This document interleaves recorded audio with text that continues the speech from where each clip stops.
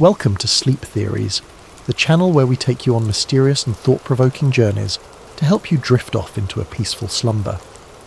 Tonight's story dives into one of the most secretive and speculated locations in the world, Area 51. Imagine finding yourself in a place that's shrouded in government secrecy, where the air itself feels heavy with forbidden knowledge. What would you do if you accidentally stumbled into the unknown? As you listen, let us know in the comments. Where are you tuning in from, and what time is it where you are? It's amazing how stories like this connect us across the globe.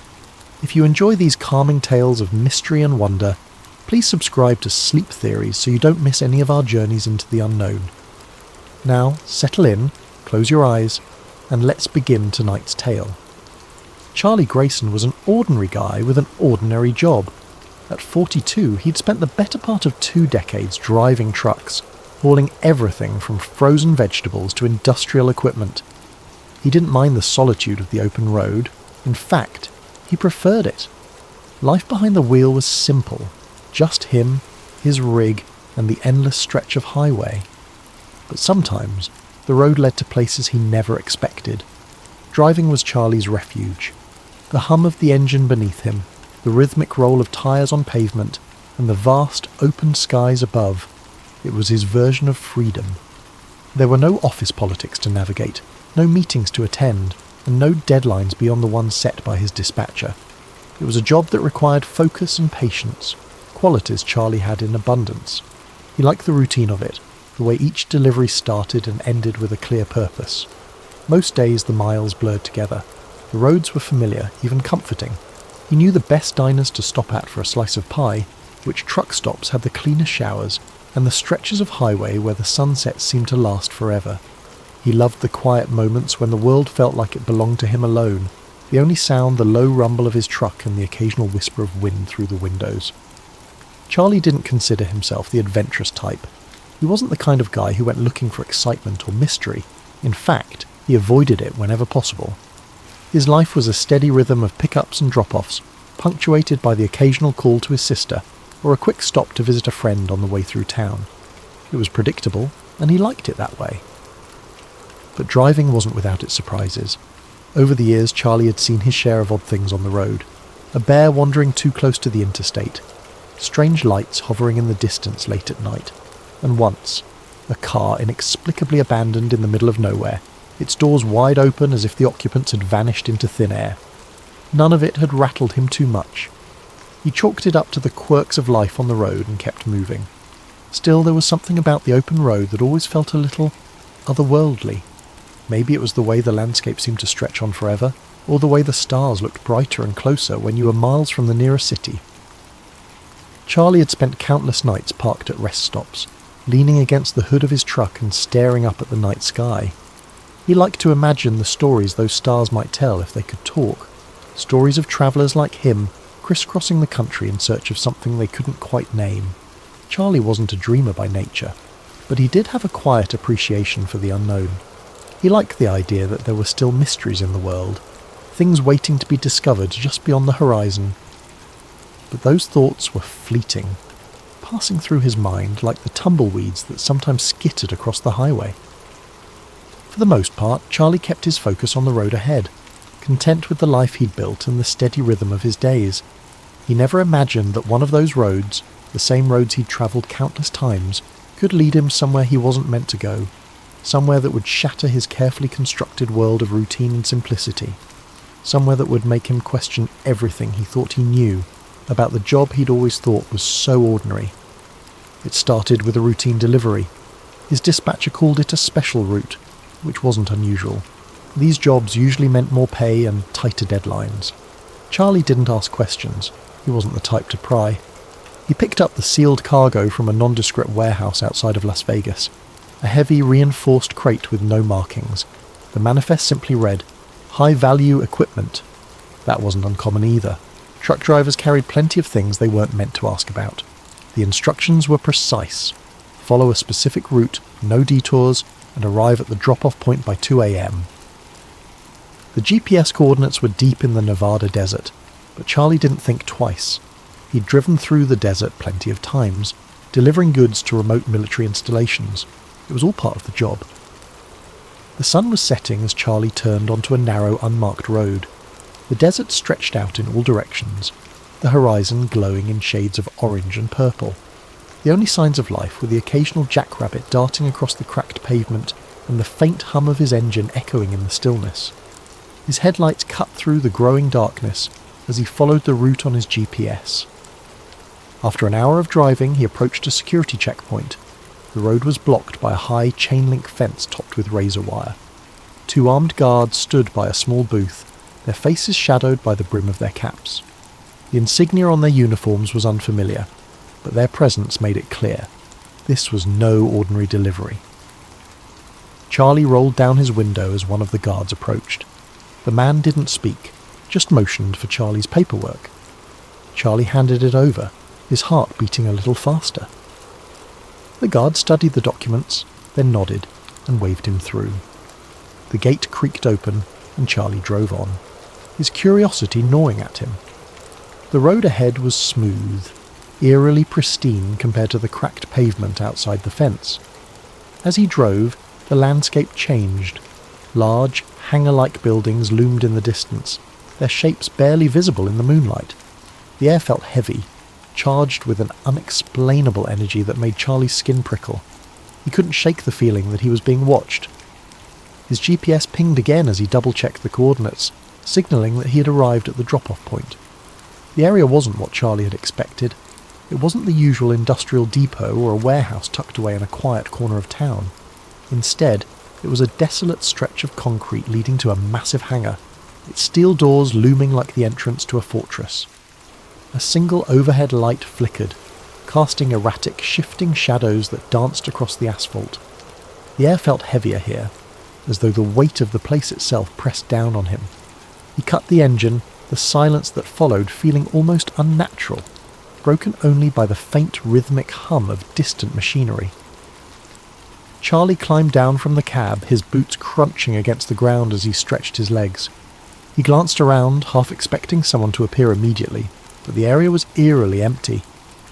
The light above buzzed faintly, adding to the tension. For a moment he considered honking the horn to announce his presence, but something about the atmosphere made him think better of it. After a few minutes, a figure emerged from the shadows. It was a man in a crisp white lab coat, his expression blank and his gait purposeful. Behind him were 2 guards, each wearing dark uniforms and carrying weapons holstered at their hips. Their presence wasn't casual. They moved with precision, their eyes scanning the area as if they expected trouble. The man in the lab coat stopped in front of Charlie, his gaze sharp but devoid of any warmth or friendliness. He held out a clipboard without introducing himself, his movements mechanical.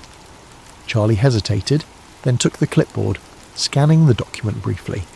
It was the standard delivery confirmation, but the strange location and the armed guards made him feel like he was signing away more than just a shipment. "You'll unload the crate and bring it inside," the man said, his tone clipped and efficient.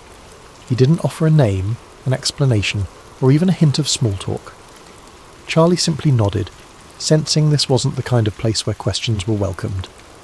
As he moved to the back of his truck, the guards followed closely, their boots echoing against the concrete. He could feel their eyes on him, scrutinizing every move he made. The crate was large, heavy, and reinforced with thick steel edges. It was unmarked, save for a series of stenciled numbers on its side, nothing that gave away its contents. Charlie had hauled plenty of odd cargo over the years, but something about this crate set his nerves on edge. Using the pallet jack, he carefully wheeled the crate down the truck's ramp, the metal clanking softly as it touched the ground. He manoeuvred it toward the hangar doors, where the man in the lab coat was waiting. The guards stayed close, their presence more oppressive than helpful. The hangar's interior was unlike anything Charlie had ever seen. The air was cooler, carrying a faint metallic tang, and the overhead lights bathed everything in a harsh, sterile glow. Rows of equipment lined the walls, machines with sleek, futuristic designs that looked more at home in a science fiction movie than a government facility. Some hummed faintly, their lights blinking in patterns Charlie couldn't decipher. Others were silent but ominous, their purposes entirely alien to him. As he wheeled the crate into place, Charlie's eyes darted around the room. He couldn't help but notice the way the lab coat man and the guards avoided looking directly at certain pieces of equipment. as though even they weren't entirely comfortable with what surrounded them. A strange tension hung in the air, an unspoken understanding that this was no ordinary workspace. The man in the lab coat gestured to a designated spot near the back wall. "Right there," he said, his voice devoid of inflection. Charlie complied, carefully lowering the crate into place. He secured it as instructed, the guards watching every movement as though they expected him to do something wrong. "Is that it?" Charlie asked, breaking the silence. His voice sounded too loud in the cavernous space, echoing off the walls. The man in the lab coat didn't respond. He simply nodded, his attention already shifting to the crate as if Charlie no longer existed. As Charlie turned to leave, something caught his eye. A large translucent panel mounted on the far wall. The surface glowed faintly, its opacity shifting like frosted glass under a faint light. Behind it, he thought he saw movement. It was subtle, almost imperceptible, a flicker of shadow that disappeared as quickly as it had appeared, but it was enough to make him stop in his tracks. "What's behind?" he started to ask, but the words died in his throat. One of the guards stepped forward, his hand resting on the holster at his hip. "Time to go," the guard said, his tone leaving no room for argument. Charlie's mouth went dry. He nodded quickly, forcing his eyes away from the panel. As he walked back toward his truck, he could feel the guards' presence behind him, their steps measured and deliberate. It was as if they were herding him out, ensuring he didn't stray or look too closely at anything he wasn't supposed to see. Climbing into the cab of his truck, Charlie's hands trembled slightly as he gripped the wheel. He started the engine, the familiar rumble doing little to calm his nerves. As he pulled away from the hangar, he cast one last glance in his side mirror. The translucent panel was barely visible through the open hangar doors, but in that fleeting moment, he thought he saw it again, a shadow shifting behind the glowing surface. He told himself it was just his imagination, a trick of the light or the exhaustion from the long drive. But no matter how hard he tried to convince himself, the unease lingered, crawling under his skin like an itch he couldn't scratch. The image of the translucent panel and the faint movement behind it replayed in his mind, an unshakable reminder that he had seen something he wasn't meant to. The GPS continued to hum directions, urging him back toward the main gate, but the unease clawing at Charlie's chest wouldn't let him obey. Something about the narrow, well-worn side road just ahead called to him, a whisper of forbidden knowledge he couldn't ignore. He hesitated for only a moment before jerking the wheel and veering off the marked route. His heart pounded as the truck's tires crunched over the gravel, every turn taking him further away from the path he was supposed to follow. The side road twisted and snaked through the facility's outskirts, its bends obscured by the shadows of low hills and sparse desert vegetation. The abandoned buildings that lined his path seemed to loom larger as he passed, their windows like hollow eyes watching his every move. At first, he saw no signs of life, just darkness and the occasional rusted chain-link fence rattling faintly in the breeze. But as he drove deeper, things began to shift. He noticed subtle signs of activity, a faint glimmer of light from a distant structure, tire tracks freshly carved into the dirt, the unmistakable silhouette of guards patrolling a perimeter. His breath quickened. The urge to turn back tugged at him, a voice of reason growing louder in his mind, but his curiosity burned too hot to be extinguished. He pressed forward, gripping the wheel tighter as the road widened and led him into what felt like the heart of the facility. At last, he pulled his truck into the shadow of a massive hangar, its dark metal walls blending into the night.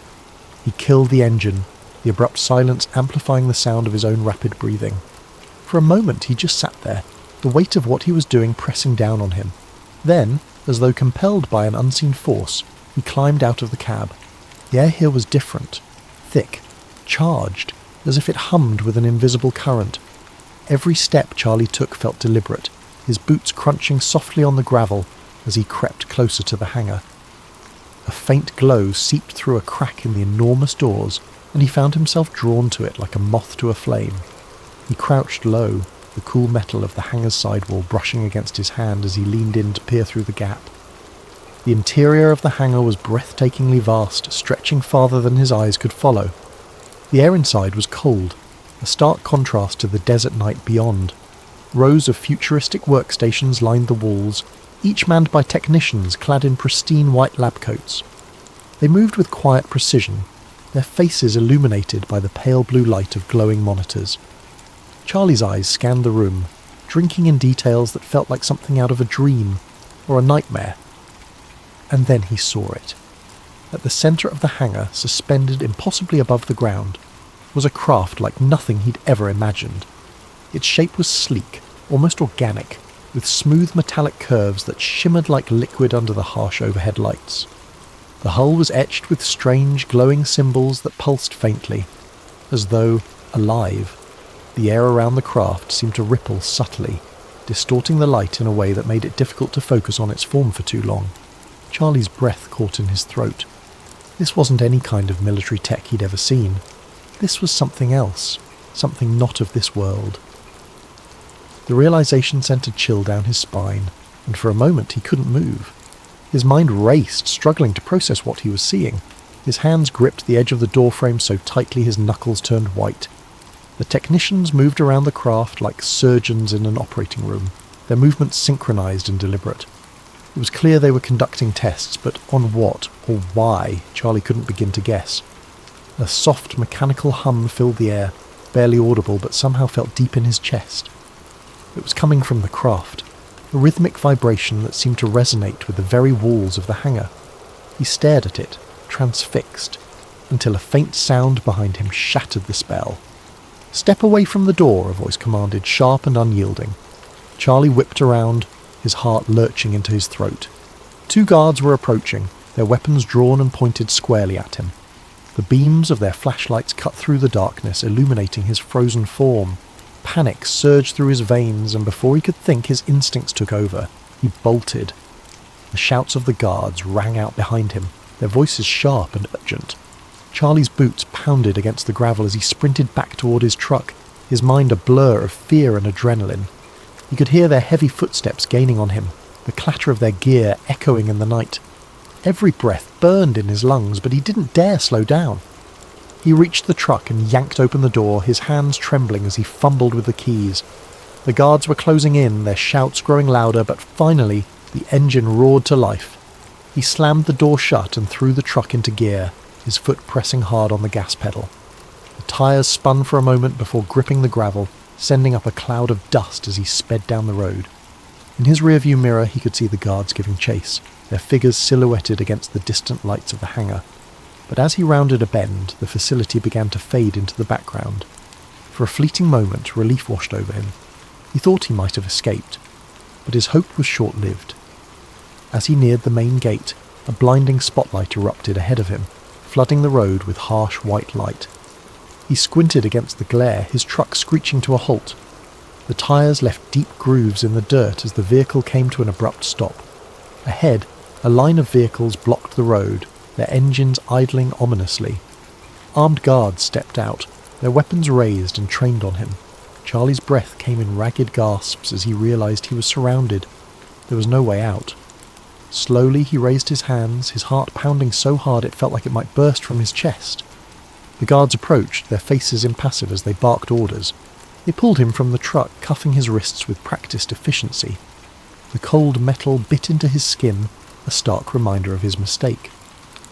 As they led him toward one of the waiting vehicles, Charlie cast one last glance over his shoulder. In the distance, the hangar loomed dark and silent, its secrets once again hidden from view. The faint glow of the translucent panel burned in his memory, a haunting image he knew he'd never forget. The guards shoved him into the back of a black van, its interior as cold and unyielding as the cuffs around his wrists. The doors slammed shut, sealing him in darkness. As the vehicle pulled away, Charlie's mind raced with unanswered questions and a growing sense of dread. He didn't know where they were taking him, or what would happen next. All he knew was that he'd seen something he was never meant to see, and that knowledge would cost him more than he'd ever imagined.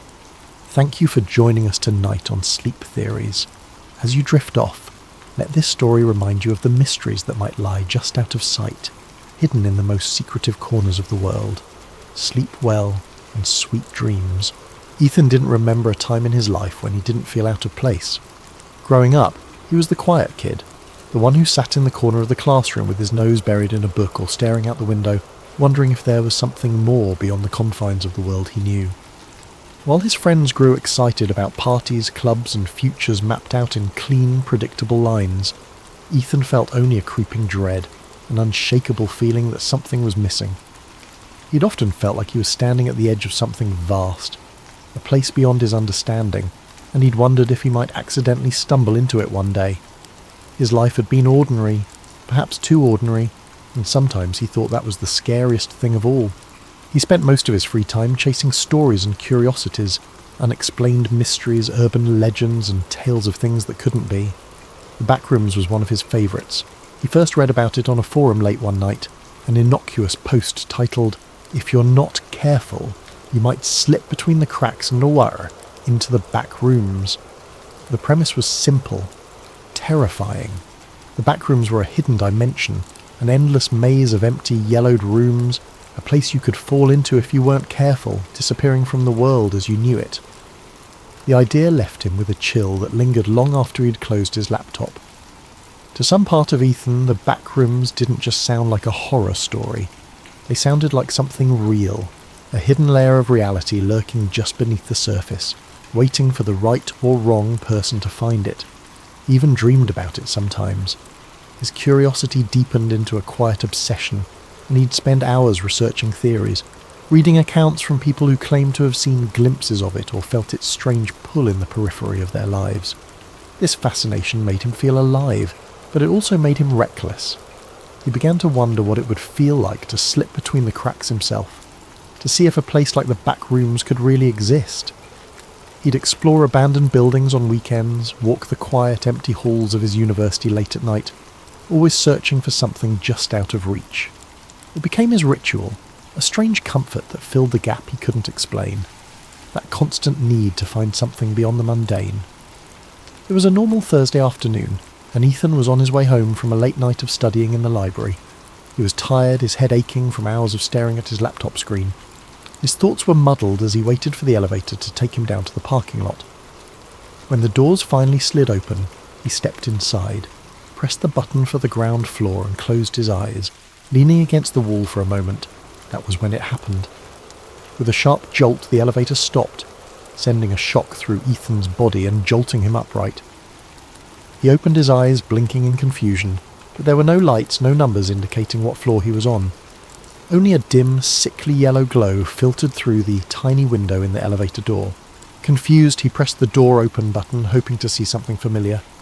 The doors shuddered open with a creak, revealing a room, not the parking lot, not even the dimly lit hallway of his university building. Just an empty room with faded, peeling wallpaper and harsh fluorescent lights buzzing overhead. Ethan hesitated, peering out into the strange expanse. The wallpaper was an ugly, sickly yellow, dotted with tiny, unrecognisable stains, and the floor was covered in cheap industrial-grade carpet that looked damp in places. The hum of the lights seemed louder out here, a grating drone that wormed its way into his skull. He felt his stomach churn, a deep primal unease settling over him. Taking a deep breath, he stepped out of the elevator. The doors closed behind him with a loud clang, but when he turned around, the elevator was gone. Nothing but an empty wall stood where it had been. Panic started to creep in as he took a step back, then another. This can't be real, he whispered to himself. His voice sounded strange, swallowed by the space around him. He turned, looking around, but all he could see was a vast stretch of identical yellow-tinted rooms. There was no end in sight, only more walls, more corners leading into more of the same. He tried calling out, his voice echoing faintly, swallowed by the relentless hum of the lights. "Hello? Is anyone here?" Silence answered him, thick and oppressive. With no other option, he started to walk, hoping that if he went far enough he'd find an exit, or at least someone who could explain this bizarre place. His footsteps were muffled by the carpet, and the further he walked, the more the rooms seemed to blend together. Every corner, every turn looked exactly the same, an endless maze of empty, deserted spaces. After what felt like hours of wandering, Ethan's initial fear dulled into a kind of numb desperation. He began to feel disoriented, the sameness of the place eating away at his sense of time and direction. His throat felt dry, and he realised he hadn't seen any signs of water, food, or even another living soul. Just endless rooms and the nauseating stench of stale air. Then he saw it. A shadow. flickering just beyond the edge of his vision, barely noticeable against the yellow walls. He froze, his heart pounding. The shadow was moving. "Hello," he called out again, his voice cracking. "Is someone there?" The shadow darted out of view, slipping around a corner before he could get a good look at it. His instinct was to run, to get as far away from that shadow as possible, but something compelled him forward. A morbid curiosity mingled with the faint hope of finding another human being in this nightmare. He crept forward, rounding the corner, but the shadow was gone. He continued down the hallway, the humming lights above creating a strange hypnotic rhythm that made his thoughts feel hazy and slow. Just as he was about to turn back, he heard a sound. It was faint, almost like a soft shuffling, as if something was dragging across the carpet. He held his breath, his heart hammering as he strained to hear. The sound grew louder, closer, until he could make out a strange, uneven rhythm, as though whatever was moving didn't have the same number of limbs as he did. He turned to face the direction of the noise, his eyes wide with terror. Emerging from around a corner was a figure, tall and impossibly thin, with limbs that seemed too long, too stretched, as though they'd been pulled like taffy. Its skin was pale, almost translucent, and its eyes were wide and empty, two hollow sockets that seemed to drink in the dim light around them. Its mouth stretched into a grotesque, gaping grin, filled with rows of needle-like teeth. Ethan stumbled back, his hand flying to his mouth to stifle a scream. The creature tilted its head, studying him with an unnervingly calm curiosity, as if it were examining a particularly interesting bug. Then, slowly, it began to move forward, each step deliberate and unnatural, its joints bending at impossible angles. Paralysed by fear, Ethan's mind screamed at him to run, but his legs felt like lead. The creature was only a few feet away now, its twisted form looming over him, filling the space with an overwhelming sense of dread. Finally, his survival instincts kicked in, and he spun on his heel, sprinting back the way he'd come. He could hear it behind him, that terrible shuffling sound as it followed, closing in with an eerie persistence. His breath came in ragged gasps, his heart pounding so loudly it nearly drowned out the hum of the lights. He took random turns, ducking through rooms and around corners, hoping to throw it off his trail, but no matter how far he ran, he could still feel its presence lurking just out of sight. As he rounded another corner, he stumbled into a different room. This one was larger than the others, with a ceiling that seemed to stretch up impossibly high, vanishing into darkness. In the centre of the room was a single decrepit armchair, facing away from him. He was too tired to question it, his legs shaking as he collapsed against the wall, breathing heavily. For a moment he allowed himself to hope that he had finally lost the creature. But then a voice, a low, raspy whisper, filled the room, coming from somewhere near the armchair. "Why? Did you come here?" Ethan's heart skipped a beat. The voice was quiet, almost gentle, but there was something sinister lurking beneath it, a malevolent edge that made his skin crawl.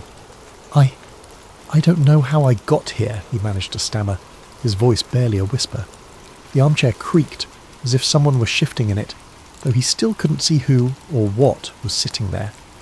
"No one comes here by accident," the voice replied, a hint of amusement in its tone. "You wanted to be here. You're one of us now." Ethan shook his head, panic rising in his throat. "I don't belong here. I didn't mean to come here." The chair creaked again, and Ethan could feel the thing in it watching him, though he couldn't see its face. The oppressive silence seemed to press in on him, as if the walls themselves were leaning closer, eager to hear what he had to say. "You belong here now," the voice continued, a strange warmth in its tone, like a parent soothing the frightened child. "The back rooms have chosen you. There's no way out." As the words sank in, Ethan felt a cold, hollow emptiness fill his chest. He wanted to scream, to run, but he was too exhausted, too drained by the endless maze of rooms and the oppressive hum of the lights. He sank to his knees, his mind racing, searching for some semblance of hope, some way to escape this nightmare. But deep down, he knew the truth. There was no way out. The back rooms were endless, a labyrinth of yellow walls and flickering lights, stretching on forever, trapping him in their suffocating embrace. The thing in the armchair chuckled softly, a sound that echoed off the walls, filling the room with a dark, mocking joy. "Welcome home, Ethan," it whispered. And as the lights flickered above him, casting long shadows that seemed to close in from every corner, Ethan felt himself slipping away, the last fragments of his sanity dissolving into the hum of the fluorescent lights. He was home. After his harrowing escape from the back rooms, Ethan struggled to return to his normal life. He tried to convince himself that it had been a nightmare, the result of exhaustion and a wandering mind. But deep down, he knew the truth. He'd been there, in that endless maze of yellow rooms, the echoing hum of fluorescent lights buzzing in his ears, the creature with the impossibly long limbs hunting him through every corner and corridor. He'd only narrowly escaped, stumbling back through an elevator that had seemed to appear out of nowhere and waking up in the real world as though nothing had happened. Weeks passed, but the back rooms haunted him. He saw glimpses of it in reflections, in dark corners, even in the university hallways that had once seemed so ordinary. He developed a hyper-awareness, a dread that every corner he turned would lead him back into that yellow, buzzing nightmare. His friends noticed his anxiety, his sleeplessness, but he couldn't bring himself to tell anyone. How could he explain something so surreal, something he could hardly believe himself? He was sure it would get better with time, but his dreams betrayed him. Almost every night he would return to the back rooms in his sleep. He would wander through its endless corridors, its stale, musty air thickening with every breath. No matter how he tried to direct his dream, no matter how aware he became, he was always drawn deeper into the maze. And in every dream the creature was there, lurking in the shadows, watching him with those empty eyes, that horrible grin. One night Ethan jolted awake, sweat pouring down his face, the hum of the fluorescent lights still ringing in his ears. His pulse pounded as he sat in the darkness of his room, clutching his bedsheets.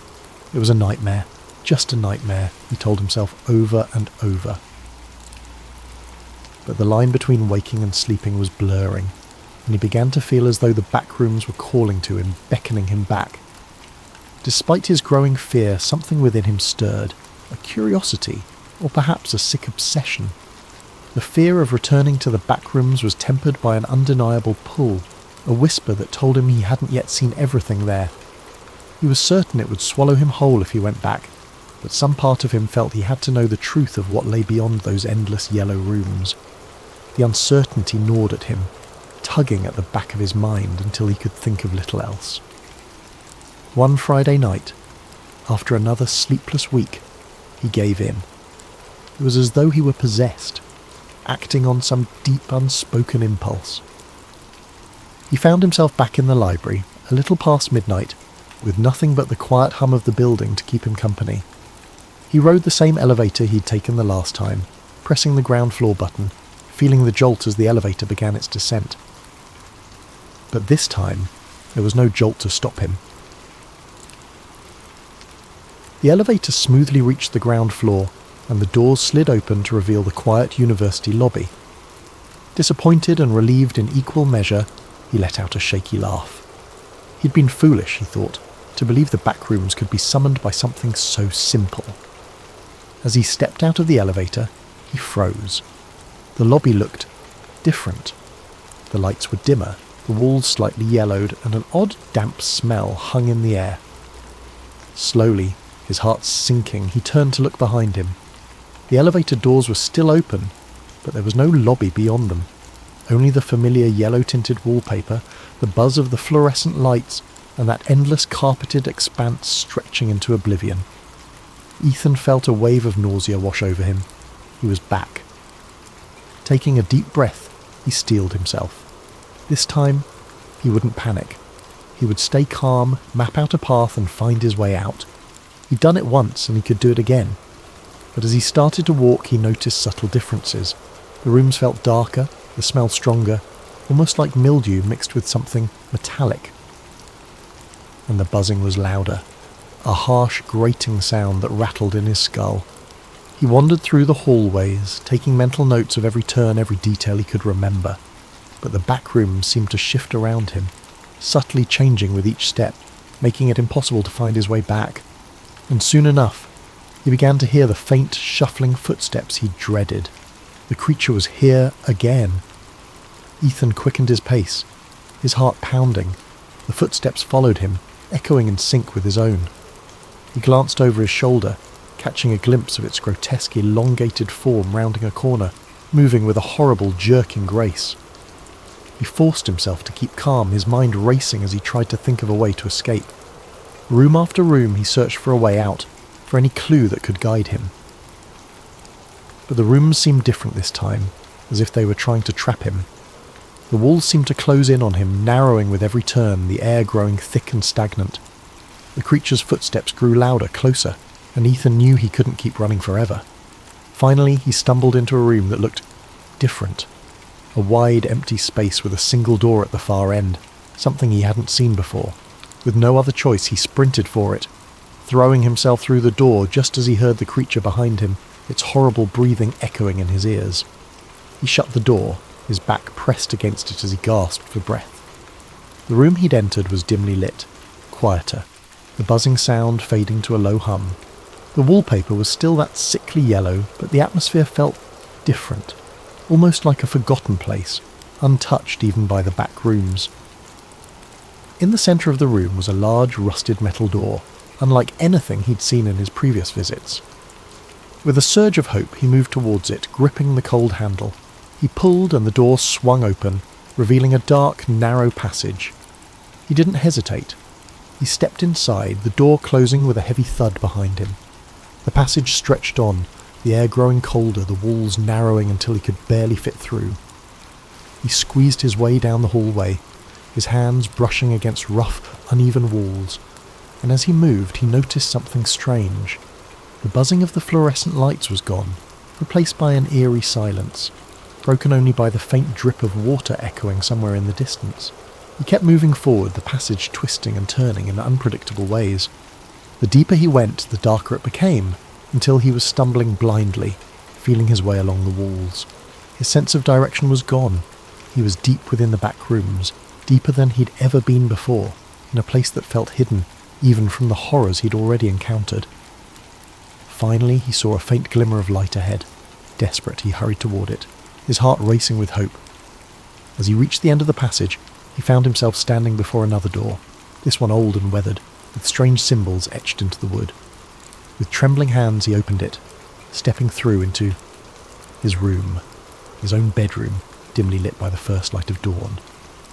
Ethan stared in disbelief, feeling the familiar softness of his carpet beneath his feet, the quiet hum of the city outside his window.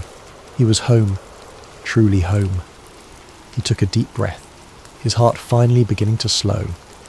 For a long moment, he simply stood there, letting the reality of his escape wash over him. The back rooms had let him go. Somehow, he'd finally escaped. But as he sank onto his bed, exhausted, he couldn't shake the feeling that the back rooms were still with him, lurking in the shadows of his mind.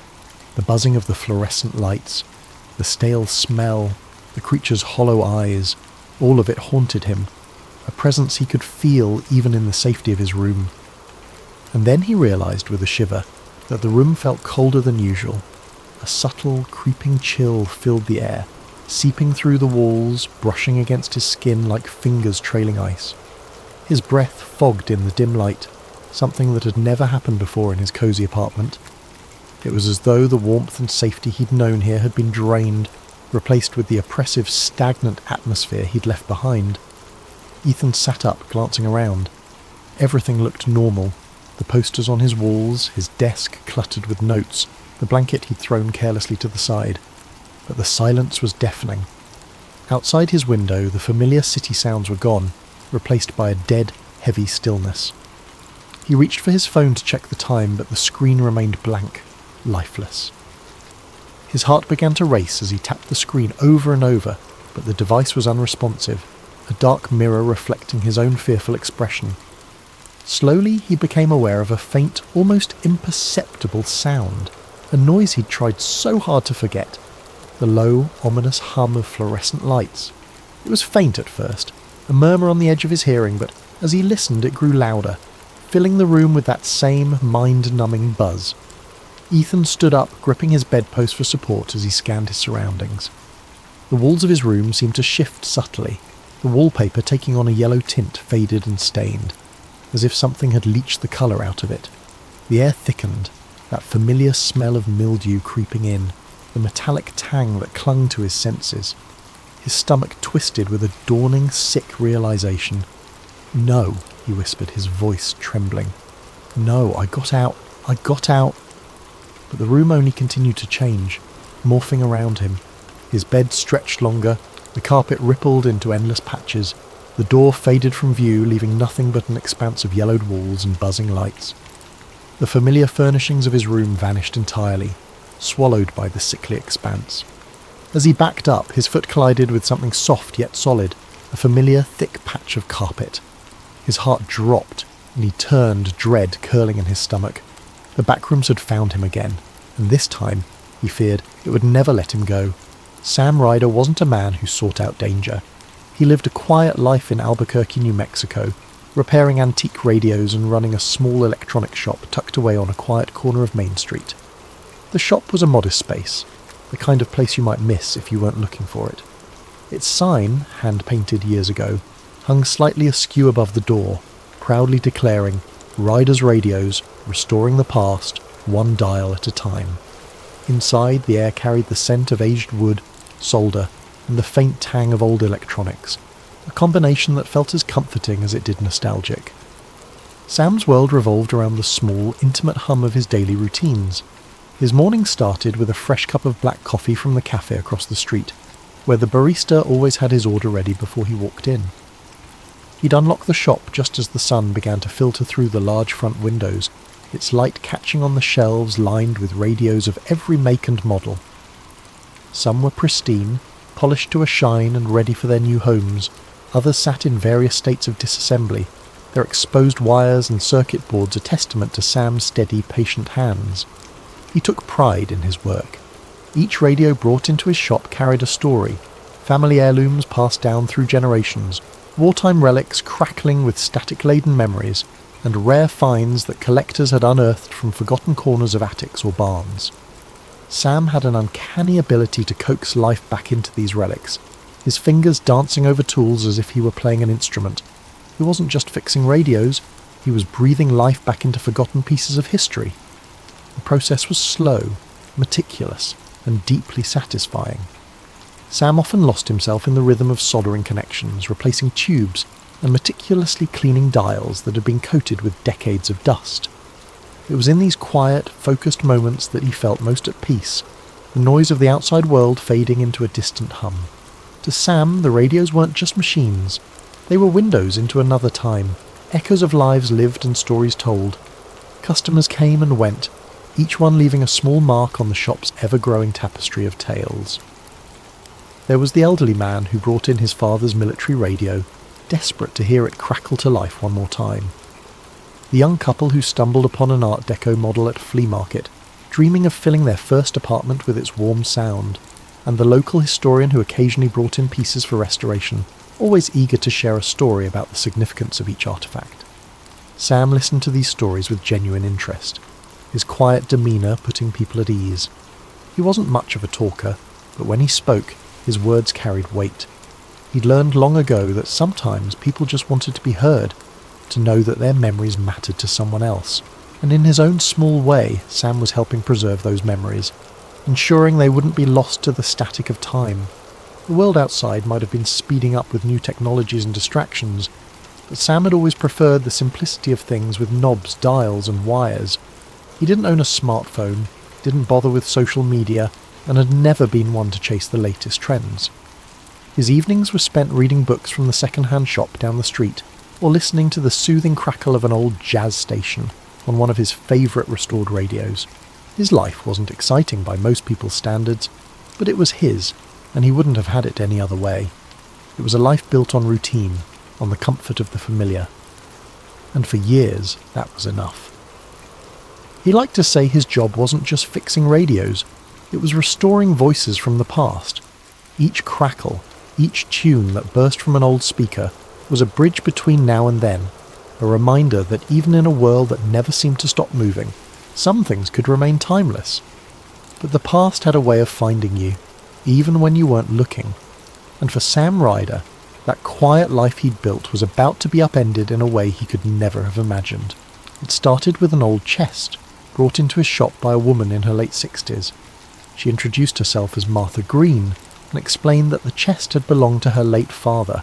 a former military officer stationed in Roswell during the 1940s. The chest was battered, its leather straps worn from years of use, and the brass latches tarnished. Martha had found it while cleaning out her attic, and thought it might have some sentimental value. "It's probably nothing," she said with a shrug, her hands trembling slightly.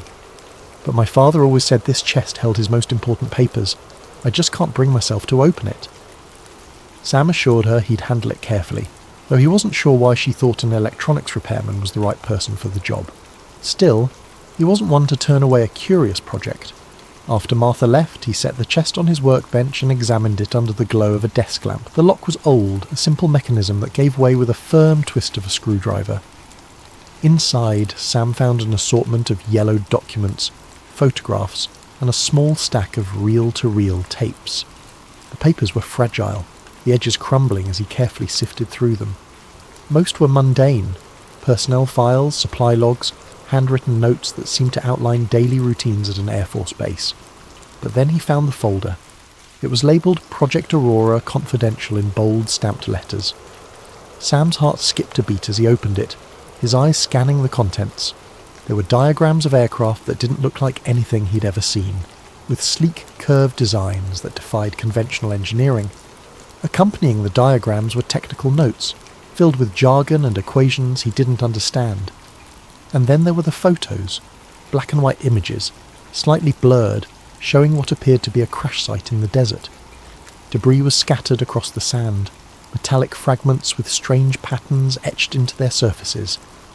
In one photo, soldiers stood around a tarp-covered object, their faces tense and unreadable. Another showed what looked like a silver egg-shaped craft half buried in the ground. Sam's hands trembled as he flipped through the pictures, each one more surreal than the last. The final image stopped him cold. It was a close-up of a small humanoid figure lying on a stretcher. Its skin was pale, almost translucent, and its large almond-shaped eyes stared blankly at the camera. Sam's breath caught in his throat. He set the photo down, his mind racing. He'd heard the stories about Roswell, the crash, the rumours of a government cover-up, but he'd always dismissed them as urban legends. Yet here it was, tangible evidence that seemed to confirm the unthinkable.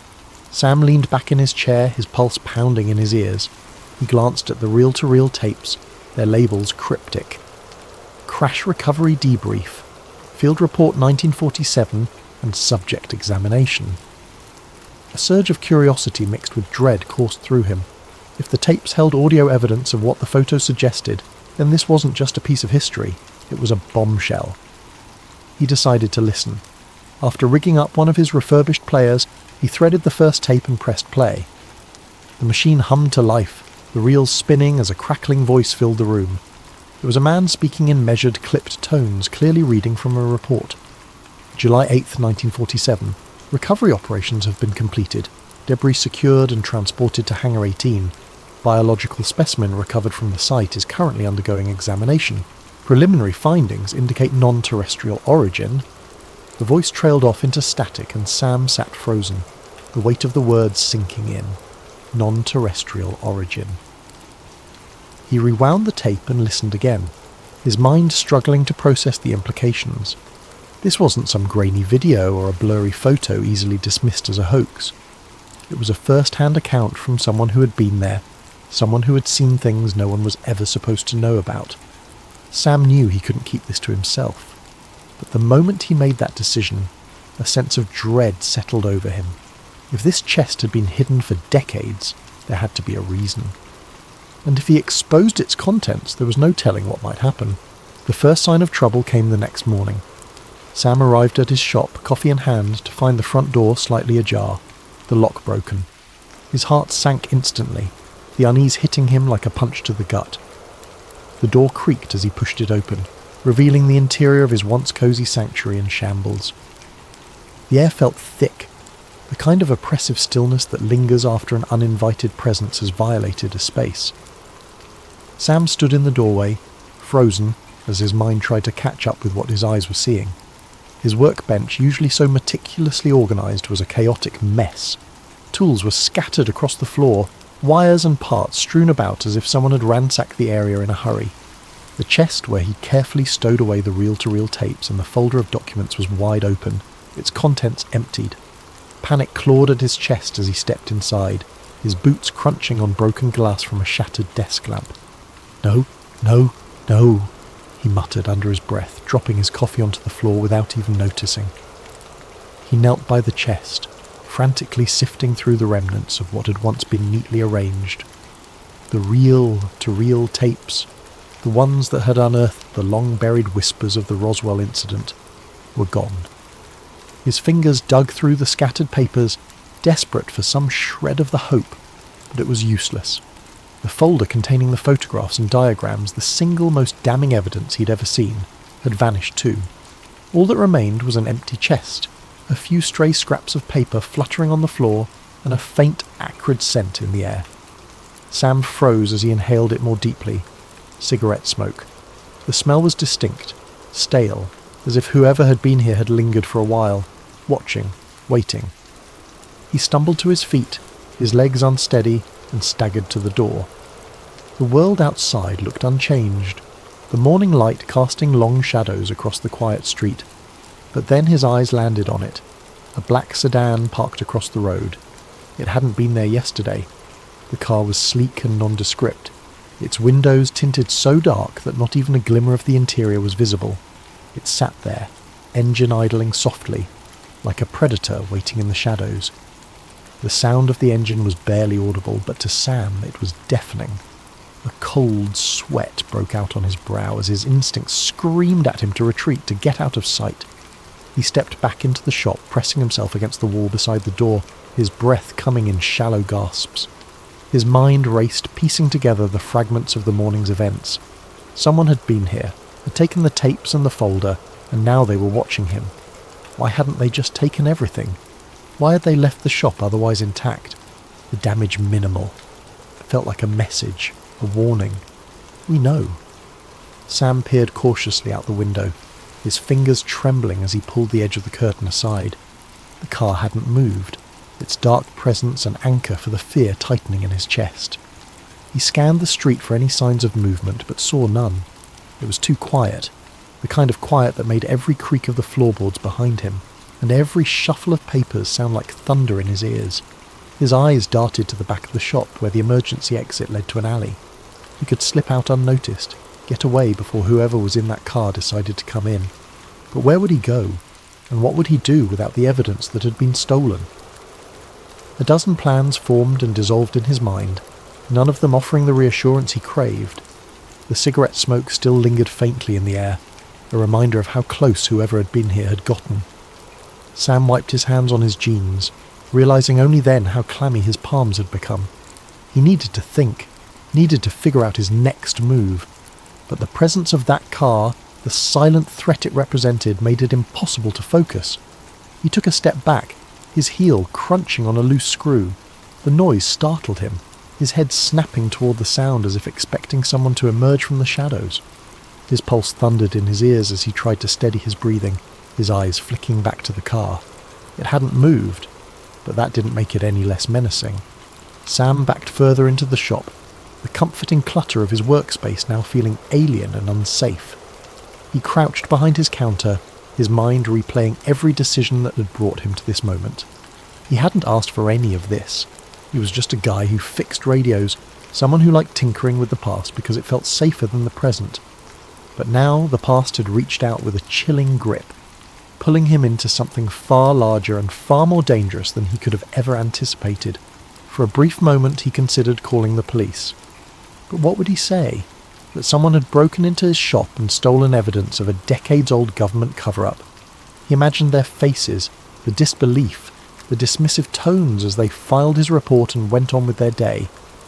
And even if they did believe him, who was to say they wouldn't be part of whatever shadowy force was now watching him? Sam's gaze drifted back to the black sedan, his fingers tightening into fists. He wasn't sure what his next move would be, but one thing was certain. He was no longer just a man repairing radios. He was now a man in the crosshairs of something far bigger and far more dangerous than he had ever imagined. Over the next few days, the paranoia set in. The sedan followed him everywhere. When he went to the grocery store, when he walked to the post office, even when he drove out to the desert to clear his head. It never got too close, but it was always there, a shadow he couldn't shake.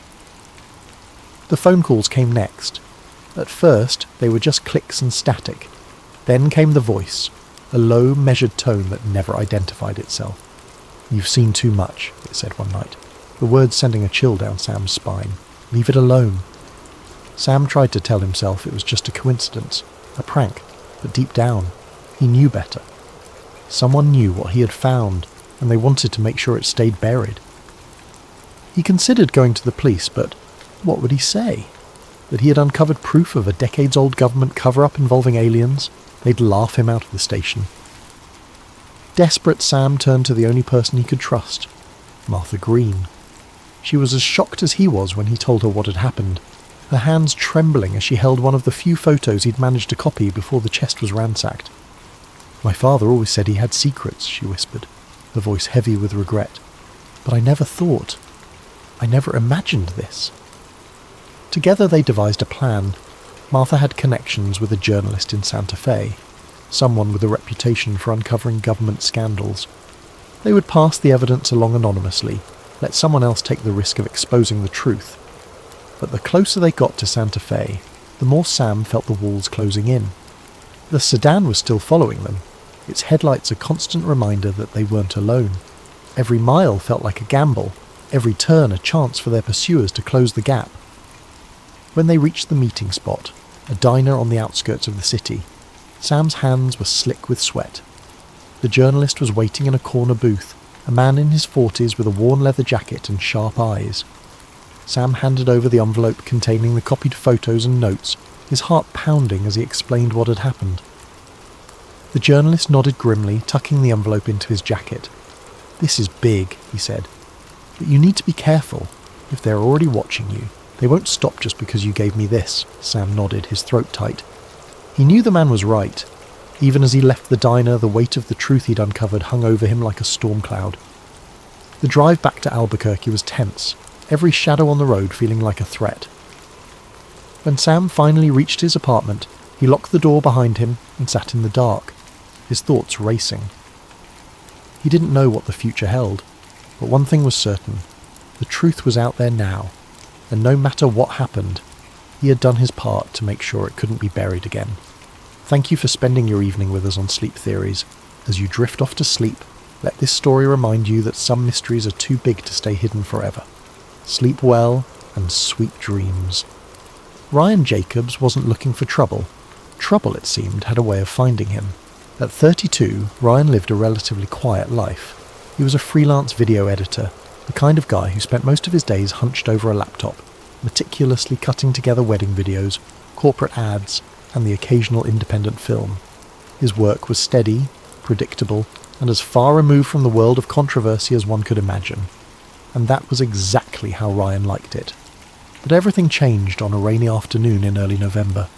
Ryan sat frozen in his chair, the faint whir of the projector the only sound in the otherwise silent room. The flickering black and white images on the screen felt both surreal and undeniable. His pulse quickened as the scenes replayed in his mind, each frame embedding itself deeper into his memory. The footage wasn't just strange, it was damning. The camera lingered on the astronauts for longer than it should have, capturing moments that felt oddly unguarded. One of them adjusted his helmet, not with the slow, deliberate movements one might expect in a low-gravity environment, but casually, as though he were preparing for a costume party rather than stepping onto an alien world. Another tapped his foot impatiently as a crew member hurried over to adjust the angle of a prop rock. Ryan's gaze darted to the edges of the screen, where cables and sandbags were just barely visible, betraying the illusion. Then there were the voices. They drifted through the crackling audio, clear but dispassionate, issuing commands like a director orchestrating a scene. "Hold the flag higher. It's got to look heroic. Cut the glare on the visor, we need the reflection clearer." Ryan's chest tightened as he heard a voice say, almost jokingly, "Don't forget to kick up the dust. This isn't supposed to look like Earth." Each instruction chipped away at his sense of reality, the layers of disbelief peeling back to reveal something darker. He found himself staring at the details in the background, the crisscrossing beams of the soundstage's metal scaffolding, the faint glimmer of an exit sign reflected in the glossy surface of a prop panel. A crew member, oblivious to the camera, walked through the set holding a clipboard, his shadow long and distorted under the bright studio lights. When the shot cut to a wide angle of the entire set, Ryan instinctively leaned forward. The clarity of the image left no room for doubt. The soundstage sprawled out in front of him, its false lunar surface meticulously crafted down to the tiniest detail. The craters looked deliberate, like someone had sculpted them to fit a template rather than formed naturally over eons. The lunar module, iconic in its design, sat precariously on the artificial terrain, its metallic sheen too pristine, too calculated. The director's chair was the final nail in the coffin. K. Kubrick, the name boldly emblazoned on its back, stood out against the monotone backdrop. The implications hit Ryan like a freight train. The whispers he'd dismissed for years, the outlandish theories about the moon landing being a Hollywood production, suddenly felt less ridiculous. Was this what the conspiracy theorists had been talking about all along? Had one of cinema's greatest minds been enlisted to craft the ultimate illusion? Ryan's hands trembled as he paused the reel, the final frame frozen on the screen. A crew member leaned against the set wall, casually holding a cup of coffee as the astronauts rehearsed another take. The mundanity of the scene juxtaposed against its monumental implications made Ryan's stomach churn. If this footage was real, if this was truly what it appeared to be, then one of humanity's greatest achievements was nothing more than an elaborate deception. He rewound the reel, watching certain segments again, searching for any sign that it was fake or a clever hoax. But the more he analysed it, the more authentic it seemed. The imperfections in the film stock, the casual banter of the crew, the technical jargon, it all felt too natural, too unscripted to be anything but genuine. This wasn't some amateur's attempt at discrediting NASA. This was something far more sinister. Ryan's mind raced with questions. How had this footage ended up here, in a forgotten corner of a small-town historical society? Why hadn't it been destroyed or locked away in a government archive? Was it a mistake, an oversight by someone who never expected it to see the light of day? Or was it left here intentionally, a breadcrumb for someone like him to stumble upon? He sat back in his chair, his breathing uneven as he stared at the now blank screen. The room felt colder, the hum of the projector an eerie echo in the quiet. He glanced at the other reels still sitting in the box, their cryptic labels taunting him. If this was just the first reel, what could the others contain? What more was there to uncover? Ryan's gaze lingered on the canister labelled Lunar Simulation Final Take. The words seemed to glow faintly under the dim light, as if daring him to continue. His hand hovered over the box, hesitant but unable to resist the pull of his curiosity. He knew he should stop, should pack the reels away and pretend he'd never seen them. But he also knew that wasn't an option. Not now. Swallowing hard, he reached for the next reel, his fingers brushing against the cool metal surface. As he loaded it into the projector, a single thought repeated in his mind, over and over like a mantra. This changes everything. Ryan leaned back in his chair, the hum of the projector fading into the background as his mind struggled to make sense of what he had just witnessed. His chest felt tight, his breaths shallow, as though the weight of the film reels was pressing down on him. The footage he had seen replayed in his mind like a broken record. The meticulous soundstage, the harsh studio lights casting sharp shadows on the fake lunar surface, the director's chair bearing that unmistakable name. He had always prided himself on being a rational thinker, someone who could separate fact from fiction with ease. The rumours about the moon landing being staged had always been laughable to him, dismissed as the ramblings of those with too much time on their hands. But now, with the undeniable images burned into his memory, the neat lines of his logic blurred, and he felt the unsettling tug of doubt. Ryan ran a hand through his hair, his fingers catching on a few strands damp with sweat. He stared at the box of reels, their cryptic labels taunting him like a riddle he wasn't sure he wanted to solve. He knew what he had just seen, but admitting it, even to himself, felt like crossing a line he couldn't return from. Was this truly proof? Or was it some kind of elaborate hoax in itself? And if it was real, why was it here, forgotten and gathering dust in a small-town archive? He considered putting the reel back in the box, sealing it shut and walking away. He could pretend he hadn't seen it, Chalk it up to a strange coincidence or a relic of an old Hollywood production. After all, his job wasn't to investigate, just to digitize and catalogue. But the thought of leaving it behind gnawed at him. This wasn't just another reel of forgotten history, it felt like a piece of something much larger, a thread in a tapestry that could unravel everything people thought they knew. The editor in him, the part of his brain that had always been drawn to uncovering hidden truths, wrestled with the fear tightening in his chest. What if this was his chance to expose something monumental? To bring the truth into the light, no matter how uncomfortable or dangerous it might be? The weight of that possibility settled heavily on his shoulders, as thrilling as it was terrifying. Ryan leaned forward, his elbows resting on the edge of the desk as he buried his face in his hands. His mind raced through the implications. If this footage was real, it wasn't just a revelation. It was a bombshell. It meant that one of humanity's most celebrated achievements was built on a lie, a carefully constructed illusion designed to deceive the world. It called into question not just the moon landing, but the trustworthiness of the institutions behind it. And yet, the enormity of it all only made the decision harder. What would he even do with this footage? Who would believe him? And what kind of attention would it bring? The thought of stepping into the spotlight, of being the one to reveal something so controversial, sent a chill down his spine. He didn't want fame or notoriety, he just wanted answers. He sat there for what felt like hours, the reels of film a silent presence in the room. The faint scent of aged celluloid hung in the air, grounding him in the reality of the moment. His eyes drifted to the projector, where the film still threaded through the machine seemed to glow faintly in the dim light. The temptation to watch it again, to analyse every frame for something he might have missed, was almost overwhelming. But the thought of pressing play again filled him with equal parts curiosity and dread. The more he replayed it in his mind, the more questions it raised, and with each question came a mounting sense of unease. What if this footage was never meant to be seen? What if it had been hidden here intentionally, discarded like a secret too dangerous to keep but too damning to destroy? The room seemed to close in around him, the shadows stretching longer as the day wore on. Ryan rubbed his temples, his pulse pounding in his ears. He knew there was no going back now, not after what he had seen. Ignoring it wasn't an option, no matter how much simpler it might have been. The truth was out there, sitting in that box of reels, waiting for someone to do something with it. And whether he wanted it or not, that someone was him. Over the next few days, Ryan digitized the reels, meticulously cataloguing the footage and backing it up on multiple hard drives. He watched hours of material, each reel adding another layer to the story. There were scripts, storyboards, even a brief clip of a man in a NASA uniform discussing the importance of selling the illusion. Ryan couldn't believe what he was seeing. If this footage was real, it would change everything the world thought it knew about one of humanity's greatest achievements. But as the week went on, Ryan began to notice things. Small at first, but unsettling.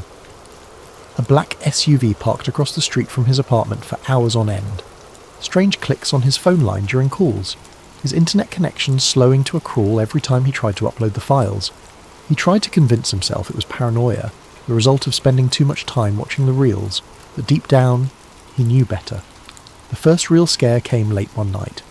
Ryan was sitting at his desk, headphones on, reviewing a particularly damning clip of an astronaut adjusting his helmet mid-moonwalk. The room was silent except for the hum of his computer. Then, out of nowhere, his screen went black. He yanked off his headphones, his pulse racing.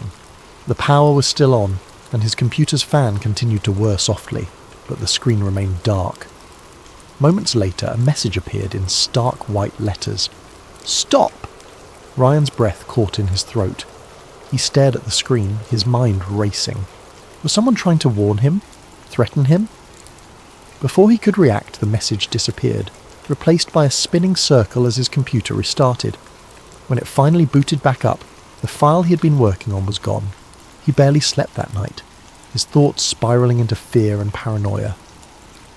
The next morning he noticed the black SUV again, idling at the corner of his street.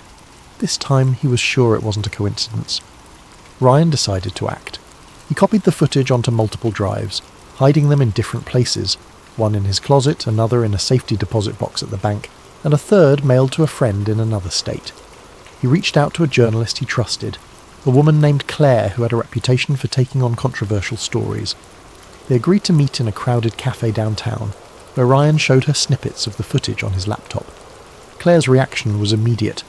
Her face paled as she watched, her hands trembling as she adjusted her glasses. "Ryan," she said, her voice barely above a whisper, "do you know what this means? If this is real, if this gets out—" "It has to get out," Ryan interrupted. "People deserve to know the truth." But Claire looked hesitant. "You don't understand," she said. "This isn't just some cover-up. If what you're saying is true, the people behind this won't just let it slide. They'll do whatever it takes to keep it quiet." Ryan nodded. He had already begun to realise the extent of what he was up against, but knowing didn't make it any easier. The next few days were a blur. Claire agreed to help him investigate further, using her connections to verify the authenticity of the footage. But as they worked, the pressure mounted. Ryan's apartment was broken into, nothing stolen, but everything rifled through. His phone buzzed constantly with unknown numbers, the calls ending in silence when he answered, and every time he looked over his shoulder, he saw the same black SUV parked just out of sight. Ryan's paranoia grew. He stopped sleeping, his nerves fraying with each passing hour. He couldn't shake the feeling that someone was watching him, waiting for him to slip up. Even Claire began to worry, urging him to lay low while she handled the story. Then, one night, Ryan's worst fear came true. He was driving home from Claire's office when he noticed headlights behind him, too close and too persistent to be another commuter. He turned onto a side street, then another, his heart racing as the car followed him. Panic set in, his hands gripping the wheel so tightly his knuckles turned white. He didn't go home that night. Instead, he checked into a cheap motel on the outskirts of town, paying in cash and parking his car out of sight. He spent the night staring at the door, half expecting it to burst open at any moment. The hard drive with the original footage was in his bag, his last line of defence against the shadows closing in around him. By morning, Ryan knew he couldn't keep running forever. He contacted Claire, arranging to meet her at a secure location to hand over the footage. But when he arrived, she wasn't there. Instead, he found a note taped to the inside of the cafe door. "Trust no one. They're watching me too." Ryan's stomach dropped. He knew he was out of options. Alone and terrified, he boarded a bus to a city halfway across the country, the hard drive hidden in a pocket sewn into his jacket. He didn't know where he was going or how he'd expose the truth, but one thing was certain: the secret he carried was too important to bury. Thank you for joining us on Sleep Theories. As you drift off tonight, let this story remind you of the fine line between truth and deception, and the courage it takes to uncover what lies beneath. Sleep well, and sweet dreams. Evan Carter wasn't the kind of person who believed in conspiracies. He'd heard all the talk, people in break rooms, late-night TV shows, even podcasts his friends swore by, but he dismissed most of it as overactive imaginations looking for patterns where there weren't any. Life was messy, random. That's what he believed. So when his flight was unexpectedly rerouted through Denver International Airport, he wasn't expecting anything other than a mundane layover. The airport had always been a source of fascination for conspiracy theorists, but Evan had never paid much attention to the stories. Murals with hidden messages, strange architecture, underground tunnels leading who knows where. It all sounded like something out of a movie. Yet, as his cab pulled up to the massive structure, something about the place gave him pause. The Blue Mustang statue outside the airport was the first thing he noticed. Towering over the entrance, its glowing red eyes pierced through the dusk like a warning. The locals had nicknamed it Blucifer, a fitting moniker considering its menacing appearance. Evan had seen pictures of it before, but standing in its shadow was something else entirely. There was an unsettling energy about it, a heaviness in the air that made him grip his suitcase a little tighter. He shook it off, telling himself he was just tired. After all, it had been a long day of delayed flights and last-minute changes. The airport loomed ahead, its peaked white roof resembling a series of snow-covered mountains, or perhaps the tents of an otherworldly encampment. The design was striking, sure, but also oddly surreal. He couldn't quite put his finger on it, but something about the place felt deliberate. Inside, the airport buzzed with activity. Travellers hurried from gate to gate, their footsteps echoing off the vast walls of the terminal. Evan checked his watch. 2 hours until his next flight. Plenty of time to grab a coffee and stretch his legs. But as he wandered through the expansive halls, his curiosity began to get the better of him. The murals were the first to catch his eye. Bright, sprawling works of art covered entire walls, their vivid colours and chaotic imagery stopping him in his tracks. One depicted scenes of destruction, fires raging, soldiers in gas masks, children crying beneath a dark sky. Yet, just a few feet away, another mural seemed to offer hope. A rainbow arching over smiling faces, hands reaching out in unity. The juxtaposition was jarring. What kind of message was the airport trying to send? Evan approached one of the murals, tilting his head as he studied the details. Amid the chaos of the scene, there were symbols tucked away in the background, patterns in the clouds, shapes carved into the mountains, even the way the figures' shadows fell on the ground. They seemed too precise to be random. It was as if the artist had hidden a code in plain sight, daring someone to unravel its meaning. "Strange, isn't it?" a voice said from behind him. Evan turned to see an older man in a janitor's uniform. The man's face was weathered, his eyes sharp despite the smile he wore. He held a mop in one hand, the other resting casually on the handle of his cart. "What's that?" Evan asked. "The murals," the man said, nodding toward the wall. "People think they're just art, but they're more than that. Messages, some say. Warnings, even." Evan chuckled nervously. "Warnings? About what?" The janitor shrugged, but his gaze didn't waver. "Depends on who you ask. Some say they're about the end of the world. Others think they're clues to something bigger, something hidden beneath the surface." "Hidden beneath the surface?" Evan repeated, raising an eyebrow. The janitor leaned in slightly, lowering his voice. "This place has secrets, kid. You ever hear about the underground tunnels? They go on for miles, deeper than you'd think. Some say they're for storage, others say they're bunkers. And some think, well, let's just say there's more to this airport than meets the eye." Evan stared at the man, unsure whether he was serious or just trying to mess with him. But there was something in the janitor's tone, something in his eyes, that made him hesitate. Before he could respond, the man straightened up and pushed his cart down the hallway, whistling a tune that echoed in the cavernous space. Evan shook his head, telling himself it was just a bit of local lore. Still, he couldn't shake the feeling the man had left him with. As he continued walking, he noticed other oddities he hadn't picked up on before. The strange gargoyle sculptures perched near the baggage claim, the way certain hallways seemed to curve subtly, almost imperceptibly, as if guiding him somewhere he didn't intend to go. And then there were the symbols. They were everywhere, etched into the floor tiles, carved into the walls, even woven into the patterns of the carpeting. They weren't immediately noticeable, but once he started looking, he couldn't stop seeing them. Some were geometric, others more abstract, but they all seemed to share a common language, one Evan didn't understand but couldn't ignore. With over an hour left before his flight, Evan found himself wandering deeper into the airport, drawn by a mix of curiosity and unease. The main terminal, with its bustling crowds and steady hum of announcements, faded into the background as he moved into a quieter section. The lighting seemed dimmer here, the polished floors giving way to scuffed tiles that reflected the occasional flicker of a fluorescent bulb. The further he walked, the more the energy of the place shifted. It wasn't just the physical quiet, it was an oppressive stillness, the kind that crawled under his skin and made his instincts prick with unease. At first, he tried to dismiss the feeling, attributing it to nothing more than nerves. He had always been a bit anxious in unfamiliar places, and Denver International Airport was massive, its labyrinthine layout disorienting even for frequent travellers. But as he passed row after row of empty seating areas and darkened kiosks, the sensation grew stronger. It wasn't just that the crowds had thinned out, it was as though this section of the airport had been entirely forgotten. The usual comforting backdrop of distant conversations, rolling suitcases and footsteps was gone, replaced by an eerie silence that pressed against his ears. That's when he saw it. At the end of a dimly lit corridor, tucked between two maintenance doors, was another door, unmarked and slightly ajar. The fluorescent light above it buzzed faintly, casting a pale glow that seemed to draw his eyes like a beacon. Something about the door felt inherently wrong. It didn't belong here, out in the open yet somehow hidden, as though it were waiting for someone to notice it. Evan stopped a few feet away, his heart pounding in his chest. He hesitated, his logical mind urging him to turn back. This wasn't his business.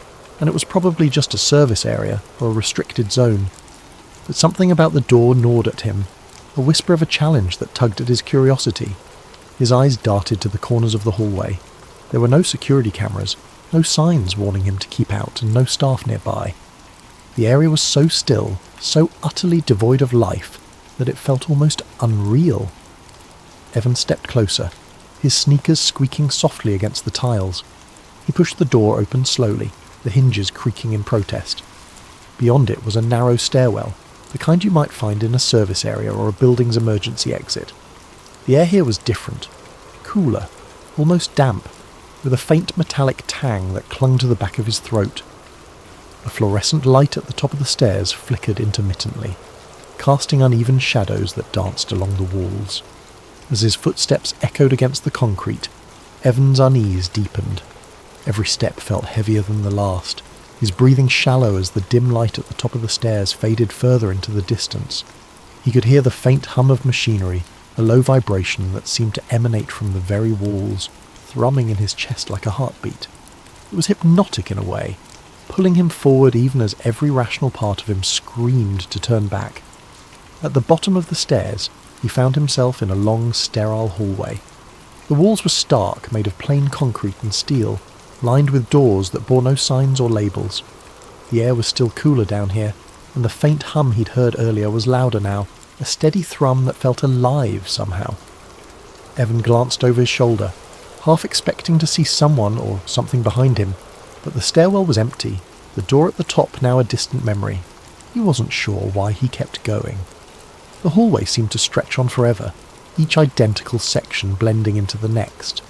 The dim lighting flickered sporadically, creating brief flashes of clarity before plunging everything back into an unsettling gloom.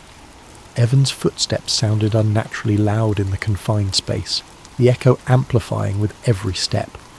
Each time he passed another unmarked door, his curiosity grew sharper, mingling with a growing sense of dread. Finally, he reached a door that stood out from the rest.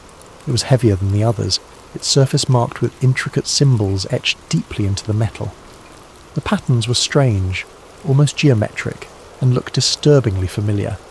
He recognized them from the murals and floor tiles upstairs, symbols he'd dismissed as abstract design elements, but now seemed to carry a darker significance. His hand hovered over the handle, his mind racing. He pressed his ear to the cold surface and froze. There were voices on the other side. Muffled but distinct, they spoke in low, deliberate tones, the cadence too purposeful to be casual conversation. He couldn't make out the words, but there was an undeniable intensity in their tone, a weight that made him hesitate. Every instinct screamed at him to walk away, to turn around and pretend he'd never seen this door. But his curiosity had already taken hold, and the pull of whatever lay beyond was too strong to resist. With a deep breath, Evan gripped the handle and turned it. The door was surprisingly smooth, opening with a soft hiss.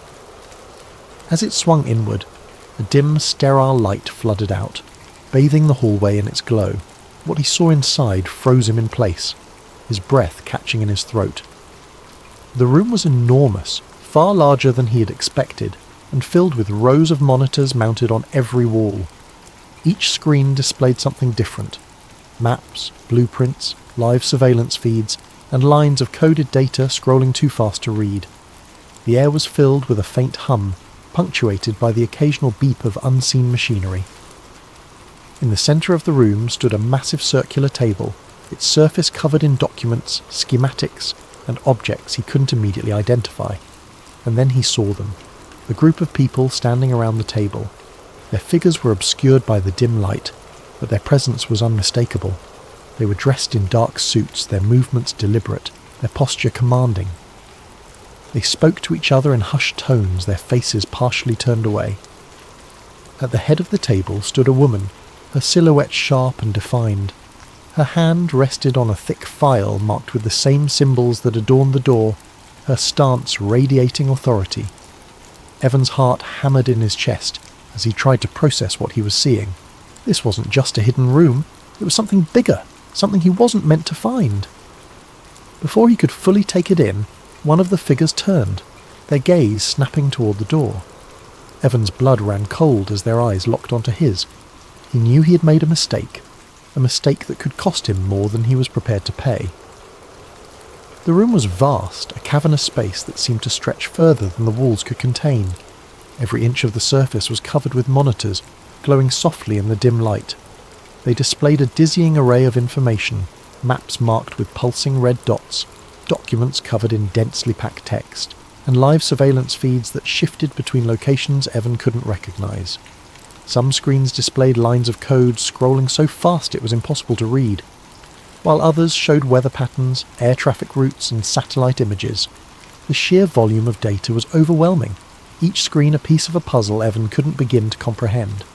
In the centre of the room stood a circular table, its surface illuminated by built-in lights that cast an eerie glow onto the faces of those gathered around it. The people there, at least a dozen of them, spoke in low, urgent tones, their words blending into a murmur that carried a weight of authority. Their suits were impeccably tailored, their movements deliberate and practiced, as though they were accustomed to the gravity of whatever decisions were being made in this room. Shadows danced across their faces, obscuring their features, but not their presence. At the head of the table stood a woman who exuded control. Her posture was ramrod straight, her piercing eyes scanning the room with an intensity that made Evan freeze in place. One hand rested on a thick folder marked with a symbol he immediately recognised, the same strange geometric pattern from the murals on the floor tiles above. It was etched into the folder as though branding it with a significance Evan couldn't understand. Her other hand occasionally gestured as she spoke, her words too low for him to hear, but commanding nonetheless. Every movement she made seemed deliberate, calculated, as if she were the axis around which this entire operation revolved. Evan's breath hitched, his heart hammering against his ribcage. He tried to process what he was seeing, but his thoughts felt sluggish, his mind racing to connect the pieces. This wasn't just a hidden room. It wasn't a storage area, or some forgotten maintenance corridor. This was something far bigger, something that wasn't meant to exist, at least not in a place as mundane as an airport. He felt like a trespasser in a world he didn't belong to, an unwelcome observer of a secret that should never have been uncovered. As he stood there, paralysed by the scene before him, one of the figures around the table turned. Their movement was subtle, a casual glance toward the door, but when their eyes locked onto Evan, the air seemed to shift. A chill ran down his spine, and the weight of their gaze pinned him in place. His instinct was to run, to turn and bolt back down the hallway, but his feet refused to move. He was frozen, his mind caught in a battle between fear and disbelief. Before he could react, he felt a hand clamp down on his shoulder. The grip was firm, unyielding, and he spun around to see two men in black uniforms standing behind him. Their faces were expressionless, their eyes cold and assessing. They exuded the kind of quiet menace that came from absolute confidence in their authority. One of them stepped closer, his voice low and menacing. "You're not supposed to be here," he said, each word deliberate as though there were no room for misunderstanding. Evan opened his mouth to respond, to stammer out an excuse, but no sound came. His mind raced, searching for an explanation, an apology, anything that might diffuse the tension, but the words wouldn't come. His breath quickened, his vision narrowing as panic began to set in. One of the men exchanged a glance with his partner, and before Evan could fully register what was happening, he felt the sharp prick of a needle in his neck. The sensation was quick, almost painless, but it was enough to send a jolt of adrenaline through his system. He tried to twist away, to protest, but the world around him began to blur. The room, the monitors, the people, all of it faded into a haze of light and shadow. The last thing he saw before everything went dark was the woman at the table, her piercing eyes locking onto his with a look that sent a shiver down his spine. It wasn't anger or fear, it was something colder, more calculated, and then nothing. When Evan woke, he was slumped in a chair near his gate in the main terminal. The bustling noise of the airport washed over him like a wave, jarring and disorienting after the suffocating silence of the room below. His head throbbed, a dull ache spreading from the base of his neck. For a moment he sat there, trying to piece together what had happened, but his thoughts were fragmented, hazy. He reached up to rub the spot where the needle had pricked his skin, but there was no mark, no evidence that anything had occurred. His flight was boarding. The announcement crackled over the loudspeakers, jolting him back to reality. He stumbled to his feet, his legs unsteady, and grabbed his bag. But as he lifted it, a strange realization hit him. His bag felt lighter. He unzipped it hastily, his hands trembling and his stomach dropped. His camera, the one he always carried with him, was gone. So were the spare memory cards he kept in the side pocket. Any evidence he might have captured of what he'd seen had been taken. As he boarded the plane, the unease in his chest deepened. He couldn't shake the feeling that something was missing. Not just the camera, but pieces of his memory, fragments of the time he'd spent in the hidden room. It was as though his mind had been deliberately fogged, the details slipping through his grasp like sand through his fingers. The symbols, the monitors, the woman with the piercing eyes, they lingered on the edges of his consciousness, just out of reach. Evan left Denver that night, but the airport never left him. The strange events he had witnessed became like a splinter in his mind, impossible to ignore but equally impossible to fully grasp. He tried to tell friends about it, to explain the unsettling feeling that had taken root in his chest, but the words sounded absurd even to him. Every time he brought it up, he saw the skepticism in their eyes, the subtle shift in their demeanour as they tried to humour him without outright dismissing his story. Eventually he stopped talking about it. He buried the memories, convincing himself it was easier to let them fade. But every so often, when he saw a news story about Denver International Airport, or caught a glimpse of its distinctive roofline in a photograph, that old unease would creep back in. The symbols, the murals, the strange room beneath the surface, they haunted him like a half-remembered dream, a puzzle he could never quite solve. In the years that followed, Evan avoided flying through Denver whenever he could. But no matter how far he stayed from the airport, he couldn't shake the feeling that he had stumbled onto something vast and hidden, a secret he was never meant to uncover. And though he tried to push it from his mind, one question lingered, gnawing at the edges of his thoughts.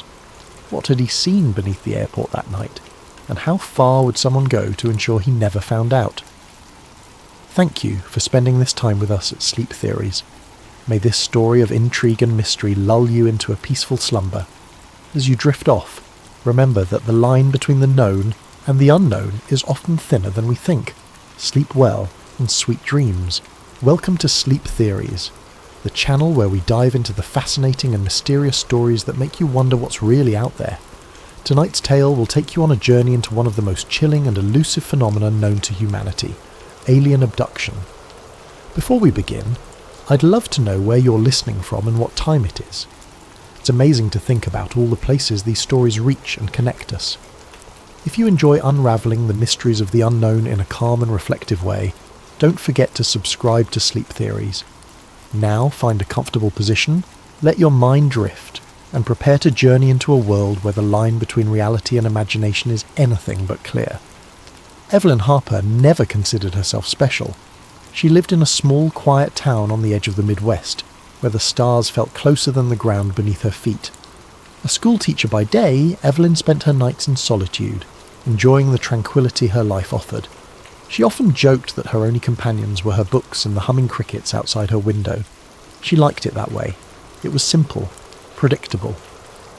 Evelyn's days were measured by the comforting rhythms of small-town life. She woke at dawn to the sound of birds chirping outside her modest farmhouse, their melodies blending with the faint rustle of wind through the trees. Her mornings were always the same: coffee in her favourite mug, the one with a chip on the rim from years of use, and the daily crossword puzzle from the town's only newspaper. By the time she'd finished her second cup, the sun would have risen fully, casting its golden light over the rolling fields that stretched out to meet the horizon. She loved her job, even though it wasn't always easy. Her third-grade classroom was a mix of chatter and laughter, with moments of quiet focus as her students worked through spelling tests or art projects. Evelyn had a way of making the lessons come alive, weaving stories and songs into her teaching that left her students eager to learn. She found joy in their curiosity, their boundless energy, and the way they reminded her to see the world through fresh eyes. After school, Evelyn would linger in her classroom, tidying up the day's messes and preparing for the next. She liked the quiet moments when the hallways were empty, and the only sound was the creak of the old wooden floors beneath her footsteps. It was a chance to reflect, to breathe, and to remind herself why she loved what she did. Her evenings were her own, a sanctuary of peace and stillness. She'd return home to her cosy house at the edge of the town, where the fields seemed to stretch forever and the world felt impossibly wide. She would cook simple meals, often from the vegetables she grew in her small garden, and eat by the light of a single lamp in her kitchen. Afterward, she'd settle into her favourite armchair by the window, a well-worn novel or a journal in her lap.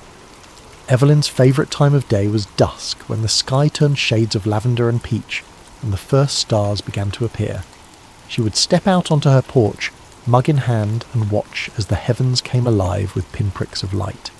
The crickets would begin their nightly serenade, their steady rhythm a backdrop to the gentle rustle of the breeze. It was a time for reflection, for dreaming, for feeling at one with the universe. To anyone else, her life might have seemed lonely, even dull. But to Evelyn, it was perfect. She had carved out a little piece of the world that was entirely her own, free from the noise and chaos that seemed to dominate everyone else's lives. She didn't need much, just the stars, the stillness, and the knowledge that tomorrow would bring more of the same. But as comforting as her routine was, there was always a faint undercurrent of restlessness, a whisper of something unspoken that tugged at the edges of her contentment.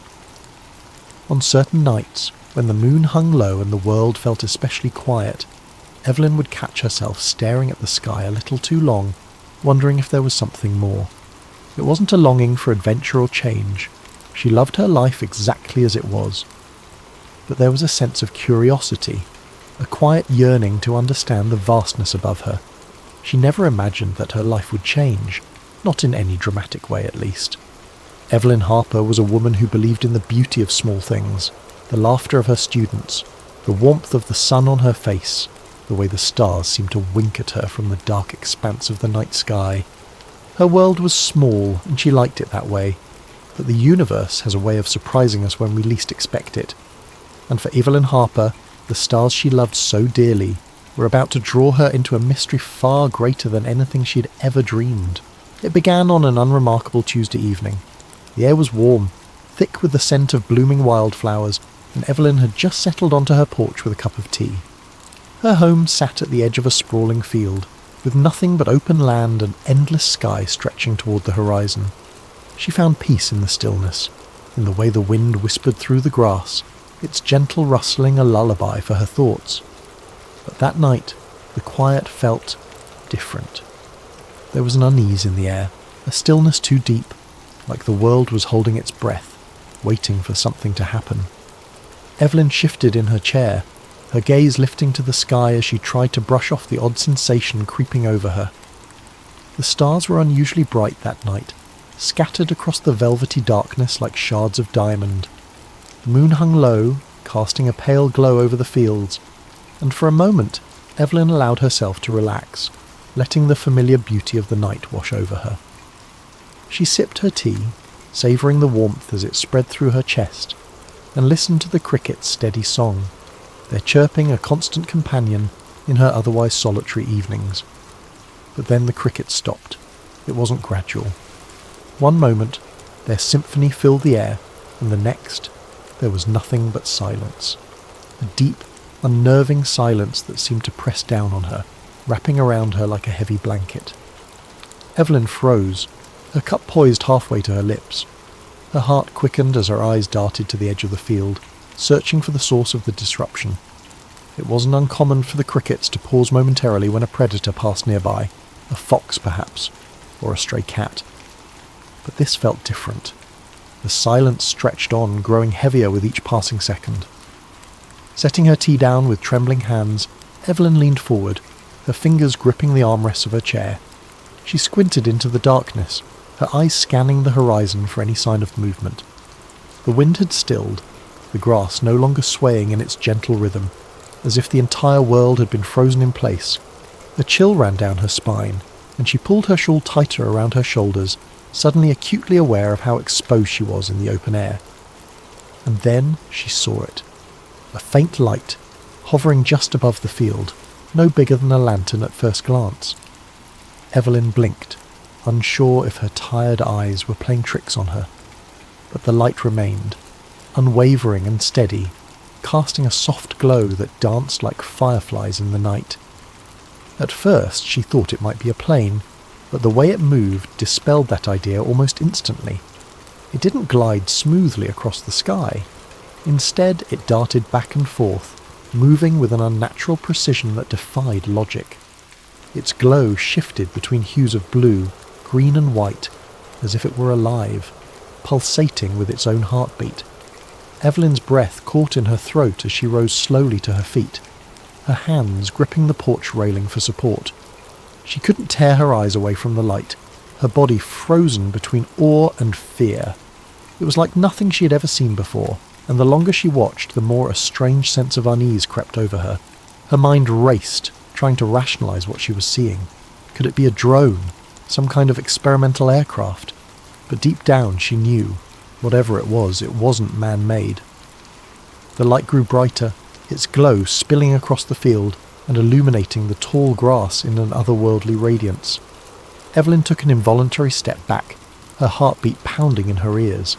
The silence around her was absolute, broken only by the faint hum that seemed to emanate from the light itself, a sound so low and resonant it seemed to vibrate in her chest. She could feel the air shift around her, charged with an energy she couldn't describe. It was as if the night itself had come alive, holding its breath along with her, and then, just as suddenly as it had appeared, the light vanished. The field plunged back into darkness, the stars above seeming impossibly dim in the wake of the light's brilliance. Evelyn stood motionless, her eyes scanning the empty expanse before her, searching for any sign of the strange phenomenon, but there was nothing, no trace of the light, no sound to suggest it had ever been there. The crickets remained silent, the air still heavy with an unnatural quiet that made her skin crawl. Her legs felt weak as she stumbled back toward the door, her hands fumbling for the handle. She locked it behind her, as if the simple act could protect her from whatever she had just witnessed. Inside, the familiar warmth of her home felt foreign, the comforting hum of the refrigerator and the ticking of the old clock on the wall doing little to steady her nerves. Evelyn paced the small living room, her thoughts racing. She tried to convince herself it was nothing, a trick of the light, a strange weather phenomenon, or perhaps even an overactive imagination brought on by too much solitude. But the image of the light was burned into her mind, vivid and unrelenting. She checked the windows repeatedly, peering out into the darkness for any sign of the movement.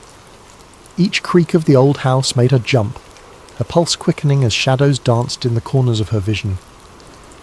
She thought about calling someone, her sister perhaps, or one of her colleagues from school. But what would she say?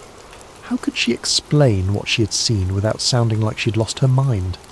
Evelyn spent the rest of the night wide awake, the warm glow of a single lamp her only comfort.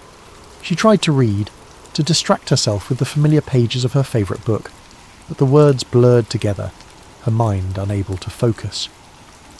She replayed the scene in her head over and over, searching for an explanation that would make sense. But no matter how she tried to rationalise it, one thought lingered, refusing to be ignored. It was something more. As the first rays of dawn broke over the horizon, painting the fields in shades of gold and amber, Evelyn finally allowed herself to relax, if only for a moment. The world looked ordinary again, the cricket's song returning as if nothing had happened. But Evelyn knew the truth. What she had seen the night before wasn't ordinary, and deep down she suspected that this was only the beginning. The next morning, Evelyn felt like a ghost. She went about her day as usual, teaching her third-grade class, chatting with colleagues, but her mind was elsewhere. She couldn't shake the feeling that she'd been watched, that whatever had hovered above her field the night before wasn't finished. When she returned home that evening, the unease only grew. She checked the locks on her doors and windows twice, her eyes darting to the field every few minutes. The sun dipped below the horizon, painting the sky in streaks of pink and orange, but Evelyn found no beauty in it. She sat by the window, clutching her mug of tea like a lifeline, and waited. It happened again around midnight. This time the light was brighter, its movements more erratic. Evelyn's hands shook as she grabbed her phone, intending to record it, but before she could hit the button, her body was overcome with a sudden wave of exhaustion. Her vision blurred, her limbs felt heavy, and the last thing she remembered was collapsing onto the couch. When she woke, it was morning. The sun streamed through her window, the field outside bathed in golden light.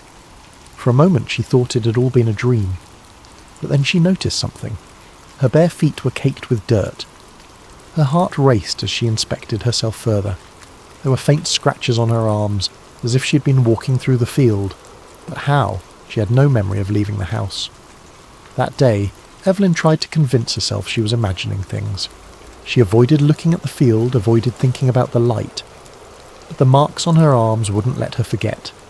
And that night, as she lay in bed, staring at the ceiling, she knew it wasn't over. Over the following weeks, the experiences escalated in ways Evelyn couldn't have imagined. At first, it was subtle. The lights in the sky came more frequently, sometimes appearing in the distance, their glow faint but unmistakable. Each time they lingered longer, as though they were searching, waiting. Evelyn would watch from the safety of her home, her heart pounding in her chest, telling herself it was nothing she needed to fear. But the lights grew bolder. They began appearing closer, illuminating her fields with an intensity that turned the familiar landscape into something alien and unrecognizable. Their brightness pierced through her curtains, seeping into her sanctuary like an unwelcome intruder. And then there were the marks. She noticed the first one on a cool morning as she stood in front of her bathroom mirror. It was small, perfectly circular, just below her collarbone. It didn't hurt, but its precision unnerved her. Over the following nights more appeared, on her arms, her legs, even the back of her neck. They were always the same, small, round, and too symmetrical to be accidental. Evelyn tried to rationalise them. Perhaps she'd bumped into something, or maybe it was a strange reaction to a bug bite. But deep down she knew these explanations didn't hold up. The marks were too deliberate, too uniform. Then there was the humming. It began as a faint noise, so soft she thought it was her imagination. But as the nights went on, it grew louder, more insistent. It wasn't coming from outside, nor was it a sound her house should make. It seemed to emanate from nowhere and everywhere all at once, resonating through the walls, the floor, and even her own body. It wasn't just a noise, it was a feeling, a vibration that settled deep in her chest and made her stomach churn. She tried to ignore it, burying her head under her pillow, but the sound seemed to follow her, pressing against her senses until it was impossible to pretend it wasn't there. Her once tranquil home, the place she had cherished for its solitude and peace, had become a source of dread. Every shadow felt menacing, every sound suspicious. The cricket's song, once comforting, now seemed eerie when it returned, as though mocking her. The silence that followed the lights was worse, a suffocating stillness that made her feel as though the world outside had ceased to exist. She stopped going out onto her porch at night, afraid of what she might see.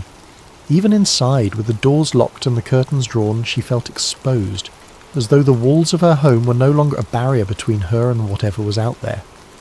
One particularly cold night, Evelyn sat curled on her couch, her hands gripping a flashlight. She had taken to keeping it with her at all times, a small, futile comfort against the growing darkness that seemed to creep into every corner of her life. She hadn't slept in days, her mind too alert, her body too tense. Her tea sat untouched on the coffee table, its steam curling into the dim light of the room. The humming had started again, faint at first, then gradually building in intensity. She felt it before she heard it fully, a low vibration that set her nerves on edge. And then the light came. It started as a soft glow in the distance, just like before, but this time it didn't stay outside.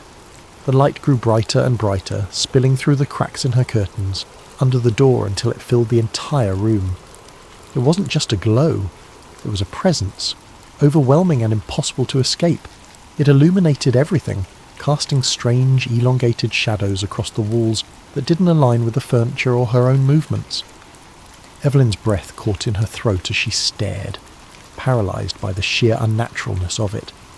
The humming grew louder, its resonance vibrating through her chest like a deep, unending note. She gripped the flashlight tighter, her knuckles white as her eyes darted around the room. And that's when she saw them.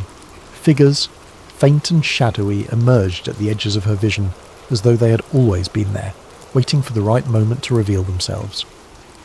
They were tall, unnervingly slender, their limbs elongated in ways that seemed both graceful and otherworldly. Their movements were slow but deliberate, each step fluid and calculated. Evelyn tried to focus on their faces, but they were indistinct, shrouded in the glow that surrounded them. She couldn't tell if they were looking at her, but she felt their gaze, a heavy, suffocating pressure that made her heart race. Her instinct was to run, to scream, to do anything to break free of the terror that held her in place, but her body wouldn't obey.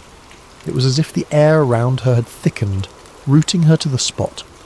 Her flashlight slipped from her hand, clattering to the floor with a dull thud, but she barely noticed. Her breath came in shallow gasps as she watched the figures move closer, their forms becoming sharper, more defined.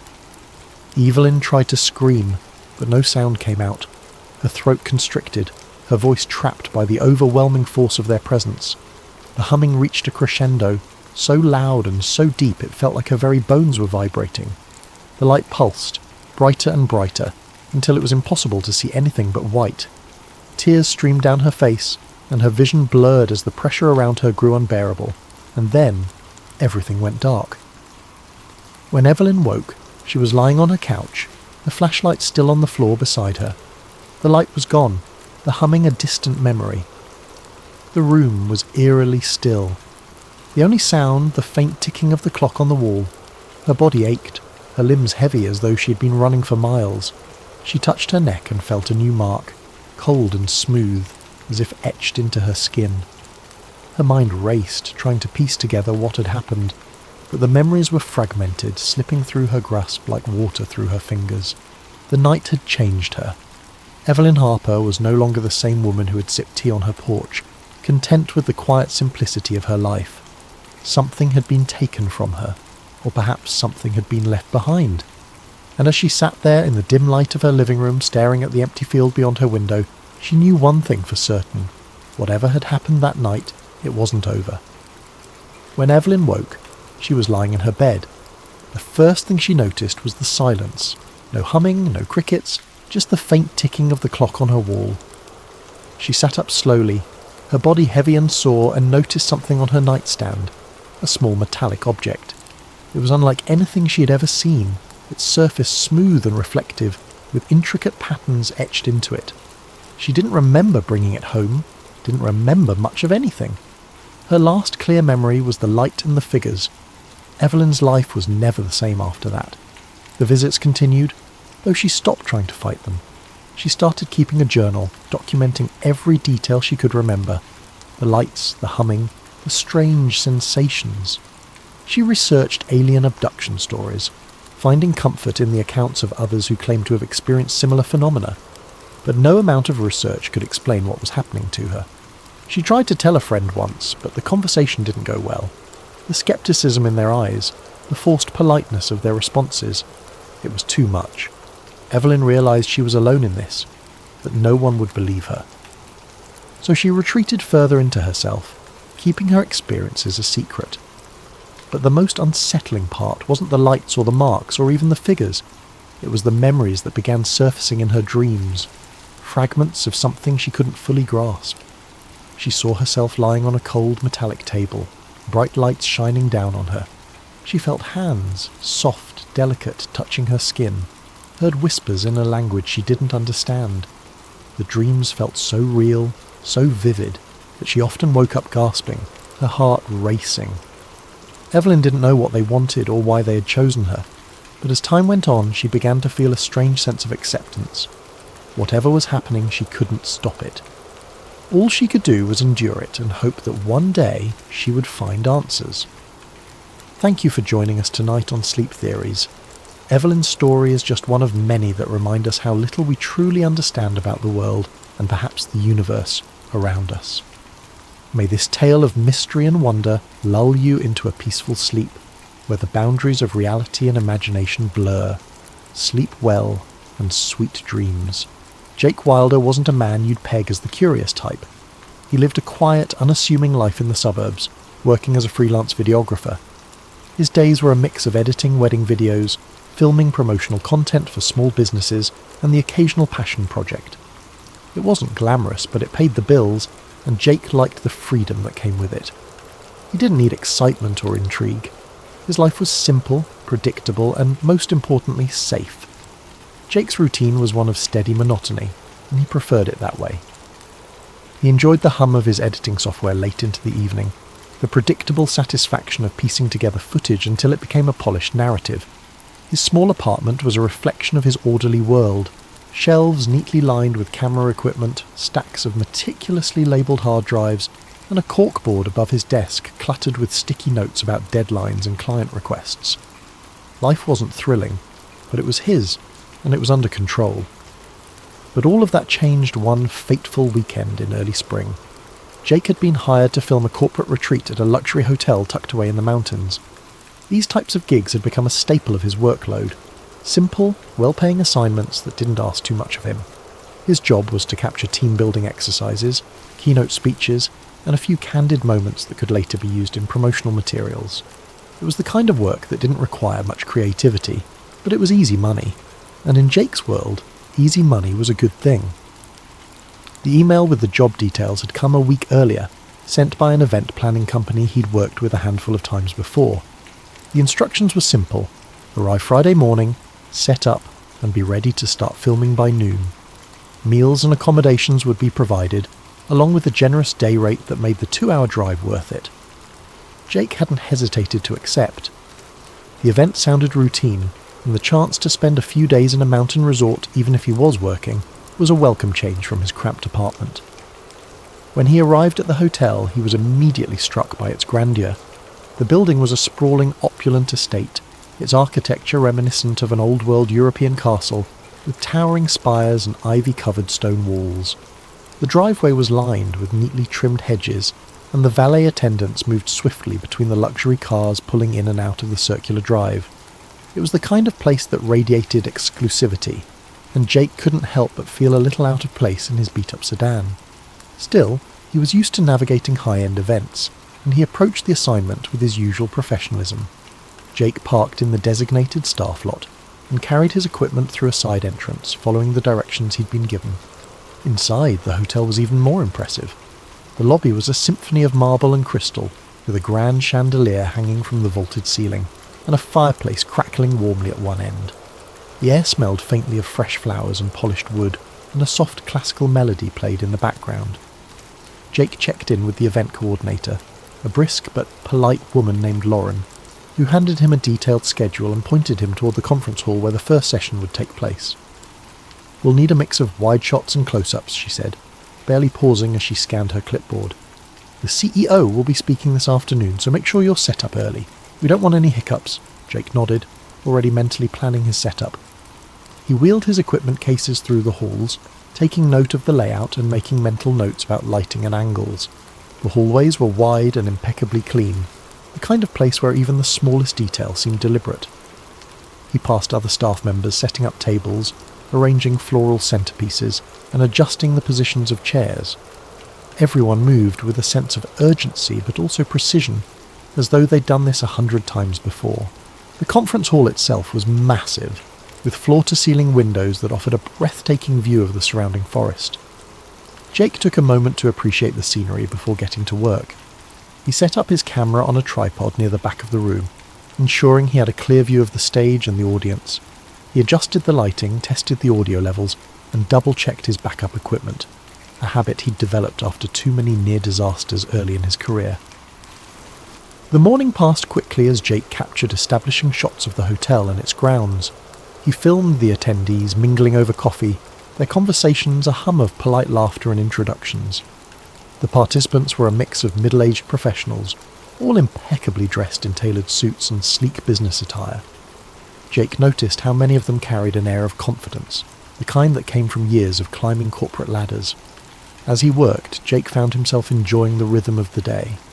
The work wasn't challenging, but there was something satisfying about capturing the right moments and framing them just so. He knew these kinds of gigs were what kept his bills paid, and he was good at them.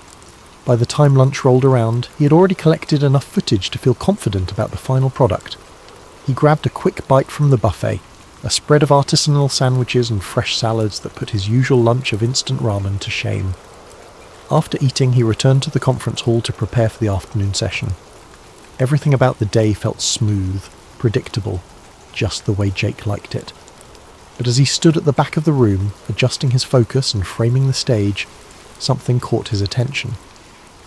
A group of men in dark suits entered the hall through a side door, moving with quiet purpose. They weren't part of the event staff or the attendees. Jake was sure of that. Their suits were sharper, their demeanour more formal. They moved like they belonged there, yet there was an air of secrecy about them. Jake watched as they exchanged brief words with Lauren, the event coordinator. She nodded curtly, her expression unreadable, and gestured toward the far end of the hall. The men walked in that direction, disappearing behind a set of heavy double doors. Jake's curiosity flickered, but he shook it off. It wasn't his business, and he had work to do. Still, the image of those men lingered in his mind as he went about his tasks. Something about the way they moved, the way Lauren had reacted to them, it was different. Not alarming exactly, but different. Jake told himself to focus on his job, reminding himself that corporate retreats often attracted VIPs. He'd seen his share of high-level executives and private security over the years. This was probably nothing out of the ordinary, or so he thought. What had started as an ordinary day, a simple job in a beautiful location, was beginning to feel like something more. Jake didn't know it yet, but the events of that weekend would unravel everything he thought he knew about the world, and his life, once so predictable, was about to take a turn he never could have imagined. The first oddity came on his second day at the hotel. Jake was heading back to his room after a long day of shooting, his camera bag slung over one shoulder, and his mind already on the edits he planned to tackle later that night. As he passed through the lobby, he noticed a group of men in dark suits clustered near the side entrance. They weren't staff, Jake could tell immediately. They lacked the friendly demeanour and polished smiles of the hotel employees. Instead, these men moved with a quiet but unmistakable sense of authority, their presence commanding attention without a word. Their voices were low, their conversations clipped as they murmured into discreet earpieces. Jake couldn't make out what they were saying, but their body language told a story of urgency and precision. Each man stood straight, their eyes scanning the room with practiced subtlety. Jake slowed his steps, feigning a casual stretch as he observed them. His gaze drifted toward the side entrance, where several black SUVs were parked in a neat row. The vehicles were unmarked, their windows tinted so dark they reflected the towering pine trees outside like polished obsidian. Jake's curiosity flickered to life. He had seen his share of private security over the years, bodyguards for wealthy clients or high-ranking executives, but this felt different. There was a weight to the atmosphere, an intensity that he couldn't quite put his finger on. He lingered in the lobby for a moment longer, pretending to check his phone while he watched the group out of the corner of his eye. They were speaking too quietly for him to catch any words, but their clipped tones and the way they occasionally glanced toward the SUVs hinted at something serious. He told himself it wasn't his business, and continued toward the elevator, his footsteps echoing faintly against the marble floor. But even as the doors closed behind him, the scene in the lobby lingered in his mind. Who were those men? And what kind of event required such heavy-handed security? The following day, Jake's suspicions grew. It began subtly, with the arrival of a new group of guests in the late morning. He was setting up his equipment in one of the conference rooms when he noticed them entering through a side hallway. There were about a dozen of them, men and women alike, each impeccably dressed in tailored suits and designer shoes. They walked in pairs, their movements purposeful, their voices hushed. Jake couldn't hear what they were saying, but the tension in their interactions was palpable. They weren't laughing or making small talk like the other attendees. Instead, they exchanged glances that seemed loaded with unspoken meaning. Jake stepped behind his tripod, using it as a cover to watch them more closely. He noticed small details that made his pulse quicken. The way some of them carried slim, leather-bound portfolios, their hands clutching them tightly as though they contained something invaluable. Others had briefcases or messenger bags, their edges worn but meticulously clean. They moved as a unit, their pace synchronized, as if they had done this 100 times before. His gaze followed them as they disappeared through a set of heavy double doors near the back of the conference wing. The doors bore no signs or markings, just a keypad and a small circular camera mounted above. Jake hadn't noticed that section of the building before, and the sight of it sent a faint ripple of unease through him. What kind of meeting required such secrecy? And why weren't these people listed on the event schedule? As the day went on, more arrivals trickled in. Jake noticed the same patterns: muted conversations, guarded expressions, and an almost palpable air of importance. He spotted a woman in her early 40s, her hair perfectly styled, wearing a navy suit that screamed custom tailoring. She clutched a small tablet to her chest as she spoke in low tones to a man who looked to be in his 60s, his silver hair combed neatly back. They exchanged only a few words before the man glanced around, his eyes darting across the room as if checking for eavesdroppers. Jake instinctively turned his head, pretending to focus on adjusting a lens. The same SUVs were still parked outside when he stepped out to grab a quick lunch. He lingered near the entrance, pretending to check his phone as he observed the drivers. They were all dressed in identical black suits, their faces expressionless as they stood near the vehicles. One of them leaned against the hood of an SUV, his earpiece glinting faintly in the sunlight. Jake couldn't shake the feeling that their presence was more than just precautionary. It was deliberate, calculated. By the evening, the hotel's atmosphere had shifted entirely. The once relaxed ambiance of a corporate retreat had been replaced by something more subdued, almost heavy. Jake noticed staff members moving with more urgency, their conversations shorter, their expressions tight. Even Lauren, the ever-composed event coordinator, seemed on edge. She barked orders at her team with an intensity Jake hadn't seen before, her eyes darting toward the double doors at the back of the wing as though she were anticipating something. Jake's curiosity was no longer a flicker. It was a flame. He had spent years honing his observational skills as a videographer, noticing the smallest details to capture the perfect shot. And what he was noticing now didn't add up. The guests, the security, the unmarked SUVs, it all pointed to something far bigger than a corporate retreat. But what? He didn't have an answer, and the lack of one only made him more determined to find out. As he headed back to his room that night, his thoughts raced. Jake wasn't the type to chase mysteries or seek out danger, but something about this felt too significant to ignore. He knew he should let it go, focus on his job and avoid stirring up trouble, but as he passed the silent, shadowed hallway leading to the unmarked doors, he couldn't shake the feeling that he was standing at the edge of something monumental, something that could change everything. Later that evening, as Jake reviewed his footage in his room, there was a knock on his door. It was one of the hotel staff, a nervous-looking man who handed Jake an envelope and said, "There's been a slight change in plans. The client requests that you avoid filming in certain areas tomorrow." The staff member pointed to a highlighted section on a map of the hotel, a part Jake hadn't yet explored. Jake frowned as the man hurried away.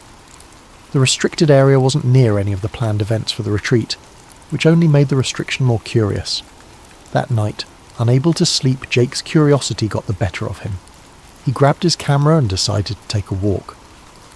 The hotel was quiet, its grand hallways illuminated by soft golden light. He wandered toward the restricted area, telling himself he just wanted to see what all the fuss was about. He wasn't planning to film, just a quick look and then back to bed. When he reached the cordoned-off wing, he noticed 2 security guards stationed at a set of double doors. They were chatting in low voices, their posture relaxed. Jake lingered in the shadows, debating whether to turn back, when one of the guards got a call on his radio. The other followed him down the hall, leaving the entrance momentarily unguarded. Jake's pulse quickened. This was his chance. He slipped through the doors, moving as quietly as he could. The corridor beyond was dimly lit, the air cooler, almost sterile. He passed several empty conference rooms before he heard it, a low hum of voices coming from a room at the end of the hall. He crept closer, pressing himself against the wall as he approached the partially open door. What he saw made his breath catch. Inside was a large conference room, its walls lined with ornate wood panelling. Around a massive oval table sat dozens of people, their faces illuminated by the glow of a projector. Jake didn't recognize most of them, but a few were unmistakable. CEOs of major corporations, politicians, and even a royal figure he'd only seen on the news. They were deep in discussion, their voices too low for Jake to make out individual words. On the screen behind them, a slide displayed a title that made Jake's stomach turn. Global Economic Transition Strategy, Phase 3. Jake's hands shook as he lifted his camera, adjusting the focus to capture the scene. He panned across the room, zooming in on faces, documents spread across the table, and the titles of other slides. Media Consolidation Plan, Energy Resource Redistribution, and population control measures. It felt surreal, like stepping into the plot of a dystopian novel, but this was no fiction. This was happening right in front of him. He was so engrossed in filming that he didn't hear the footsteps behind him. A hand clamped down on his shoulder, making him jump. He turned to see one of the security guards glaring at him, a walkie-talkie in hand. "What are you doing here?" the guard demanded. Jake stammered, trying to come up with an excuse, but it was no use. The guard yanked the camera from his hands, pulling him away from the doorway. Jake caught one last glimpse of the room, a projector screen now displaying a list of future meeting dates and locations, before the door was slammed shut. "Come with me," the guard said, his grip firm. Jake's mind raced. He was in trouble, serious trouble. But more than that, he was terrified of what he'd just uncovered. The guards took Jake to a small windowless room and left him there, alone, for what felt like hours. His thoughts spiraled as he sat in the hard plastic chair, staring at the blank walls. Would they call the police? Or worse, would they make him disappear? The men and women in that room weren't just powerful, they were untouchable. Finally the door opened, and a man in a tailored suit stepped inside. He closed the door quietly, his expression unreadable as he took a seat across from Jake. "Mr. Wilder," he said, his voice calm but firm, "you've stumbled into something you shouldn't have." Jake didn't respond, his throat dry. The man placed Jake's camera on the table between them. "This footage never leaves this room," he said. "Do you understand?" Jake hesitated, then nodded. He didn't have much choice. The man leaned forward, his tone softening just slightly. "You seem like a smart guy. Let me give you some advice. Walk away. Forget what you saw. This isn't your fight." Before Jake could reply, the door opened again, and two guards entered. They escorted him out of the room, down a series of hallways, and out of the hotel. They returned his camera, minus the memory card, and told him in no uncertain terms to leave and never come back. But Jake couldn't walk away. The memory of what he'd seen burned in his mind, the fragments of conversation he'd overheard replaying in his head. He knew he was in danger, but he also knew the world needed to know the truth. Over the following weeks, Jake began piecing together the breadcrumbs. He researched the Bilderberg Group, an annual meeting of elites shrouded in secrecy, and matched the faces he'd seen to public figures. He found mentions of other meetings, hidden in plain sight, and began documenting their locations and agendas. It became an obsession. Jake worked in secret, uploading encrypted videos and files to anonymous forums. He knew the risks, but the pull to expose the truth was stronger than his fear. Then, one night, as Jake sat hunched over his laptop in his darkened apartment, he heard a knock at the door. His blood ran cold. He hadn't told anyone where he lived, not since he'd started digging deeper. He closed his laptop, his heart pounding as the knock came again, louder this time. He never answered the door. Thank you for joining us tonight on Sleep Theories. Let this story remind us of the hidden forces at play in our world, and the courage it takes to seek the truth. May your dreams be filled with curiosity and wonder, and may you sleep soundly knowing that even the darkest mysteries can be brought to light. Sweet dreams, and good night. Liam Mercer had always prided himself on being a man of reason. In a world teeming with chaos and half-truths, he found comfort in the certainty of logic. He lived by it, letting it guide his every decision. His colleagues joked that he was the go-to guy for answers, the one who could debug a computer and a bad day with the same steady, pragmatic approach. To Liam, every problem was a puzzle. Every puzzle had a solution, and no solution required jumping to far-fetched conclusions. His mornings were as structured as his mindset. Liam woke at 7 a.m. sharp to the buzz of an alarm that never once needed snoozing. He brewed a single cup of dark roast coffee, black with no sugar, just the way he liked it, and scanned the news on his tablet. World events, tech updates, local weather, everything was absorbed with the detached interest of someone who preferred facts over opinions. No drama, no conspiracies, just data. His apartment was an extension of this philosophy. Neat, efficient, and minimal.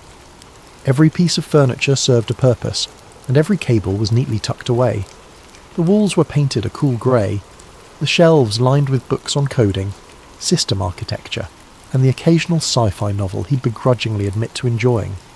Even his closet was a study in simplicity, a palette of blues, greys and blacks that made getting dressed in the morning an effortless decision. Work was much the same.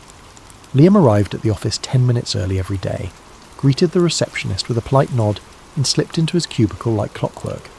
His desk was as organised as the rest of his life. A perfectly centred monitor, a keyboard free of fingerprints, and a small potted plant that added just the right touch of humanity to an otherwise sterile setup. He liked his job, though he wouldn't call it a passion. It was reliable, steady, and predictable. Everything Liam valued. What set Liam apart wasn't his skill with technology, though he was undeniably good at what he did. It was his unshakable practicality.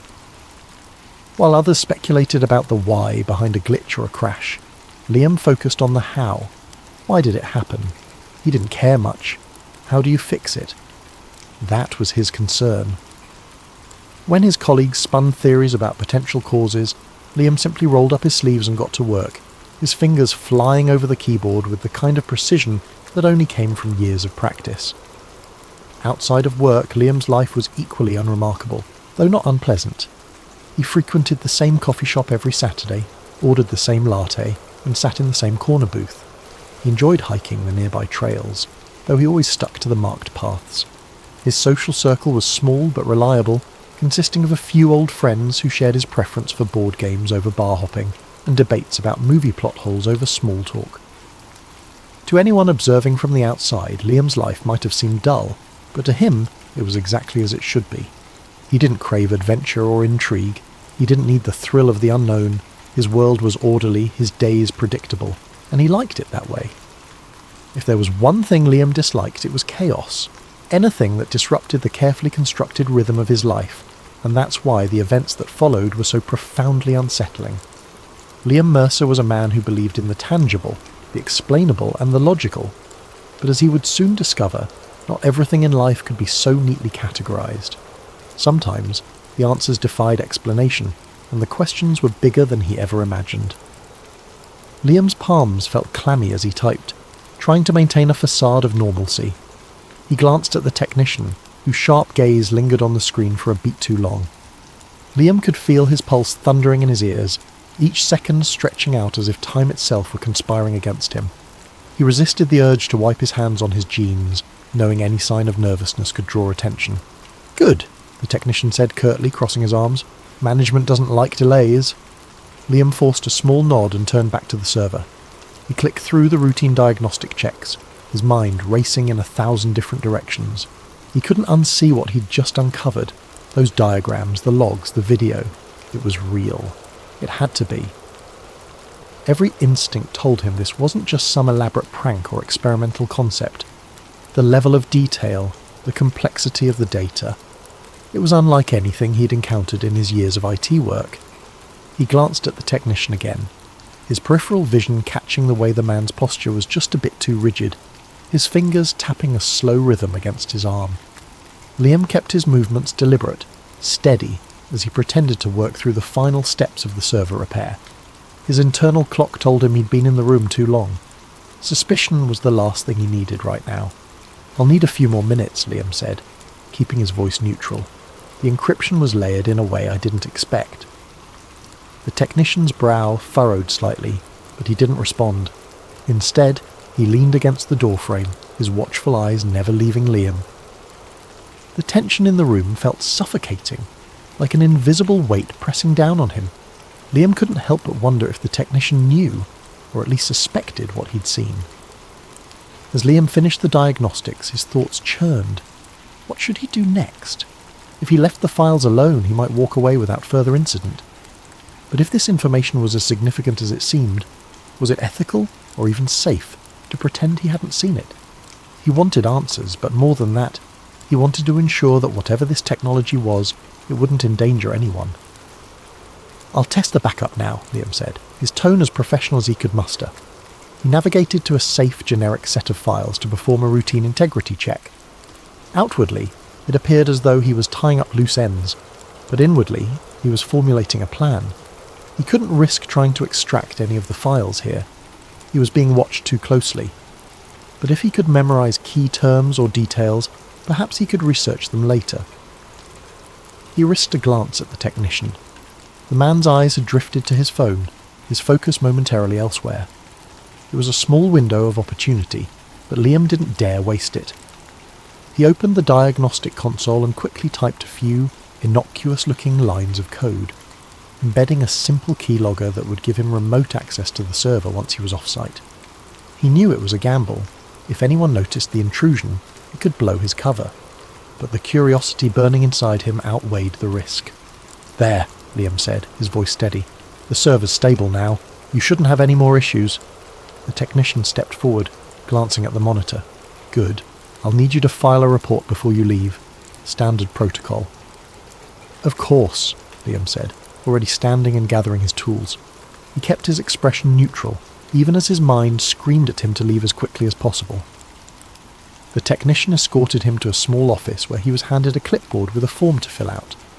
The questions were standard: details of the issue, steps taken to resolve it, and confirmation of the server's restored functionality.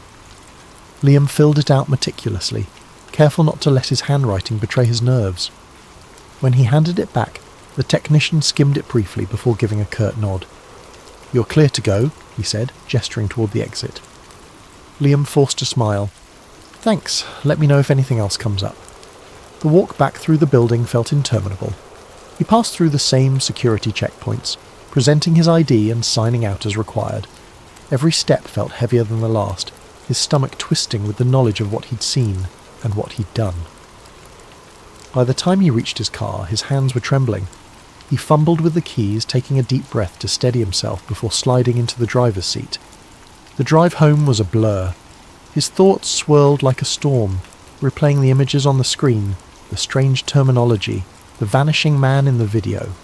He couldn't shake the feeling that he'd just opened a door he was never meant to see, let alone step through. And yet, part of him was exhilarated. If this technology was real, it could change everything: history, science, even the very fabric of existence. But as he pulled into the driveway of his modest apartment complex, a flicker of doubt crept in. What if someone had noticed? What if the technician had seen through his act or the keylogger was detected? He shook his head, trying to dismiss the thoughts. He had done everything carefully, methodically. There was no reason to think anyone would suspect him. Or so he told himself. As he locked the car and headed inside, Liam's eyes darted toward the street. A black sedan sat parked a few houses down, its windows tinted too dark to see through. It wasn't a car he recognised, but it could have been anyone. A neighbour, a visitor, even a passing stranger. And yet, as he climbed the stairs to his apartment, he couldn't shake the feeling that he was being watched. The rest of the day passed in a haze. Liam moved through the motions, checking the final diagnostics, closing the server panels, and gathering his tools into his worn black case. On the surface, everything appeared normal, but inside his thoughts churned relentlessly. The images of those diagrams and the grainy video of the man disappearing into thin air replayed over and over in his mind like a movie he couldn't turn off. The words temporal displacement protocols echoed in his head, accompanied by a gnawing sense of unease. He couldn't stop questioning what he'd seen. Were the files real? Were they some kind of advanced simulation or classified experiment? And if they were real, why were they stored on a server so poorly maintained that someone like him had to repair it? The whole situation felt wrong, like a puzzle where none of the pieces should fit but somehow did. Liam knew one thing for sure. What he'd stumbled upon wasn't meant for his eyes. As he exited the server room, the lab's technician gave him a curt nod, but Liam noticed the man's eyes lingered a moment too long on the flash drive peeking out of Liam's case. He quickly zipped the bag closed, offering a casual smile as if nothing were amiss. The technician said nothing, but Liam could feel the man's gaze boring into his back as he walked toward the exit. The process of leaving the lab was just as tedious as entering it. He passed through checkpoint after checkpoint, presenting his ID and signing forms at each stop. His palms were clammy, and he forced himself to remain calm, to keep his movements slow and deliberate. Each guard seemed to scrutinize him just a little more than they had that morning, their eyes lingering on his badge or scanning his bag with what felt like extra care. Liam reminded himself to breathe. They had no reason to suspect him, no way of knowing he'd accessed the files. He had done his work, fixed the problem, and left the lab as instructed. At least, that's what it looked like. Finally, after what felt like an eternity, Liam stepped out into the crisp late afternoon air. The sun was beginning to dip below the horizon, casting long shadows across the parking lot. He inhaled deeply, the scent of rain in the distance cutting through his spiralling thoughts.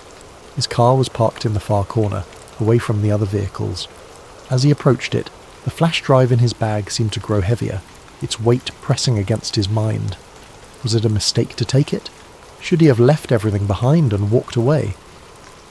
The questions swirled, unanswered, as he climbed into the driver's seat and started the engine. The drive home felt surreal, the hum of the car blending with the noise in his head. He replayed the events in his mind, searching for signs he might have missed. An offhand comment from the technician, the guarded glances of the security staff. Did they know? Could they suspect? Or was he simply being paranoid? Liam glanced at the flash drive resting on the passenger seat, its plastic casing catching the fading light. The small device felt like a ticking time bomb, its contents holding answers he wasn't sure he wanted. But he couldn't ignore it. Not now. Not after what he'd seen. His logical side told him to destroy it, to rid himself of the evidence and pretend none of this had ever happened. But the part of him driven by curiosity, by the need to understand, won out. By the time he pulled into his apartment complex, dusk had settled over the city. Liam parked his car in its usual spot, pausing for a moment to scan the lot. Most of the spaces were empty, the faint glow of porch lights illuminating a handful of vehicles. His eyes lingered on a black SUV parked near the entrance, its windows tinted so dark they reflected the dim streetlights. It could have been anyone's car, but something about it made him pause. He shook his head, dismissing the thought as paranoia, and grabbed the flash drive before heading inside. In the safety of his apartment, Liam set his tools down and locked the door behind him. The silence was heavy, broken only by the faint hum of his refrigerator. He stood in the entryway for a moment, clutching the flash drive in his hand before heading to his desk. His laptop sat waiting, the screen dark but ready. He hesitated, the weight of what he was about to do settling over him like a shroud. Liam placed the flash drive on the desk and stared at it, his heart pounding in his chest. The questions that had haunted him all afternoon now seemed louder, more insistent. What had he gotten himself into? And what would happen if he kept going? He didn't know the answers, but he knew one thing for certain. There was no turning back now. That night, alone in his apartment, Liam opened the files again. He pored over the data, the calculations, the logs of temporal excursions.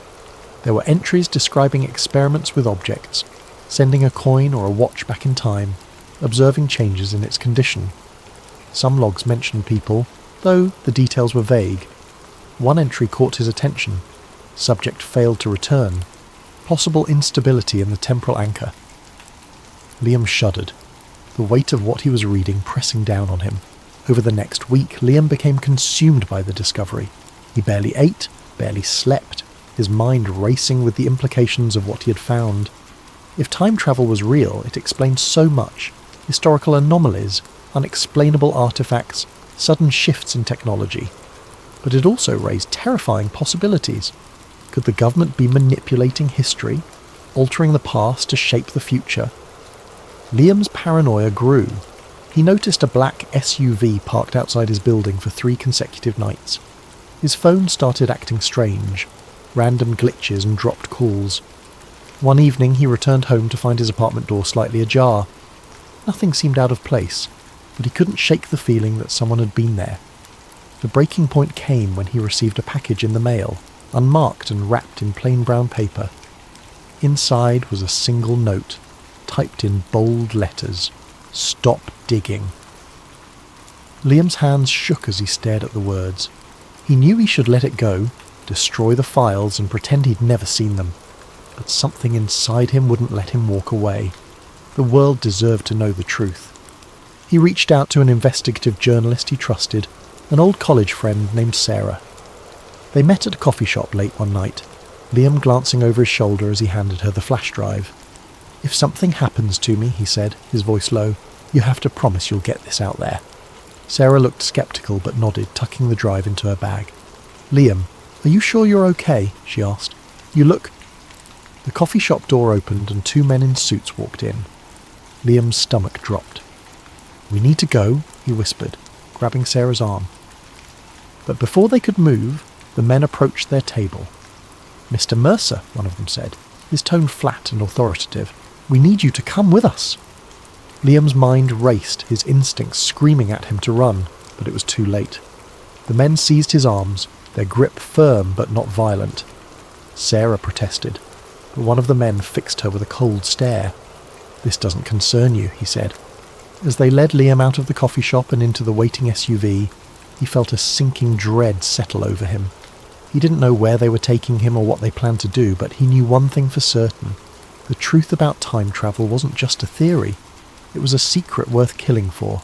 And as the SUV disappeared into the night, Liam realised that some mysteries were never meant to be uncovered.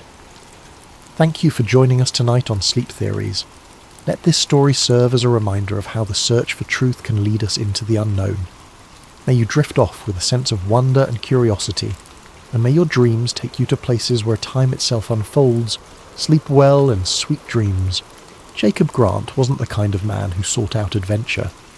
His life was one of quiet rhythms and unassuming contentment, a routine that offered him a sense of control in an otherwise unpredictable world. As the librarian of a quaint New England town, his days were steeped in the smell of old books and the soft hum of fluorescent lights. He loved the orderly comfort of his job, organising card catalogues, helping a young reader find their next favourite story, and watching the sunbeam patterns shift across the reading tables as the hours passed. Every morning began the same way. Jacob would wake at precisely 6:30 a.m, brew a pot of coffee, and retrieve the local paper from the front porch of his small weathered home. He found a certain solace in the rustling of the pages, the way the ink stained his fingers, and the familiar cadence of small-town headlines.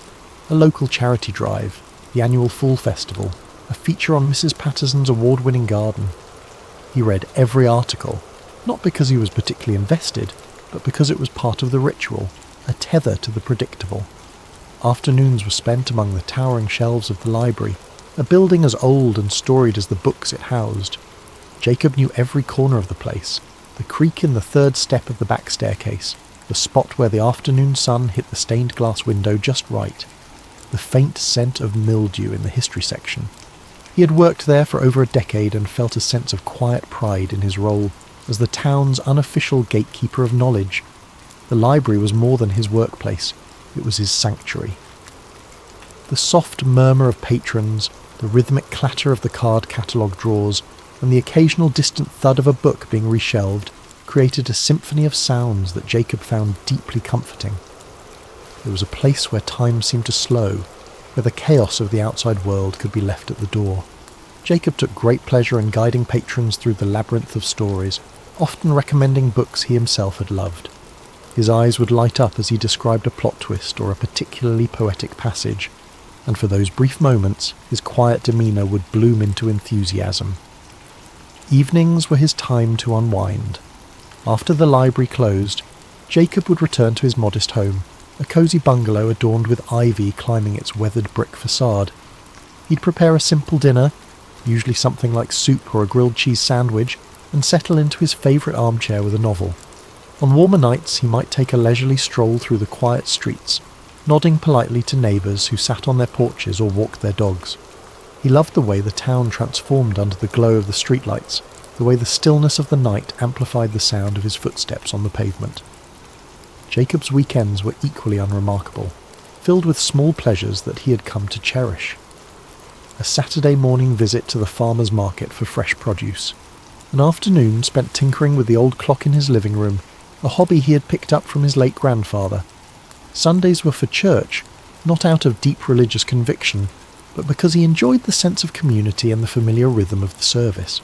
He wasn't lonely, not exactly. Jacob had friends, though his relationships were more cordial than close.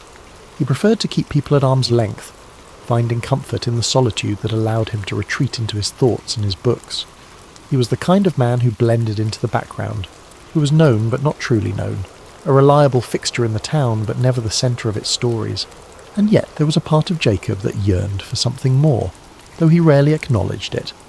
Sometimes as he walked through the quiet town or shelved books in the library, he felt a faint tug of curiosity, a whisper of longing for something beyond the predictable. It wasn't dissatisfaction exactly, but an itch he couldn't quite scratch, a sense that there might be more to the world than the comfortable bubble he'd built for himself. Jacob didn't think of himself as the adventurous type. He didn't chase after excitement or seek out the unknown. But life has a way of finding you when you least expect it, of pulling you into the extraordinary when you're content to remain in the ordinary. Jacob Grant's quiet, predictable life was about to be turned upside down, and he had no idea how much everything was about to change. It began on a chilly autumn afternoon. The air was crisp, the kind that made the leaves crunch underfoot as Jacob walked to work. He had always loved the quiet charm of his town, with its cobblestone streets and ivy-covered buildings. It was the kind of place where everyone knew everyone else, where secrets were few and far between, or so he thought. That day, as he arrived at the library, he found a small, unmarked package sitting on the steps. It was plain, wrapped in brown paper with no return address, and his name was scrawled across it in uneven handwriting. Frowning, Jacob picked it up, his fingers brushing against the coarse paper.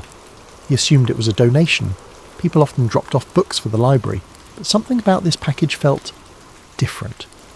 Curiosity burned brighter than caution as Jacob carefully carried the package to the library's back office, a dimly lit room cluttered with forgotten tomes and dusty archives. The quiet hum of the building seemed to amplify his unease as he set the package on the desk, the weight of it sending an unexplainable chill through him. His hands trembled slightly as he peeled back the brown paper wrapping, revealing a worn leather-bound notebook. Its age was evident, the edges frayed, the leather cracked in places.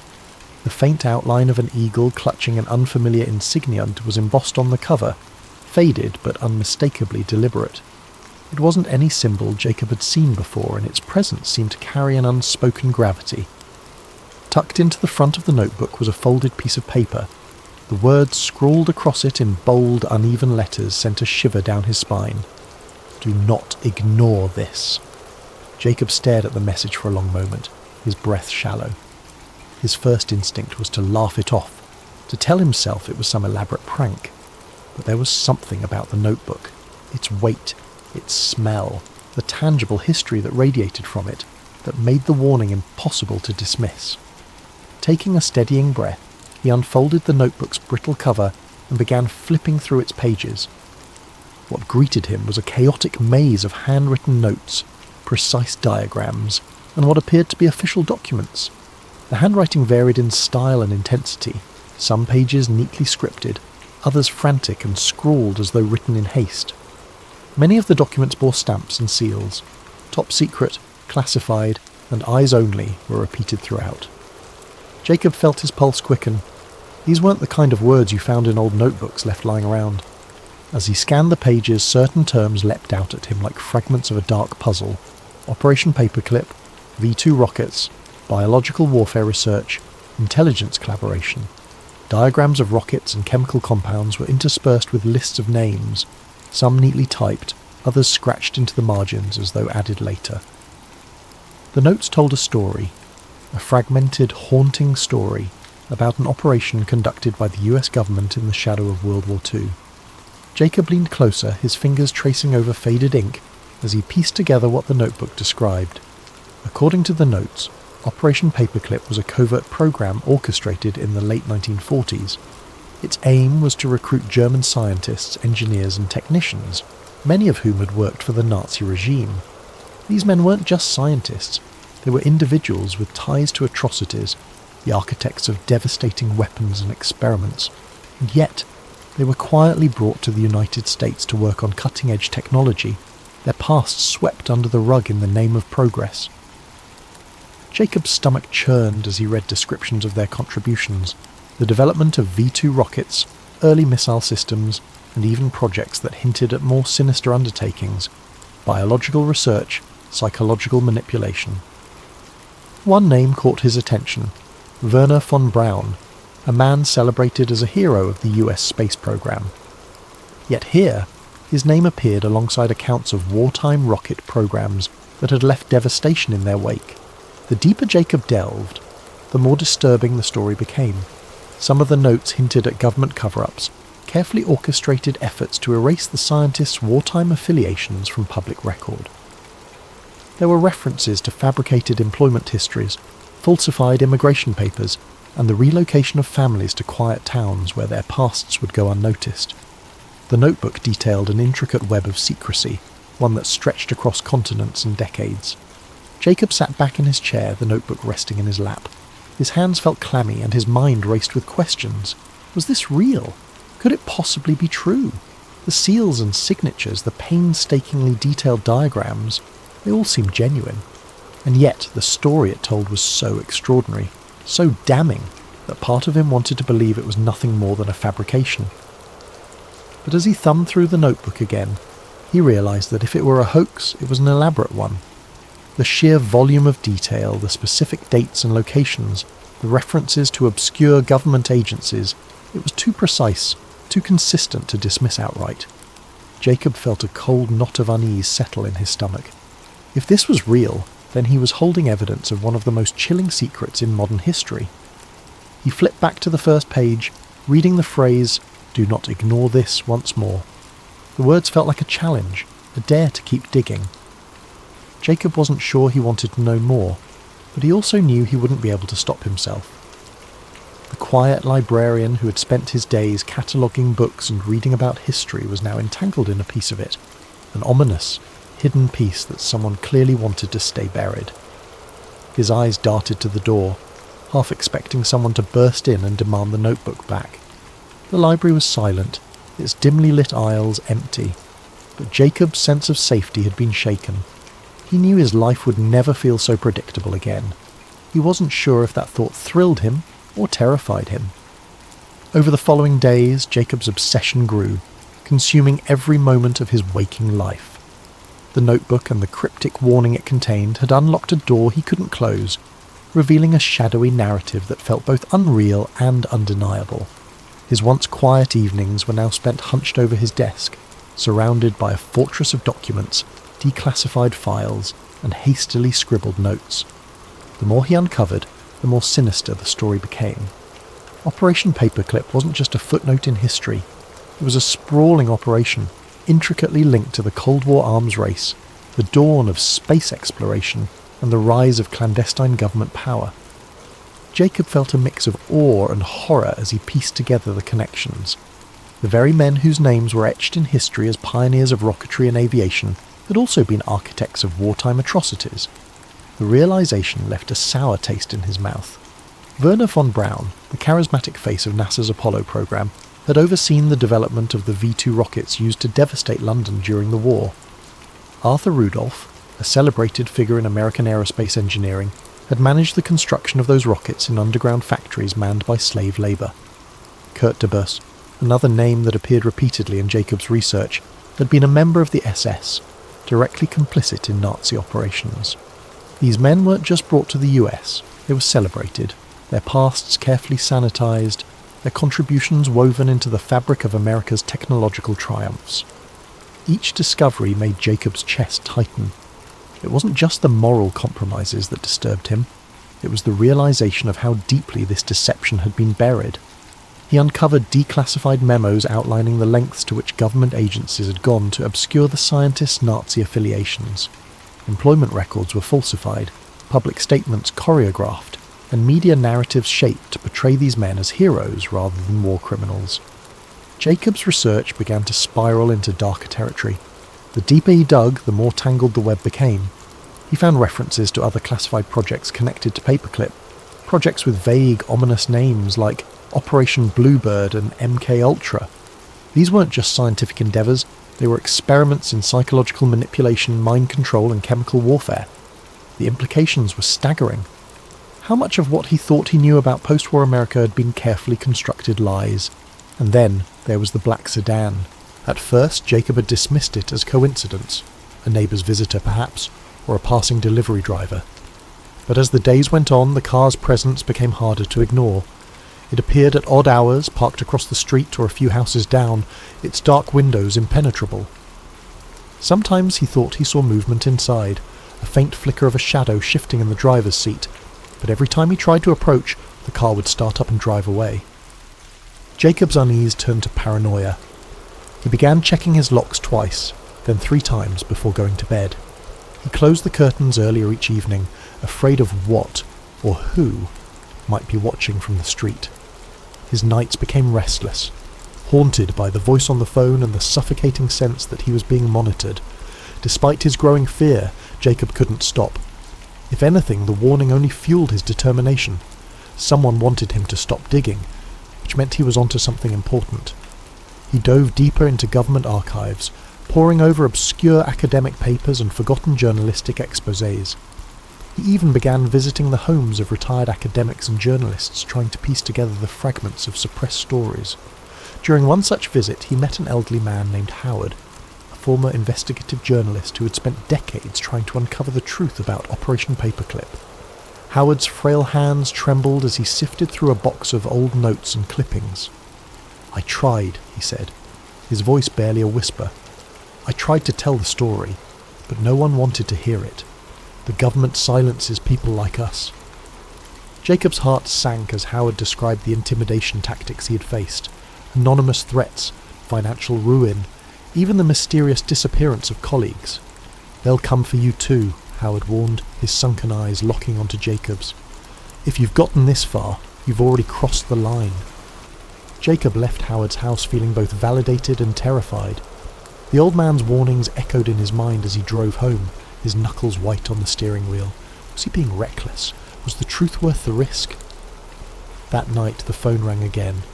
Jacob hesitated before answering, his hand hovering over the receiver as dread coiled in his chest. Finally he picked up, his voice trembling. "Hello?" This time the voice was clear and unmistakably human. "You've gone too far, Mr. Grant," the caller said, their tone flat and emotionless. "We won't warn you again." The line went dead. Jacob stared at the phone in his hand, his heart pounding in his ears. He had never given his name to anyone connected to his research. Whoever was behind this knew far more about him than he was comfortable with. Panic set in.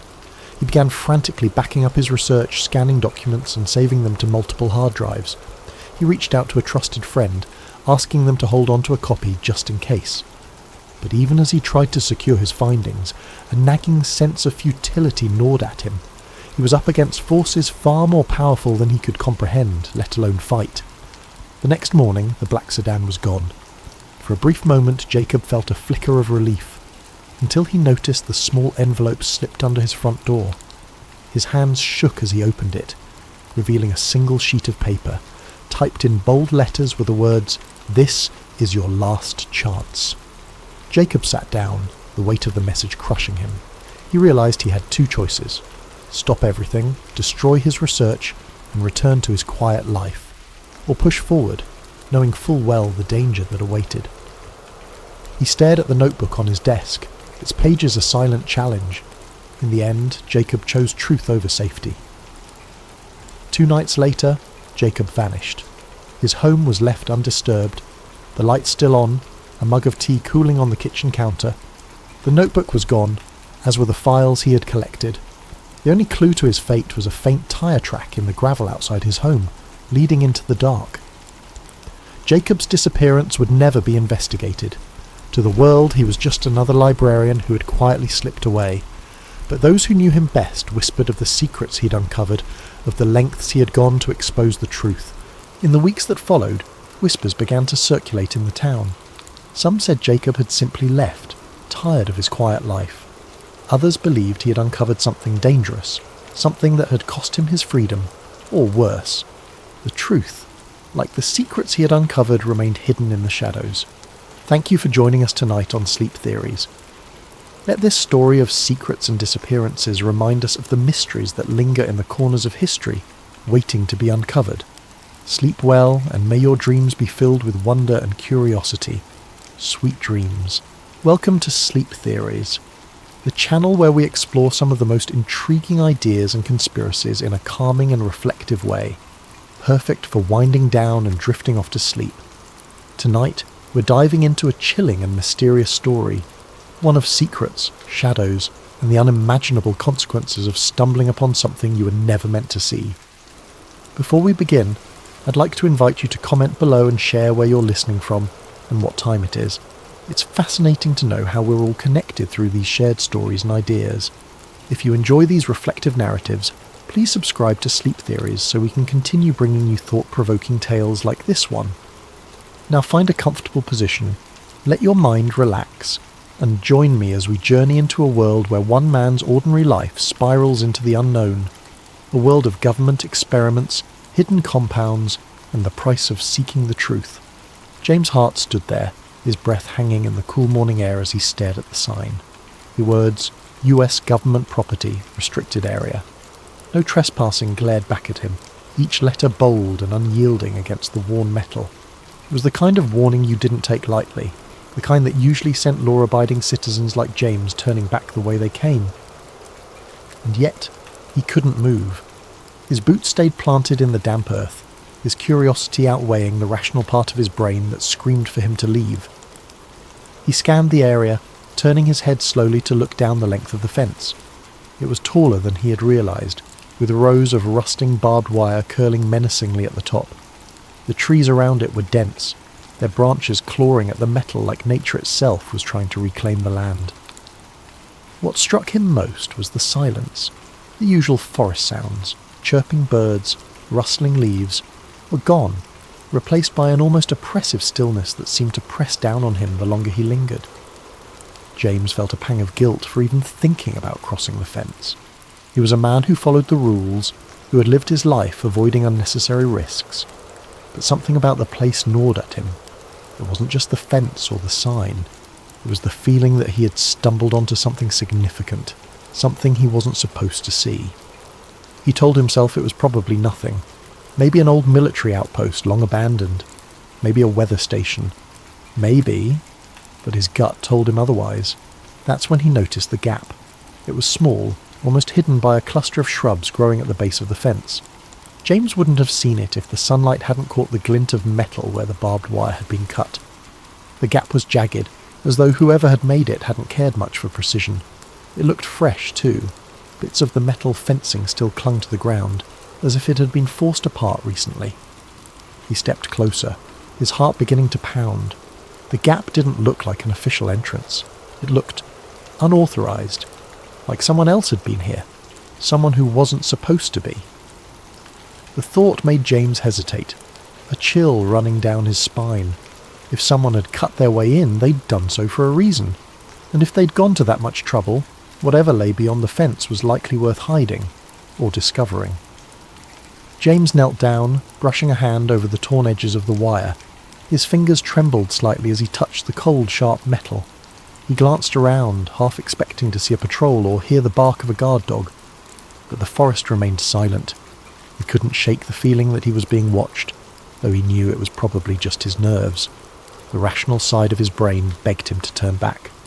"This isn't your business," it whispered. "You don't need to know what's in there. Just go home." But something deeper, something instinctual urged him forward.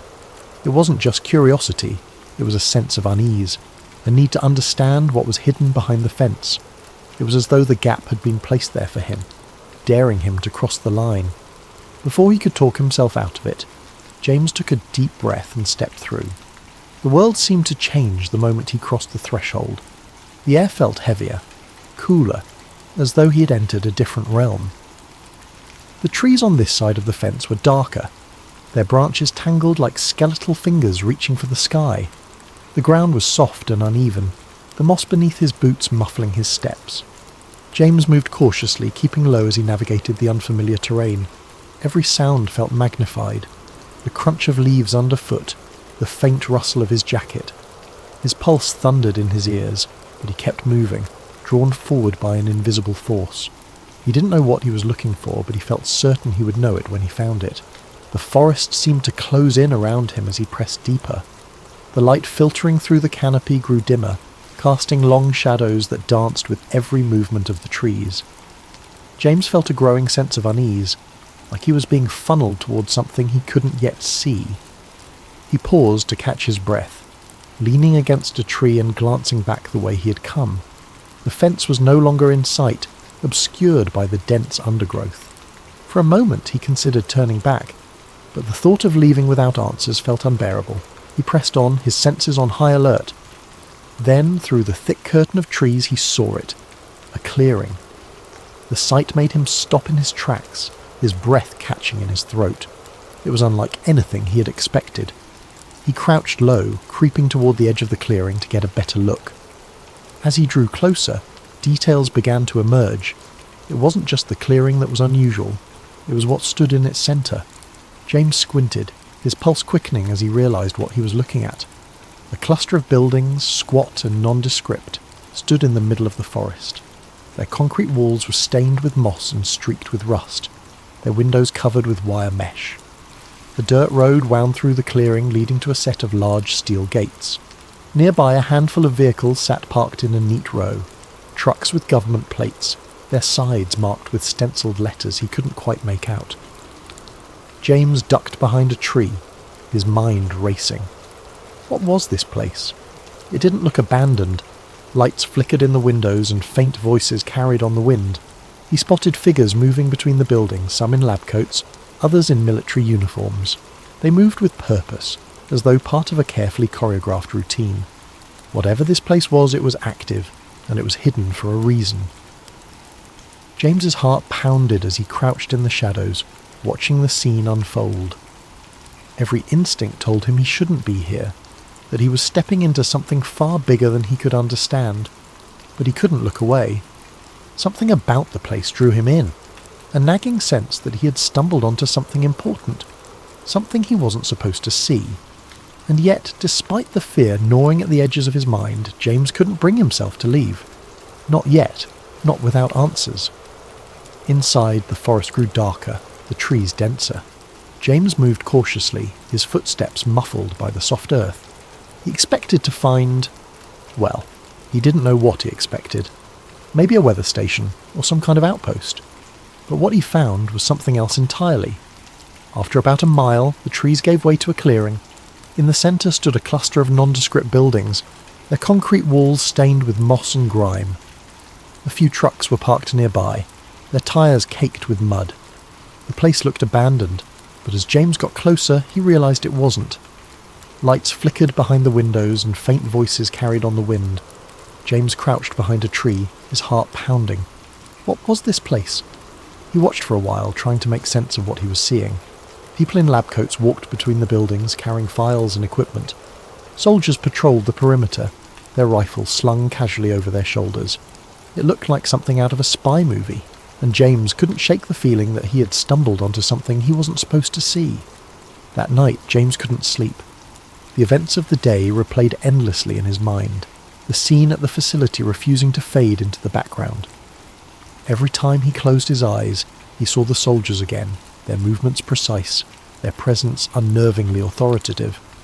Research facilities didn't have armed guards, especially not in the middle of nowhere, and certainly not guards who seemed so vigilant, so ready for trouble. He tossed and turned, trying to rationalise what he'd seen. Maybe it was a military outpost, some kind of training site or a storage depot for sensitive equipment. But that didn't explain the secrecy, the barbed wire fence, or the sense of isolation. It was as if the place was deliberately hidden from the world, tucked away where no one would think to look. He told himself he was overthinking it, that his imagination was running wild. Yet the image of the soldiers lingered, refusing to let him find peace. By morning, his curiosity had turned into something stronger, a need to know. He couldn't just leave it alone, not after what he'd seen. His rational mind warned him against going back, but a deeper part of him, the part that craved answers, overruled the hesitation. He decided to return, this time more prepared. James gathered his old pair of binoculars and a camera he hadn't used in years, stuffing them into a worn backpack. He threw on his hiking boots and jacket, telling himself it was just another day exploring the woods. If anyone asked, he was just a curious hiker with a camera, documenting the beauty of the forest. But in his gut, he knew this wasn't a casual outing. He was crossing a line, stepping further into something he didn't fully understand. When he reached the gap in the fence, the forest was eerily quiet. The usual hum of birdsong and rustling leaves seemed muted, as though the woods themselves were holding their breath. James crouched low as he slipped through the gap, his senses on high alert. Every sound, every shadow felt amplified, his heartbeat thudding in his chest like a drum. He followed the same path as before, weaving through the dense undergrowth until the clearing came into view. The facility was just as he had left it, its squat buildings clustered together like silent sentinels. The guards were there too, patrolling the perimeter with methodical precision. James found a spot where the trees provided cover, settling in with his binoculars. At first it was uneventful. Trucks came and went, their drivers unloading crates and disappearing into one of the larger buildings. James adjusted the focus on his binoculars, trying to make out the stenciled letters on the side of the crates, but the angle was wrong. He snapped a few photos anyway, hoping they might reveal more later. Hours passed, and James was beginning to think this trip might have been a mistake. He was cold, his legs were cramped from crouching, and his nerves were fraying from the constant vigilance. He was about to pack up and leave when something caught his eye. A small group of people emerging from one of the buildings. He froze, lifting the binoculars to his eyes. At first it looked like more workers or guards, but then he saw the man. Unlike the others, he wasn't wearing a uniform or a lab coat. He looked like an ordinary civilian, his clothes rumpled and his posture defeated. He was flanked by two guards, their hands gripping his arms as they marched him across the clearing. James's breath hitched as he adjusted the focus. The man's hands were bound behind his back, and his face was pale, almost ghostly. There was a hollow look in his eyes, a mixture of fear and resignation that sent a chill down James's spine. He watched as the man turned his head, glancing over his shoulder as if searching for a way out, or perhaps for someone who might come to his aid. The guards didn't give him a chance to hesitate. One of them shoved him roughly, forcing him to quicken his pace. James followed their movements through the binoculars, his grip tightening as they approached a building with heavy steel doors. The building was unlike the others. Its walls were reinforced, its windows small and barred. It radiated an aura of foreboding, as though it held secrets too dangerous to escape. The guards stopped in front of the doors, one of them stepping forward to punch a code into a keypad. James watched as the doors slid open with a low mechanical hum. For a moment the man hesitated, his body stiffening as though he might resist. But the guards didn't give him a choice. They shoved him inside, the doors sealing shut behind them with a finality that sent a shiver through James. He lowered the binoculars, his mind racing. Who was that man? Why was he being treated like a prisoner in what was supposed to be a government facility? Nothing about this made sense. James felt a surge of unease, the questions piling up faster than he could process them. He had stumbled onto something much bigger than he had imagined, something that felt wrong in every possible way. He debated leaving, retreating to the safety of his normal life. But as he crouched there in the shadows, watching the facility from a distance, he knew he couldn't walk away. Not yet. Not without answers. James's stomach turned. Whatever was happening here, it wasn't normal. He knew he should leave it alone, but he couldn't. He spent the next week digging for information, searching the internet for any mention of a government facility near his town. He found nothing. No maps, no records, not even a rumour. But James wasn't ready to give up. The questions gnawed at him, consuming his thoughts and erasing the boundaries of his once quiet life. Each day at the post office felt like an eternity, his mind drifting back to the strange facility hidden in the woods. At night, his resolve only deepened. He had to know more, even if it meant taking greater risks. He began his nighttime visits cautiously, dressing in dark clothing and timing his excursions to align with the guards' shift changes. Through careful observation, he mapped the layout of the facility. There were at least 6 buildings, each with its own purpose. One seemed to be a storage depot, where crates were unloaded and stacked before being transported elsewhere. Another appeared to house the guards, a smaller structure with a steady glow of light and the occasional sound of muffled laughter or clinking cups. But it was the larger, heavily fortified building, the one with the steel doors, that intrigued him most. It exuded an air of secrecy that demanded further investigation. James kept his distance at first, watching from the tree line with his binoculars. He noted the times of deliveries, the duration of guard patrols, and the comings and goings of people in lab coats. His camera captured grainy images of crates being unloaded, their labels too obscured to read clearly. He studied the way the guards moved, the blind spots in their patrols, and the weak points in the facility's perimeter. With each visit he inched closer, his confidence growing alongside his determination. One night, James found himself crouched behind a row of bushes, no more than 20 feet from one of the buildings. A single window was left slightly ajar, allowing faint voices to drift into the night air. He strained to listen, his heart pounding as he caught fragments of a conversation. Latest subject showed increased resistance, one voice said, firm and clinical. We'll adjust the dosage tomorrow, another replied, colder, more detached. James froze, his mind racing. What subject? What dosage? He pressed himself closer to the ground, his ears straining to catch more. Erasure protocols need to be flawless. We can't afford another incident. The words sent a chill down his spine. Erasure protocols? What could that mean? He had heard enough whispers of government experiments in the past to know this wasn't ordinary research. He remained still until the voices faded, replaced by the hum of machinery and the distant chirping of crickets. Emboldened by what he'd overheard, James returned night after night, slipping closer to the facility. He began to piece together a troubling narrative, one small fragment at a time. On one of his visits, he managed to slip into the shadows of an open loading dock, hiding behind stacks of crates as workers moved about. The crates were marked with cryptic codes, but a few bore labels that made his stomach drop. Test Compound 47A, Behavioral Protocols, Cognitive Analysis. As the workers left, their voices echoed faintly in the cavernous space. James crouched low, his camera forgotten as he strained to listen. Dr. Reinhardt wants the new batch prepped by Monday. Has Subject 18 stabilised yet? Not after the last round. They're talking full sedation this time. The words painted a grim picture. James felt his pulse quicken as he realised the scale of what he was uncovering. These weren't just experiments, they were human experiments. His suspicions were confirmed a week later when he found an unguarded corner of the facility, where a small vent emitted a low hum. The air smelled faintly of chemicals, and through the grate he could hear voices, clearer this time. Initial trials showed significant memory suppression. Hallucinations are an acceptable side effect as long as obedience metrics remain stable. James barely dared to breathe. He fished a small audio recorder from his backpack and held it close to the vent, capturing every word. The voices continued, their tone cold and detached, as though discussing a set of tools rather than human lives. MK-Ultra is yielding promising results in behavioural modification. We'll present the findings to the higher-ups next quarter.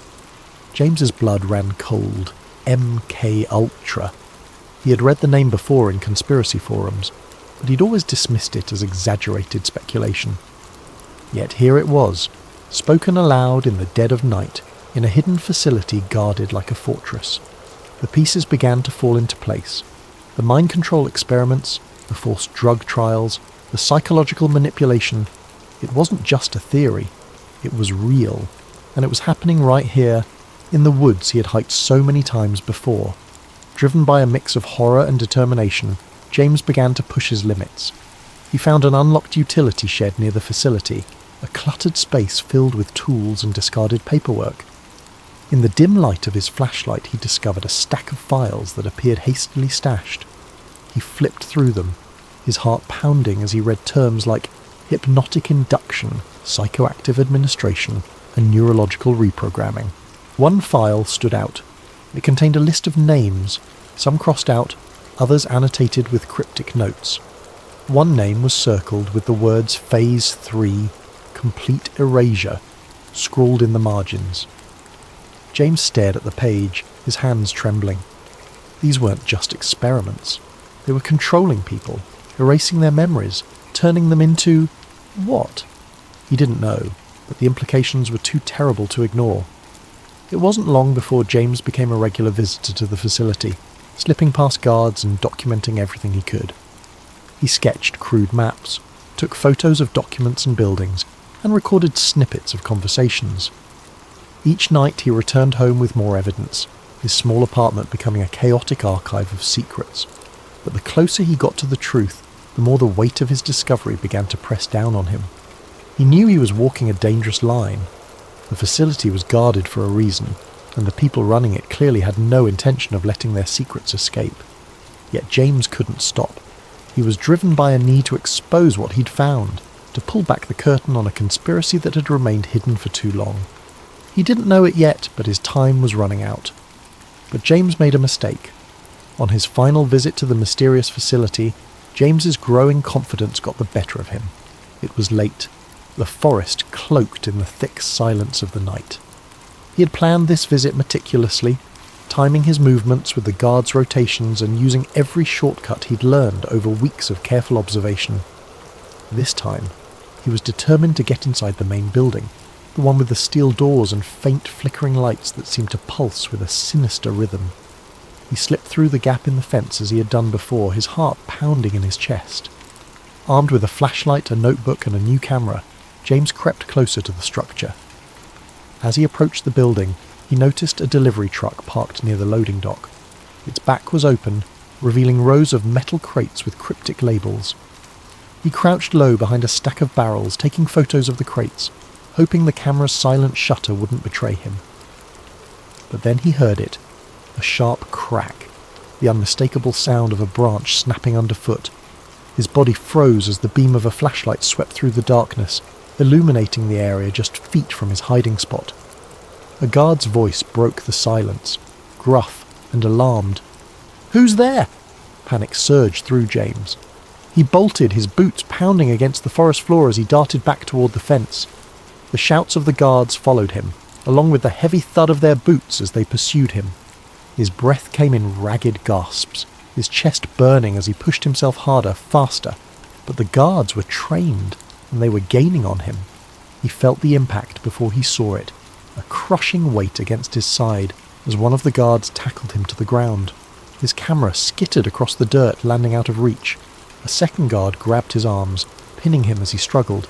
"Don't move!" one of them barked, his voice cold and commanding. James's mind raced, scrambling for an explanation, an excuse, anything that might save him. But no words came. He was yanked to his feet, his wrists bound tightly with a rough rope, and dragged toward the facility. The camera, his notebook, and any shred of evidence he'd gathered were confiscated, leaving him defenseless. Inside the compound, James was shoved into a small, dimly lit room. The walls were concrete, the air stale and suffocating. A single overhead light buzzed faintly, casting harsh shadows that seemed to dance menacingly on the walls. He sat in a metal chair, his wrists still bound, as a man in a dark suit entered the room. The man's face was expressionless, his eyes cold and calculating. "Who are you?" the man demanded, his voice sharp and clipped. James swallowed hard, his mouth dry. I'm no one. I was just hiking. I got lost." "Don't lie to me," the man interrupted, slamming a file onto the table. Papers spilled out, some of them familiar to James. Copies of photos he'd taken, sketches of the facility's layout, and notes he'd written about what he'd overheard. The sight of them made his stomach drop. "How did you find this place?" the man continued. "Who else knows about it?" James stammered, trying to come up with a plausible explanation, but his mind was blank. He could feel the intensity of the man's gaze, like a spotlight boring into his very soul. "I swear I didn't tell anyone," James said, his voice trembling. "I don't even know what this place is." The man leaned in closer, his face mere inches from James's. "And you never will." Before James could respond, a guard entered the room carrying a syringe. James's eyes widened, his pulse spiking as he realized what was about to happen. "No, wait," he shouted, struggling against the restraints, but it was no use. The needle pierced his arm, and within moments the world around him began to blur and fade. The last thing he saw was the man in the suit, his expression unreadable as darkness consumed him. When James woke up, he was lying in his own bed. At first, he thought it had all been a dream. The sunlight streaming through the window, the familiar hum of his apartment, all of it felt so ordinary, so normal. But as he sat up, his head spinning, a wave of unease washed over him. His camera was gone. So were his notes, his photos, his sketches, every piece of evidence he had painstakingly collected. Even his phone, which he had kept locked and secure, had been wiped clean. There were no messages, no photos, no browser history. It was as if the last few weeks had been erased entirely. James stumbled to the bathroom, splashing cold water on his face. But when he looked at himself in the mirror, he noticed something strange. A faint bruise on his arm, right where the needle had gone in. The sight of it sent a chill down his spine, confirming that what had happened wasn't just a bad dream. Over the following days, James tried to piece together what had happened, but his memories felt fragmented, like a puzzle with missing pieces. He could recall the facility, the guards, the files marked MK Ultra, but there was a strange emptiness in his mind, as though something had been taken from him. Every time he tried to focus on the details, his thoughts slipped away, replaced by a dull, throbbing headache. He tried to tell his story, to his friends, to anyone who would listen, but no one believed him. His friends chalked it up to stress, suggesting he take a break and get some rest. Even James began to doubt himself, wondering if the memories were real or if they had been planted there, part of some twisted experiment. When he returned to the trail where it had all begun, the facility was gone. The clearing was empty, the chain-link fence and buildings erased as if they had never existed. The only sign that anything had been there was a patch of disturbed earth, overgrown with weeds. James searched desperately for any trace, but there was nothing. As he stood in the clearing, staring at the emptiness, a sense of futility washed over him. Whatever had happened, whoever had taken him, they had erased their tracks, and part of him, with surgical precision. James knew what he had seen, what he had heard, but without evidence, without proof, the truth was as elusive as a shadow. James returned to his life, but it was no longer the same. The quiet predictability he had once cherished was gone, replaced by a gnawing paranoia. Every shadow, every flicker of movement in the corner of his eye felt like a threat. He avoided the woods, avoided conversations about conspiracy theories, and avoided questioning what had happened. But deep down, he knew the truth. Some secrets were never meant to be uncovered, and some questions once asked could never be unasked. Thank you for joining us tonight on Sleep Theories. May this story of secrets and shadows inspire you to reflect, to wonder, and to dream. Sleep well, and let your imagination carry you to places where the mysteries of the world unfold. Sweet dreams. It was a quiet evening when Sarah first stumbled upon the conspiracy. She had been scrolling through her favourite discussion forum, a digital refuge where people from all walks of life shared their curiosity about unsolved mysteries, historical enigmas, and the occasional wild theory. Most nights, the topics were light-hearted. Discussions about famous heists, the existence of extraterrestrial life, or theories about vanished civilizations. These were Sarah's guilty pleasures, a chance to escape the mundane rhythm of her life. But that particular night, a single thread stopped her mid-scroll. Its title, written in bold letters, read, "The Illuminati, Hiding in Plain Sight." Her curiosity piqued. Sarah clicked on the thread, not expecting much. The Illuminati. Of course, she'd heard the term before. Who hadn't? It was a word that seemed to exist on the fringes of mainstream culture, whispered about in pop songs, joked about on late-night talk shows, and hinted at in the cryptic hand gestures of celebrities. To Sarah, it had always been more of a meme than a reality, a fantastical idea too outlandish to be taken seriously. But there was something about the way the title was phrased, something deliberate that made her pause. It wasn't framed as a joke, it was a question, a challenge to consider what she might have overlooked.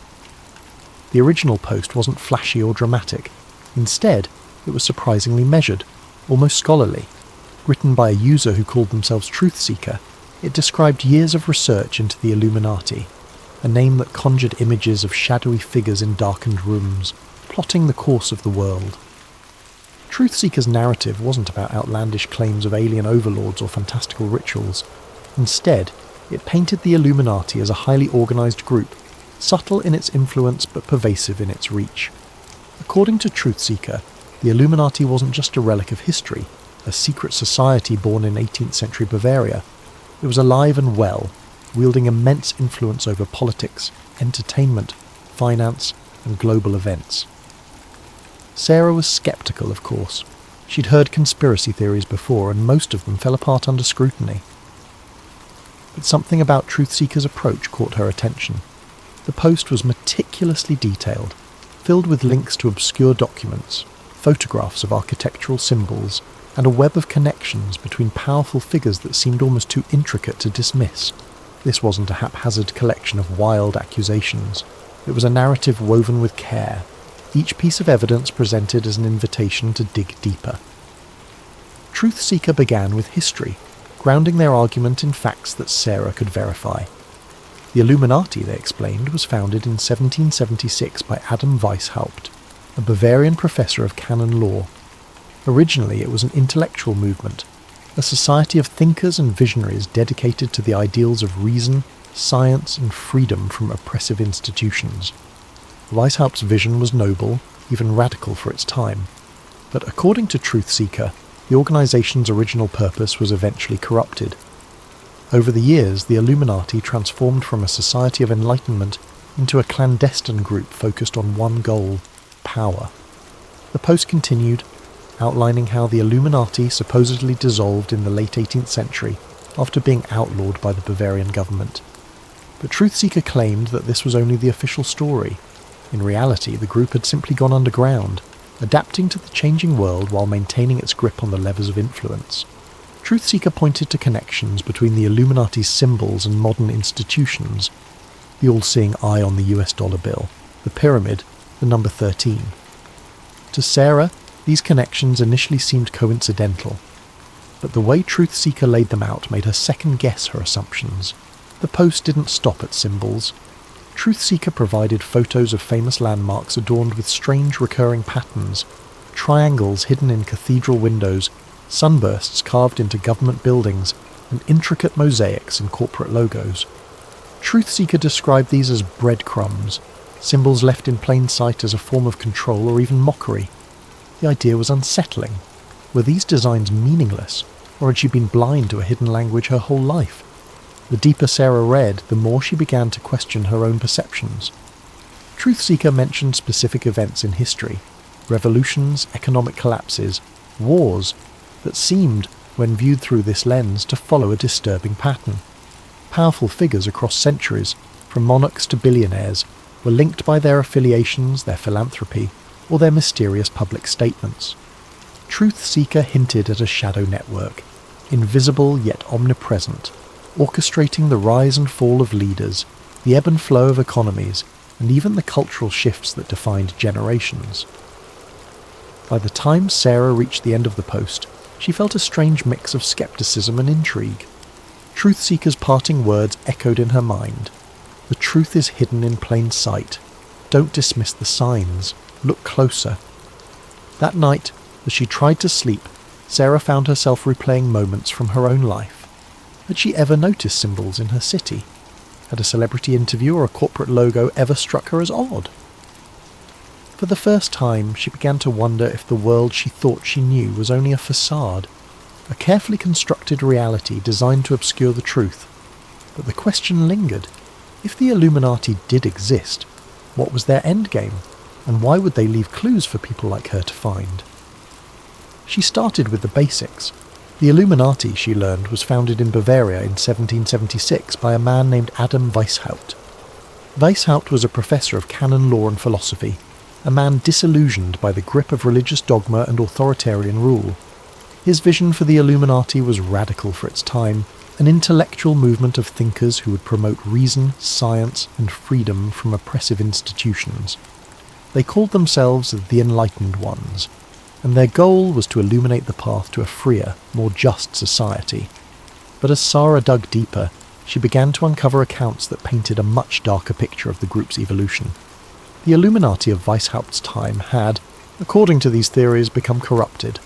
Its noble ideals gave way to a hunger for influence and control. Some claim the group had infiltrated powerful institutions, governments, banks, religious organizations, not to reform them, but to manipulate them from within. This wasn't just a society of intellectuals anymore. It was, if the conspiracy held any truth, a shadow government shaping the world to its will. As Sarah delved deeper into her research, she began to notice patterns.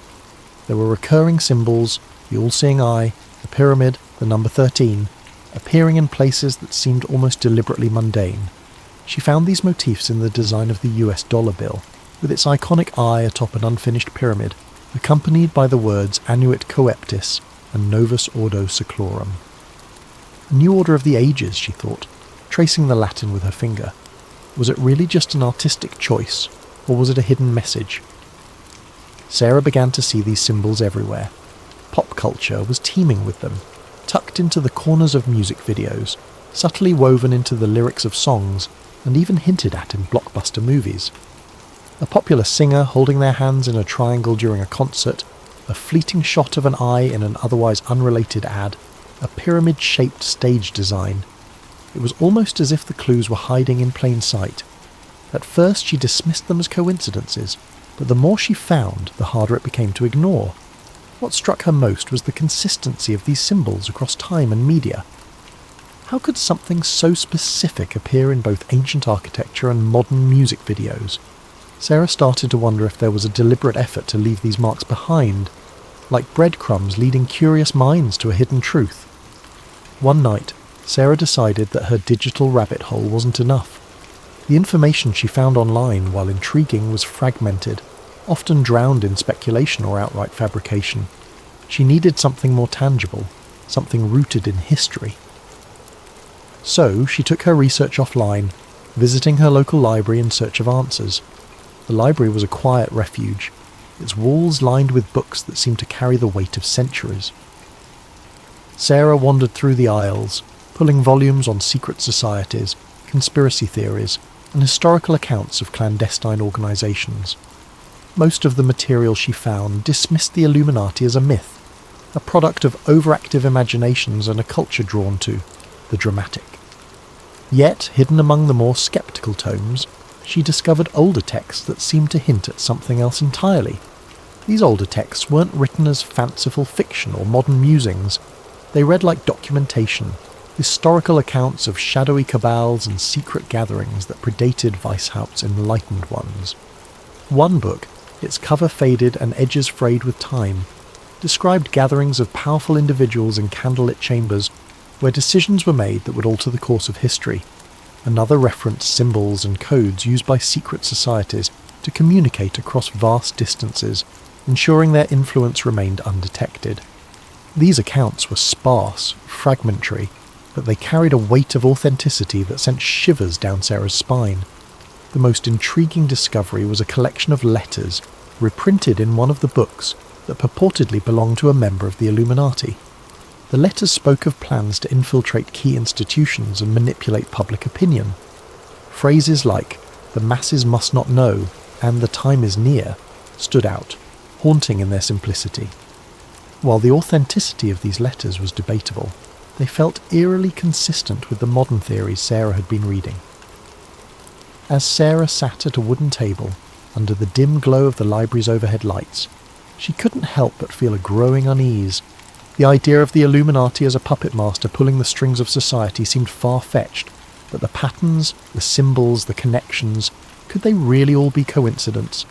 She thought about the monuments and buildings she passed every day, wondering how many of them bore marks she'd never noticed. She thought about the news, the music, the movies that filled her life. Were they subtly guiding her thoughts and perceptions without her even realising it? For the first time, Sarah began to wonder if she had already been a part of the narrative all along, an unwitting participant in a grand hidden design. And if that were true, who was writing the script? As the weeks passed, Sarah's obsession deepened, weaving itself into the fabric of her everyday life. She couldn't drive to work without scrutinising the logos on billboards or storefronts, searching for hidden meanings in their designs. The triangle on one ad, she convinced herself, bore an uncanny resemblance to the pyramid on the dollar bill. Another featured an abstract logo that seemed to form an eye if tilted just right. She couldn't decide if these were deliberate choices by designers, or if her mind was playing tricks on her. Either way, they made her heart race with equal parts fear and exhilaration. Music videos, too, seemed riddled with clues. One particular pop star, known for dramatic performances and bold visuals, made sweeping hand gestures that resembled the shape of an eye. As Sarah replayed the video frame by frame, she noticed subtle details. Symbols etched into the background props, a flickering triangle that appeared for only a split second, lyrics that seemed to echo the same message she'd seen online. It's all connected. Even her conversations with friends started to feel suspicious. During a casual coffee date, her best friend mentioned how everything feels orchestrated lately, a comment Sarah might have brushed off months ago. Now, it struck her as significant. Was it a random observation, or was her friend hinting at something more? Were they unknowingly part of the same puzzle she was trying to solve? Or worse, were they aware of her research and subtly warning her to back off? Then came the message. It was late, the kind of evening where the world outside felt perfectly still, as though waiting for something to happen. Sarah was sitting on her couch, scrolling through her phone with the TV muted in the background. Her living room was dimly lit, the glow of her screen casting faint shadows on the walls. She wasn't looking for anything in particular, just idly flipping through news headlines and updates on her favourite forums. And then, without warning, her phone vibrated in her hand. The message was from an unknown number. Her first thought was that it might be spam, but the words stopped her cold. "You're asking the right questions. Be careful." Sarah's heart skipped a beat. She stared at the screen, rereading the message until the words blurred. A chill crept up her spine as she glanced around her apartment. The blinds were drawn, but she couldn't shake the feeling that someone might be outside watching her. She stood up and peered through the gap in the curtains. The street was quiet, bathed in the orange glow of the streetlights. A car was parked across the road, its windows dark and reflective, but nothing seemed out of the ordinary. She sat back down, her mind racing. Who could have sent the message? She hadn't shared her phone number on any of the forums she'd been visiting. Her research was confined to books and the anonymity of the internet. Could it really be a prank? Or was it a warning from someone who knew exactly what she was doing? For a brief moment she considered replying, but something held her back. If the sender knew about her research, they might also know more about her than she was comfortable with.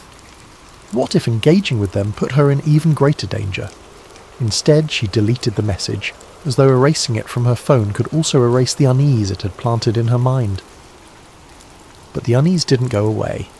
That night, as she lay in bed, every sound seemed amplified. The creak of the floorboards, the hum of the refrigerator, the occasional rustle of leaves outside her window. She couldn't stop replaying the message in her head. "You're asking the right questions." It felt like validation, proof that her research was leading somewhere. But then there was the warning. Be careful. What exactly was she getting close to, and who didn't want her to find it? In the days that followed, Sarah became more cautious. She avoided the forums she frequented, afraid that whoever had sent the message might be watching her activity. She left her phone on airplane mode whenever she wasn't using it, and started unplugging her laptop at night. Even her usual walks around the neighbourhood felt different. She couldn't shake the feeling of being followed, though every time she turned around the streets were as empty as they'd always been. Yet despite her fear, Sarah's curiosity only grew. The message had confirmed what she'd begun to suspect. Her research wasn't just a hobby or a harmless dive into conspiracy theories. There was something real to it, something that someone didn't want her to uncover. And as much as the warning had unsettled her, it also fueled her determination. If she was asking the right questions, then she was closer to the truth than she'd ever been. But how close was too close? And at what point did curiosity become a risk not worth taking?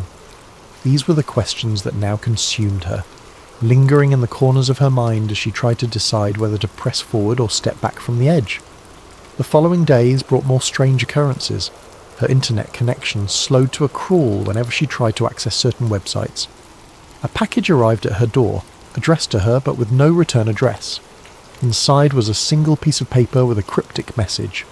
"The truth is hidden in the light." Sarah began to feel like she was being watched. Cars seemed to linger outside her apartment longer than they should.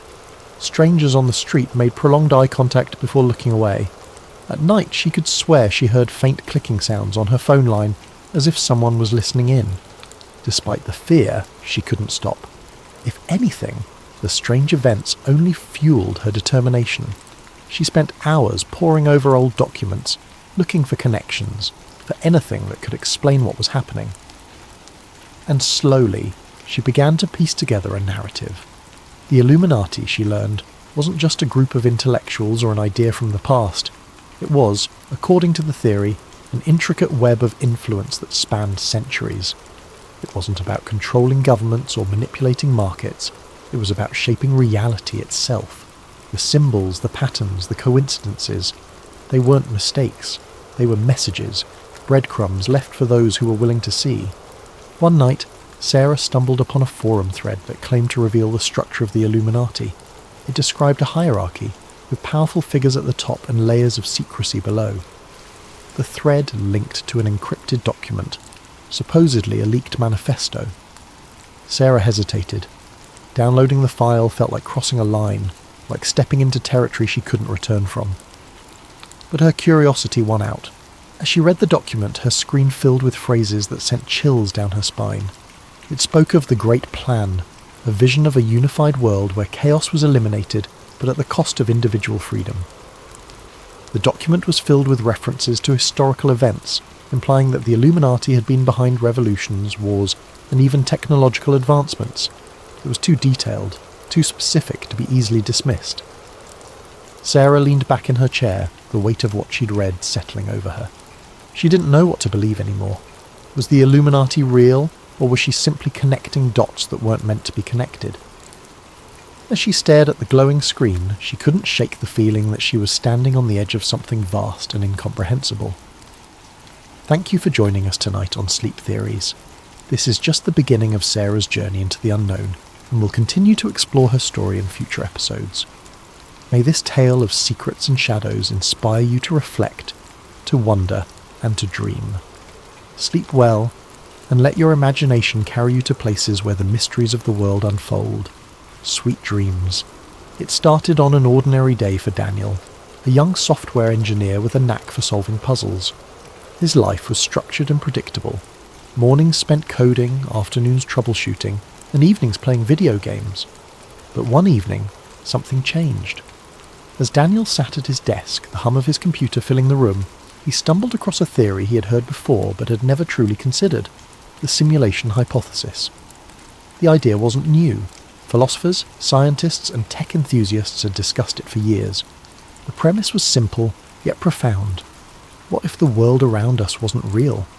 What if everything, every tree, every cloud, every person, was part of a highly sophisticated computer simulation? Daniel had always dismissed the idea as science fiction, the stuff of movies and novels, but tonight, something about it struck a chord. He began reading obsessively, diving into articles, forums, and even academic papers. The theory was grounded in logic, with prominent figures like Elon Musk and Nick Bostrom lending it credibility. Bostrom's argument was particularly compelling. If humanity ever reached a point where it could create hyper-realistic simulations, it was likely that countless simulated worlds would be created. Statistically, the odds of living in the one base reality were slim. Most likely we were already in a simulation. At first, Daniel laughed it off, but the more he read, the harder it became to ignore. Strange memories surfaced, moments from his past that didn't quite add up. A childhood friend he could remember vividly one day seemed like a distant blur the next. Patterns began to emerge in the world around him, coincidences that felt too perfect, glitches that he had previously chalked up to his imagination. One night, Daniel decided to test the theory for himself. It had been weeks of consuming forum posts, articles, and late-night podcasts about the simulation hypothesis. The idea had started as a passing curiosity, but now it gripped him, gnawed at the edges of his perception, and made him question the very ground beneath his feet. If reality was as structured and artificial as the theories suggested, there had to be a way to prove it, or at least glimpse behind the curtain. He sat at his desk, illuminated by the glow of his computer screen, and began writing a simple program. It wasn't anything extraordinary, just a piece of code designed to generate random numbers. The logic was straightforward. The output should be completely unpredictable. Yet, as he stared at the rows of numbers that scrolled across the screen, he noticed something unsettling. At first it seemed like a coincidence. A number here, a number there, repeating after a few cycles. He rubbed his eyes, convinced he was imagining things, but the more he watched, the clearer the pattern became. Every few intervals the same sequence appeared, like a song stuck on loop. The numbers weren't random at all. It was as if an invisible hand was guiding them, injecting order where there should have been chaos. Daniel's heart raced. He ran the program again, tweaking variables, trying different algorithms, yet no matter how he adjusted the parameters, the pattern remained. It was subtle, but undeniable. It felt deliberate, like someone, or something, wanted him to notice, and that was only the beginning. Once Daniel began paying attention, the glitches seemed to follow him everywhere. Lights in his apartment flickered without warning, even though his landlord had just installed new fixtures. Objects on his desk seemed to shift position when he wasn't looking. His coffee mug moved slightly to the left. A pen rolled a few inches away from where he'd placed it. He told himself he was imagining things, but deep down he wasn't so sure. The strangest moments happened when he ventured outside. On his usual walk to the park, he began to notice strangers behaving oddly. One day, a man in a dark coat walked past him, muttering to himself. Daniel didn't think much of it until later, when he saw the same man again, walking in the exact same way, muttering the exact same words. It wasn't déjà vu. It was like a scene repeating in a poorly rendered video game. And then there was the bird. It was a quiet afternoon, the kind Daniel usually enjoyed. He sat on a park bench sipping coffee when he saw a sparrow dart across the sky. It was an ordinary sight, but halfway through its flight the bird froze. It wasn't slowing down or adjusting its path, it was frozen in mid-air, its wings caught in an unnatural pause. Daniel blinked, his heart pounding. A second later the bird resumed its flight, as if nothing had happened. He stood up, his coffee forgotten, and scanned the park. No one else seemed to notice. Parents pushed strollers, joggers passed by, and kids chased each other near the swings. To them, the world was moving as it always had. But to Daniel, something was wrong. The bird's pause had lasted only a fraction of a second, but it was enough to shatter his sense of normalcy. He began to see these glitches everywhere. A car parked on the street blinked out of existence for a moment, only to reappear in the same spot as if nothing had happened. Digital clocks glitched, showing impossible times, 4:73 a.m. or 25:01 p.m., before correcting themselves. Even conversations with strangers felt scripted. A cashier at the grocery store repeated the same phrase twice, word for word, with the same intonation and rhythm, as though she had been reset mid-sentence. Daniel couldn't escape the feeling that the world around him was unravelling. Or perhaps it wasn't unravelling. It was revealing itself layer by layer, as if daring him to dig deeper. As weeks passed, Daniel's obsession consumed him, like a fire spreading through dry wood. What had started as a casual curiosity about simulation theory had evolved into an all-encompassing fixation. His once tidy apartment now resembled a war room. Walls covered in hastily scribbled notes, strings of red yarn connecting photographs and diagrams, and stacks of open books teetering precariously on every available surface. The soft glow of computer screens illuminated the chaos, their hum a constant background noise as Daniel delved deeper into his quest for answers. Friends had stopped reaching out, their texts and calls ignored until they dwindled into silence. Daniel barely noticed. His world had narrowed to a singular purpose, to prove that reality was not what it seemed. Days and nights blurred together as he scoured the internet for clues, digging through obscure forums, listening to late-night podcasts, and watching grainy videos of supposed glitches in the Matrix. He wasn't just exploring anymore, he was hunting, desperate for something tangible, something irrefutable. And then, one night, he found it. It was nearly 3 a.m., the hour when the world outside seemed the quietest and Daniel's mind felt the sharpest. He was scrolling through a forum dedicated to simulation theory, its threads filled with a mix of wild speculation, eerie anecdotes, and the occasional well-articulated argument. His eyes skimmed past a post titled "Proof Hidden in Plain Sight," and then stopped. The author of the post, a user known only as Observer, had a reputation in the community for their cryptic but compelling insights. The post was unlike anything Daniel had seen before.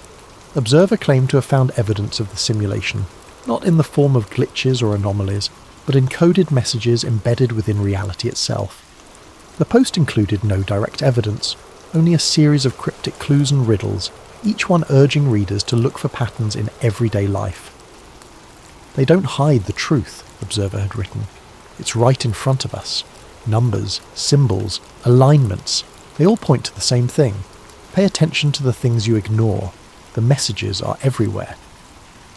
Daniel's heart raced as he read and reread the post, the words resonating with a strange and unshakable truth. The messages were vague, almost maddeningly so, but they struck a chord deep within him. He began to notice them everywhere. The next day, Daniel bought coffee at his usual cafe. As he handed the cashier a $10 bill, his eyes fell on the receipt. The total was $4.42, an unremarkable amount until he noticed the timestamp printed at the bottom, 4:42 p.m. It was the same sequence of numbers he had seen on his phone battery days earlier, and it sent a shiver down his spine. Later that evening, as he walked through his neighbourhood, he passed a billboard advertising a clothing brand. The slogan, written in bold, sleek font, read, "It's all connected." It wasn't the kind of phrase that would normally catch his attention, but tonight it stopped him in his tracks. The words seemed directed at him, as though they were a private message hidden in plain sight. And then there were the stars. Daniel had always been fascinated by the night sky, often spending hours gazing at the constellations from his balcony. But now even the stars seemed to hold secrets. One clear night, as he studied the sky, he noticed an unusual alignment. 3 stars, brighter than the others, formed a perfect triangle. It wasn't a recognised constellation. He'd checked his star charts, and yet it felt deliberate, like a signature left behind by the architects of his reality. The more Daniel looked, the more he found. Random numbers on receipts began to repeat with eerie precision. Phrases and advertisements seemed to echo his own thoughts. Even snippets of conversations overheard on the subway felt too perfectly timed, too meaningful to be mere coincidence. The world around him was starting to resemble a puzzle, one that begged to be solved. But for every clue Daniel uncovered, a new question arose. Were these patterns real, or was his mind playing tricks on him? If the messages were intentional, who or what was leaving them? And most importantly, why? The answers, Daniel felt, were tantalizingly close. Yet the more he searched, the more the lines between reality and illusion began to blur. His once firm grasp on the world around him was slipping, replaced by a growing sense of unease. Somewhere, buried within the fabric of existence, he was certain the truth awaited him.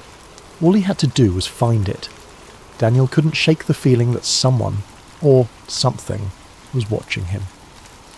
At first it was subtle, a twinge of unease when he sat in front of his computer for too long, or the sense that shadows shifted slightly in his peripheral vision. But as days passed, the signs became impossible to ignore. His computer began behaving in ways that defied explanation. Files he hadn't touched would open on their own, random error messages would flash across his screen, and his webcam light flickered on for a few seconds at a time, though he had never enabled it. Each new glitch sent a shiver down his spine. He tried to rationalize it. Perhaps it was a software bug or malware. He ran scans, reinstalled programs, even replaced his webcam entirely.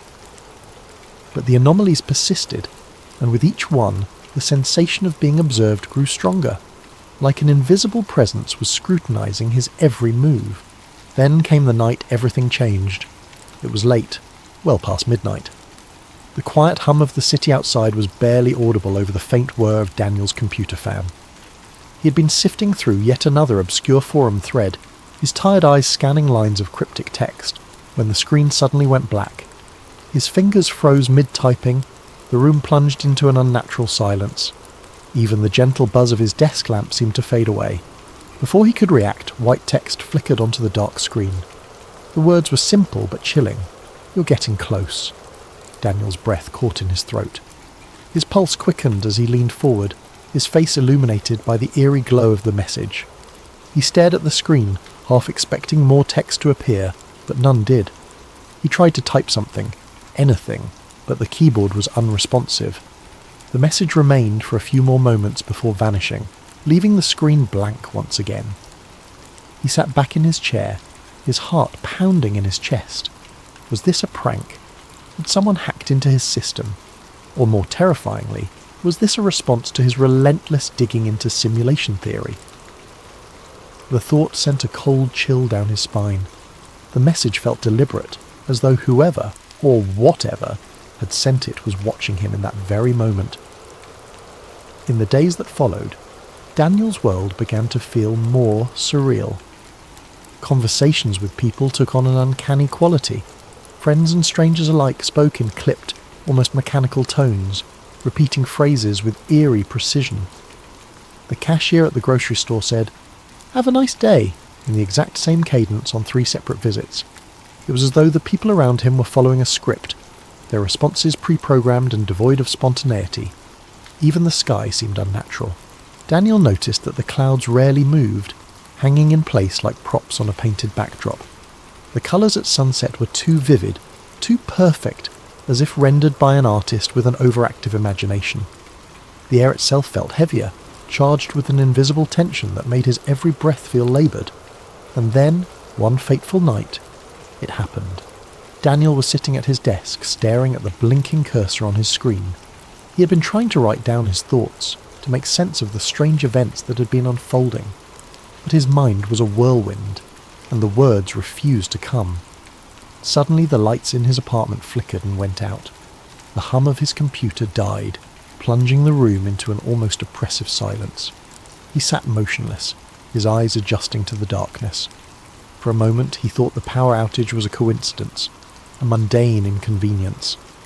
But then, in the corner of the room, a faint glow began to emerge. It wasn't the warm light of a candle or the cold blue of an LED, it was something entirely otherworldly, shifting in colour and intensity like a living entity. The glow grew brighter, pulsing rhythmically as it filled the room with an ethereal light. Daniel's breath hitched as he stood, his movements slow and cautious. Within the glow he began to see patterns, lines of cascading numbers and symbols, shimmering and shifting like the surface of a disturbed pond. These symbols moved too quickly to comprehend, but their presence felt purposeful, as though they were the very building blocks of reality itself. It was as if a veil had been lifted, exposing the intricate machinery that lay beneath the surface of his world. Daniel's chest tightened, his mind racing with questions and fears. Was this the truth he'd been searching for? Was he witnessing the raw code of the simulation? Or was his mind playing tricks on him, conjuring visions from the depths of his obsession? Compelled by a mix of terror and curiosity, Daniel reached out. His fingers trembled as they moved closer to the glowing mass. The moment his hand made contact, a surge of energy coursed through him, jolting him like a bolt of lightning. He gasped, his vision flooded with a kaleidoscope of images and sensations. He saw flashes of his life, memories both familiar and foreign. He saw himself as a child playing in the park, but the scene felt off, as though it were a recording played back on faulty equipment. He saw faces of people he didn't recognise but felt he should, their expressions frozen in time. Most disturbingly, he saw himself from a distance, not as a human being but as a sequence of data, lines of ones and zeros stretching infinitely into the void. The experience lasted only a few seconds, but it left Daniel reeling. As the glow faded and the room plunged back into darkness, he collapsed into his chair, his body trembling with exhaustion and fear. His mind raced to make sense of what he had seen. Was it a glimpse of the truth, or had his obsession driven him to the brink of madness? In the silence that followed, one thought echoed through Daniel's mind. The world he knew would never feel the same again.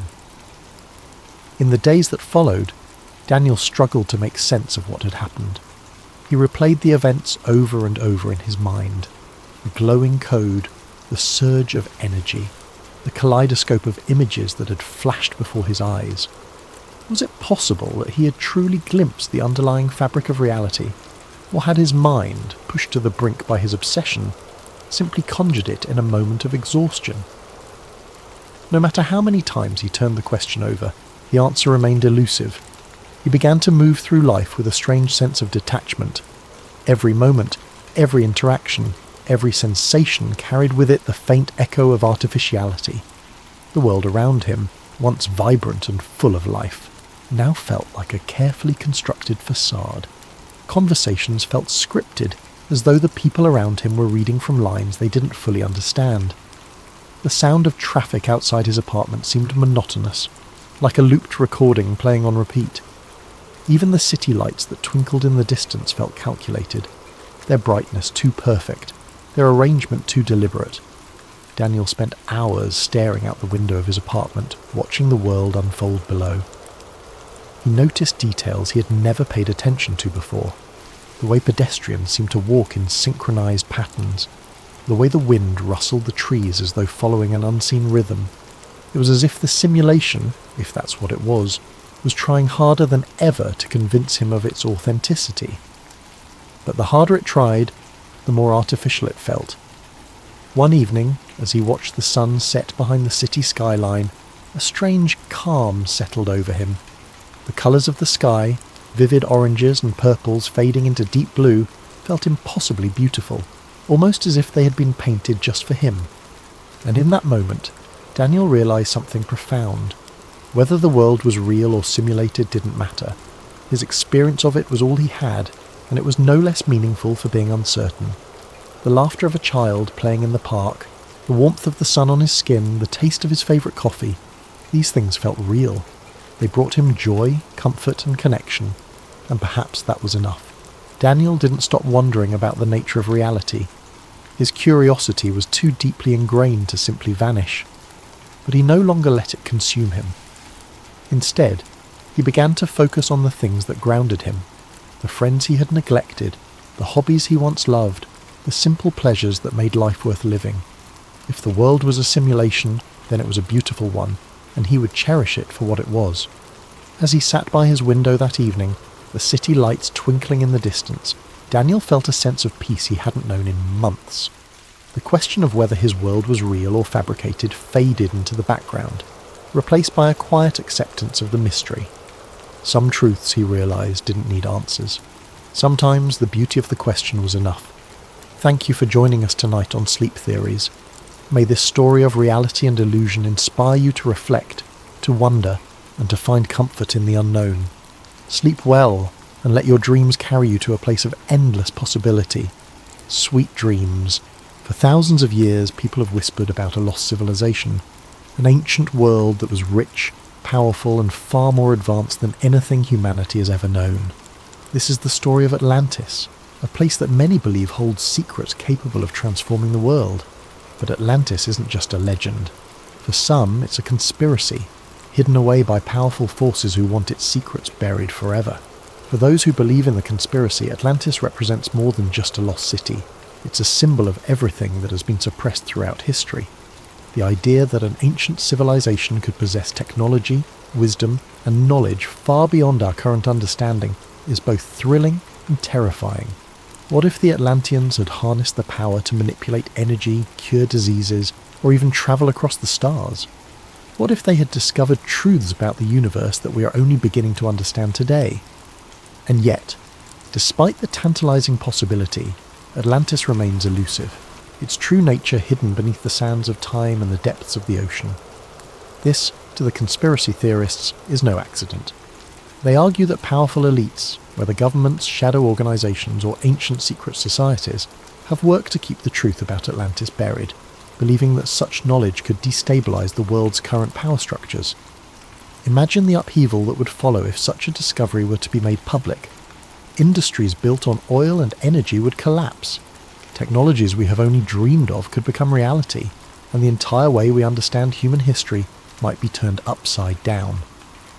The very fact that Atlantis remains unfound only strengthens the belief that these powerful forces are actively suppressing the truth. The story of Atlantis, then, is not just a story of a lost civilization. It is a story of control, of how those who hold power might go to extreme lengths to prevent the masses from uncovering a truth that could change everything. The conspiracy doesn't just suggest that Atlantis was a real place. It proposes that what Atlantis represents is so dangerous, so revolutionary, that it must be kept hidden at all costs. The story of Atlantis begins with the ancient Greek philosopher Plato, who around 360 BC wrote about an extraordinary civilization that existed 9,000 years before his time. In his dialogues, Timaeus and Critias, Plato described Atlantis as a vast island empire beyond the Pillars of Hercules, the area we now know as the Strait of Gibraltar. Atlantis was a civilization with unmatched wealth and power, boasting vast resources, advanced architecture, and knowledge beyond the understanding of other cultures.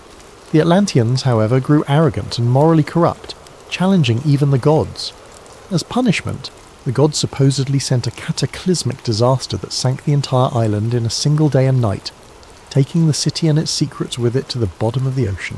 For centuries, many believed Plato's story was merely a legend or an allegory. But over time, Atlantis transformed from a mythical place into a real mystery, captivating explorers, archaeologists, and conspiracy theorists alike.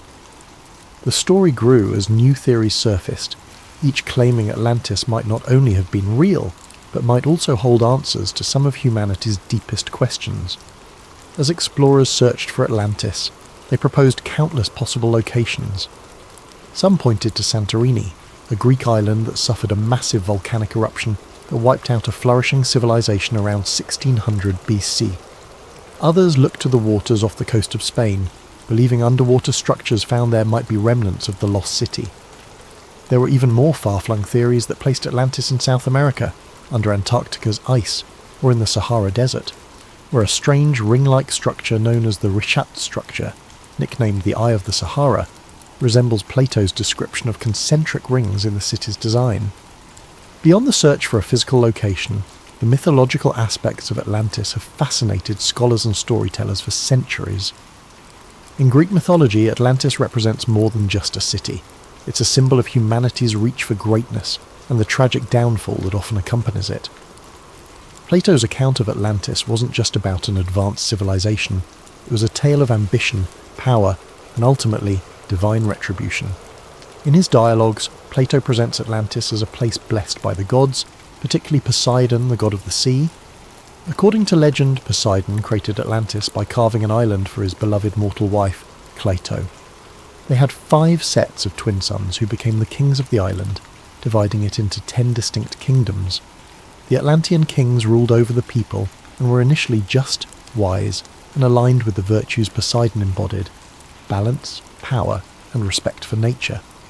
However, over generations, the Atlanteans began to drift from these virtues, becoming increasingly greedy, corrupt, and hungry for domination.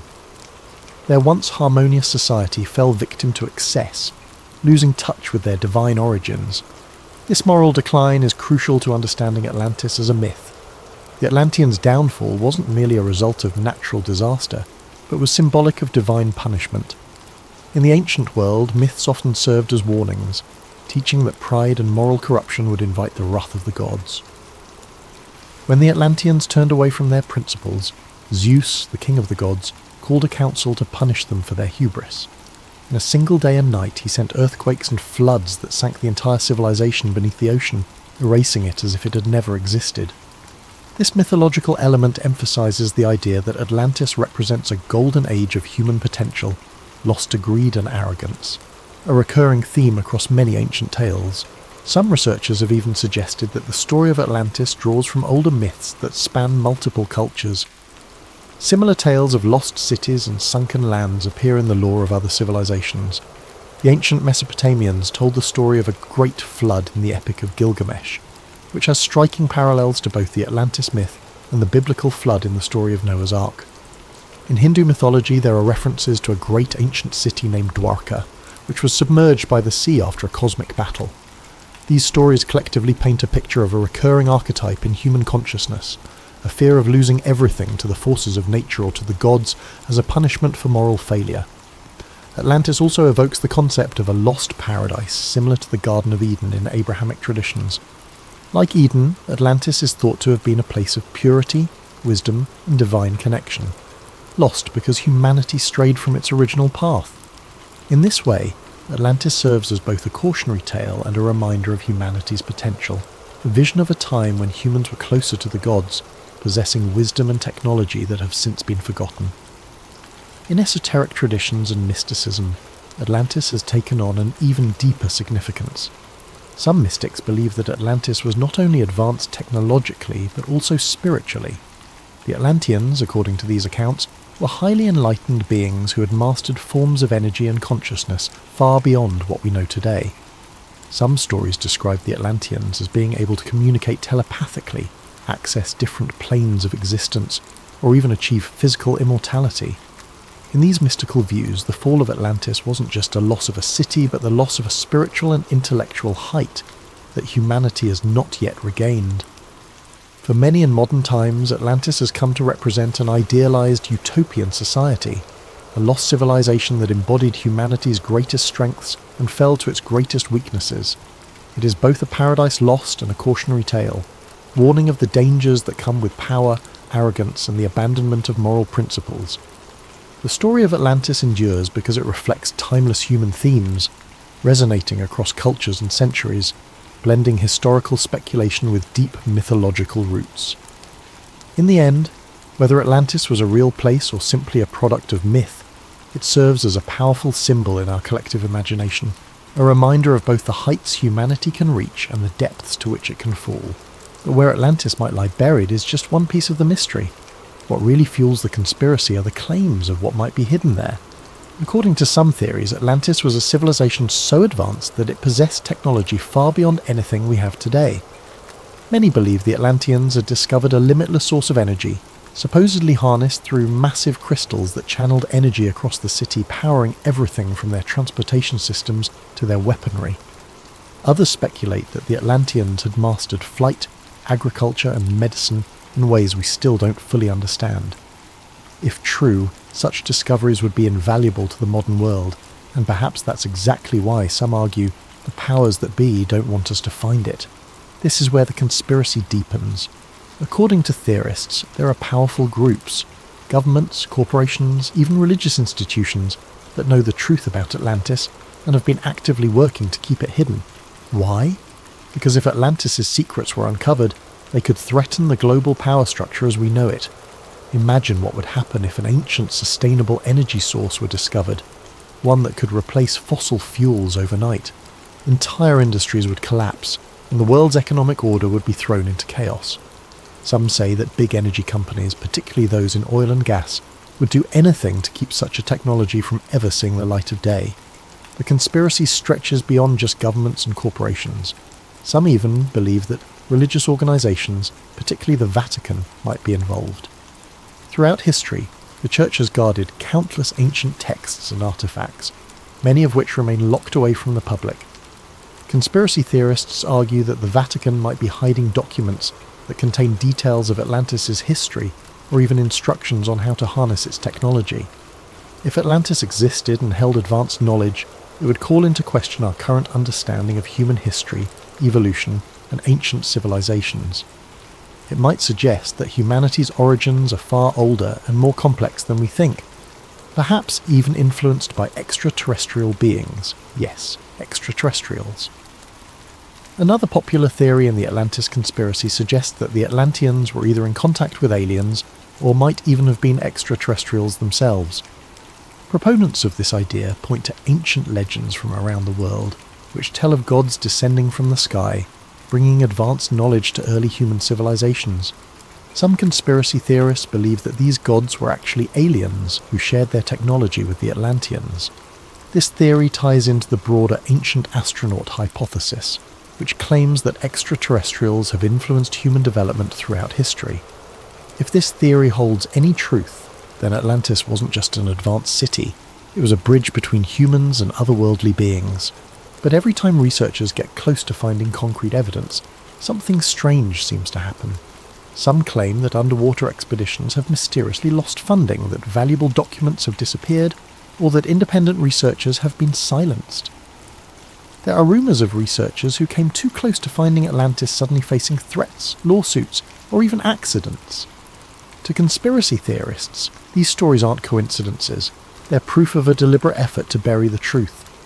And while no one has officially confirmed the existence of Atlantis, modern technology has fueled new searches.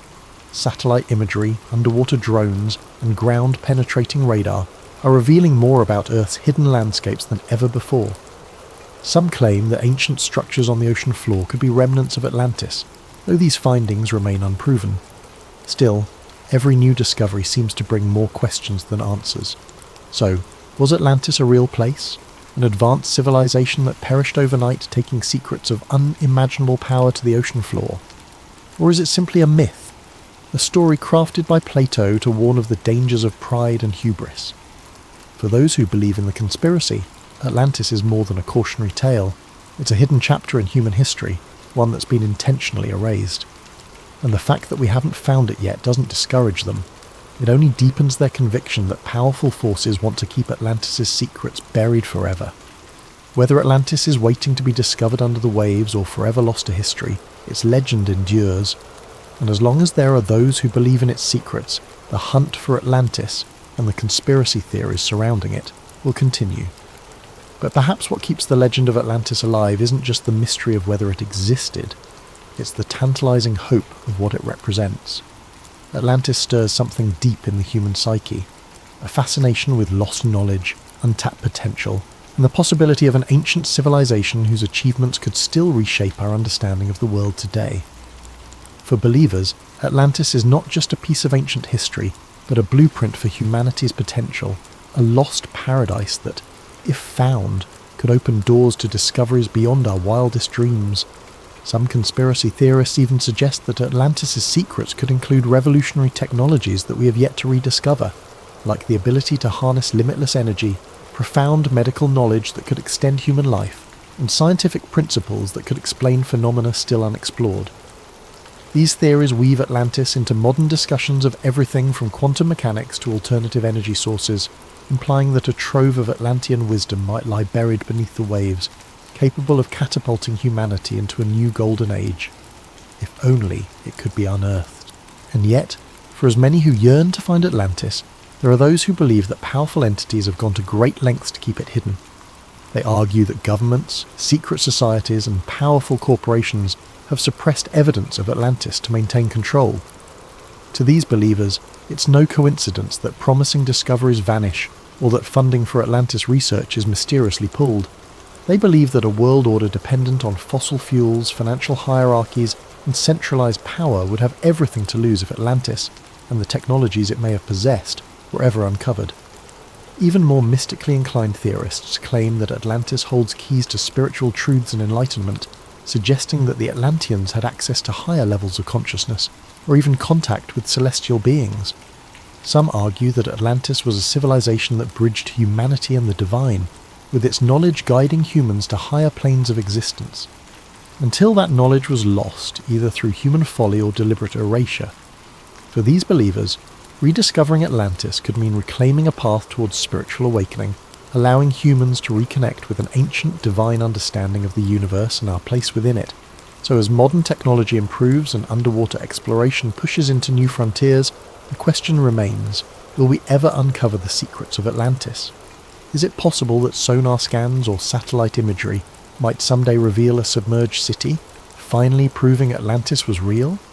Or will it remain forever shrouded in mystery, protected by the ocean's depths and the weight of millennia?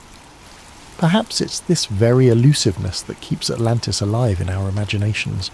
It's a riddle without an answer, a dream that remains tantalizingly out of reach. And as long as Atlantis remains unfound, its legend will continue to captivate, a story of both human aspiration and the dangers of ambition. So whether or not Atlantis truly lies beneath the waves, one thing is certain: as long as there are those who believe in its secrets, the hunt for Atlantis and the mysteries it promises will never end.